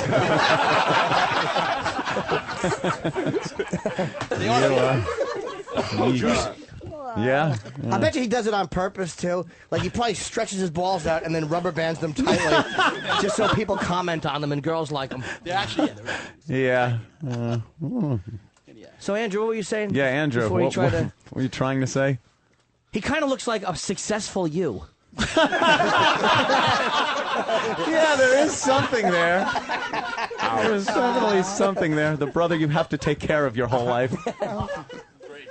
Yeah. Big A, so what, you were here for Wii Fit? Yes. Yeah? Did you think you had a chance at getting one of the better scores? No? Nah. No? Hey, What are you know. doing tonight? It's Friday. Any parties going on? Any message board parties or? Planning on going to Parsippany to see Dustin Diamond. Are you shitting me? Parsippany to see Dustin Hyman? Dustin Diamond was Screech from Saved by the Are Bell. you really going to He does Parsippany stand-up. to see Dustin wow. Diamond? I want to see the train wreck. That's why. Where is he performing? At the My house. Where's he performing? Quickly, where is he? Where? Andrew, where? Oh. Andrew, Parsippany, where? What's the place? What place? Andrew, where? Places. Oh man. What's the name of that place? Andrew, where is it? Hotel. But where? Rwanda? Yeah. The Overlook? The Overlook, yeah. Andrew's stance is so fucking wide. Looks like he's made out of cardboard. It's very. He needs a wide stance. You don't put a small foundation on a giant building. Well, look at this. Look at Pat. Yeah, look at him. He looks like a fucking 9-year-old going to fucking school from the waist down. Yeah. Hey. Ooh, wow. You just can't get one out, can you? All right. Why would you see Dustin Diamond in Parsippany? There's no other fucking comics in Manhattan on a Friday night that you can go see? Who's like down at Caroline's or something? You have something going on with Dustin Diamond? Like, Oh no. do you want to go Not be his friend or something? Actually, you owe him money? I'm supporting my friends at JJ Comedy. JJComedy.com. Oh wow, those poor bastards. How are you supporting your friends there by? Is it seeing Dustin JJ Diamond? Comedy or is it just J and you said it twice? No, it's JJ Comedy. JJ Comedy. All right. Find it. You gonna hang out for Ron and Fez or? Yeah, probably. Yeah, okay. You kind of been outshined by fucking weirdo there, who does his little yeah, exactly. bad fucking rapping. What's his name? Yeah, Crazed. Who? Oh, you don't acknowledge him? I heard he was talking bad about you, Anthony. He always I talks would a never little do smack that. about me. I would never do that. That's good. Yeah, okay. Someone talking smack about you? At least you're not googly-eyed like him. No, I'm not. He is quite the weirdo. You see him he comes on Pal Talk every so often and just gets lambasted. Yeah. Until he's got to leave. Yeah. He's a kook. Yeah. Yeah. Get out of there. Attractive girls are the only thing that should ever be on Pal Talk. For me and Jim, it's like eBay. That's right. Pal Talk. Pull your cock out and see who bites. You wave it in the camera. Pal Talk. All right, enough rambling. Yeah, I'm not going to go to a quarter after. Fuck you, people. It's Friday. I'm going to party. Oh, what do you got there, Halifax? I want to thank Jimmy for turning me on to The Wire. So I think it's a fantastic series. I loved it. I just finished season 5. Oh, good. But I got a question for Michael. Did you keep your jacket from the show? Yes, I did actually. Oh, yeah, I did. They and the producers they put it in this airtight frame box kind of thing, and they put on the years that Omar lived with the Omar Devon Little 2002, 2005 or 8, whatever. Yeah. And it's funny because we were very similar. You know, I have my sweater from Lucky Louie as well, but nobody put it in a case. Pamela mailed it to me in a box. She got the sweaters in here. Yeah, and it wasn't actually dated. They just put a clock on the bottom with the time. A Flavor Flav clock, right? Exactly. 8:15 to 8:30. 15 minutes are up, jizz bucket. So I was guts. I got a die-cast metal Torgasm logo to hang around my neck. Oof. Why not? You're like something hanging around Dane's. I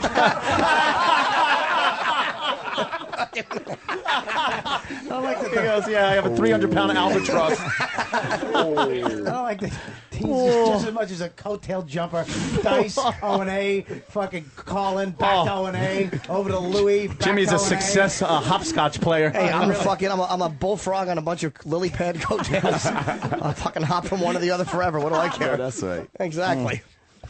But I would say, how about a nice hand for our guest, the great Michael K. Williams. I like when a guest can hang out and just have fun with us for the whole show. It's fantastic, man. It's the greatest, one of the greatest radio stations I've ever been in, man. Just I've never seen with the audience. It's fun, right? Yeah, it's just hanging out. Fun. Yeah, hanging out, and bullshit, and that's pretty much what this show is. We don't know what we're doing on a daily basis. And that's what it should be. Well, as long as the bosses think we prepare, we're okay. Well, you know, you called to wish me a happy birthday. Yeah. That was fucking, we got you on the phone. That was great. Yeah. And it was supposed to be a big surprise.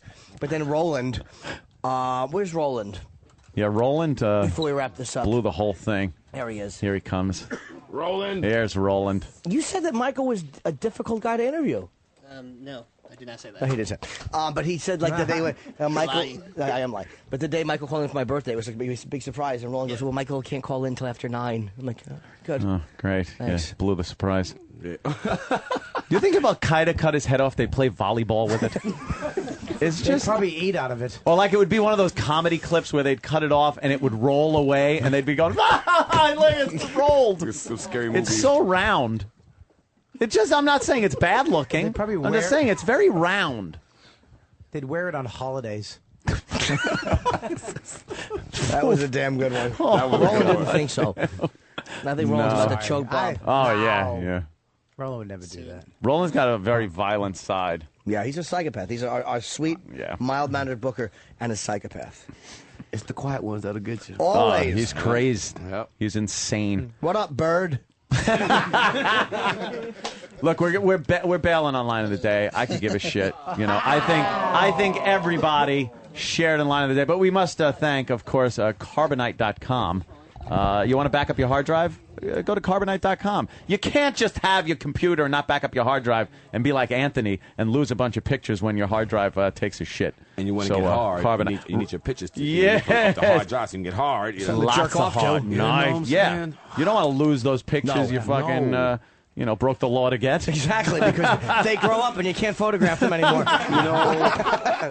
Nice photos, nice footage of your coffee table there. The coffee table. Those are nice family memories, Yeah, family. My gray coffee table. I don't even want to think of your gray balls. Like dead skin. And 2 quick plugs. I'll be at the Wilbur Theater for the 3rd show, Friday, November 15th. I'm only doing 1 show that night. Tickets are on sale now. The Saturday shows are sold out. And, of course, Michael K. Williams is in Spike Lee's new movie. The Miracle in St. Anna comes out in theaters everywhere September 26th. Be there. Get that history. A week from tonight. And, Yes. and of course, The Wire is on DVD. I think it's the greatest series I've ever seen. Got to thank Michael Chiklis and Dane Cook also. Yes. And Michael for coming in, Dane for calling. Good show. Your song can be found on YouTube. What's it called? It's called the Mary O Remix. Mary O Remix. It's not on YouTube yet, though. I think so. I'm not sure, but we'll How find about out. iTunes? You can check. I think iTunes, yeah. Okay, go to iTunes and look for it. Just Google Omar. You'll All find right. it. Bobby, any plugs? Yeah. Plugs? Go to my MySpace, MySpace/Robert Kelly Live, and I get the October 24th Wilbur Theater. I have one show. Okay. And maybe not even that. Yes, you'll have a show. Bobby's 3 very shows. funny. Jesus. Well, I didn't want to Bobby. do 3, but the first 2 were sold out. What am I going to do? Not do a third one? Oh, just rub that in. Oh, Jesus. Can't help it. Also, too, if it's okay if I can leave my website, MichaelKennethWilliams.com. MichaelKennethWilliams.com. Holla at your boy. Check it out. All right. Thanks, man. And audience, thank you so much. Always a pleasure to have you in. the building. It's Friday. Let's start drinking. Bye. Friday. Look, he started to touch me. He started to grab me. I told him to stop. He didn't stop. I hit him back. And then he got really angry. He pushed me out of the car. What do you want, fucko? You want some? Huh? What are you doing?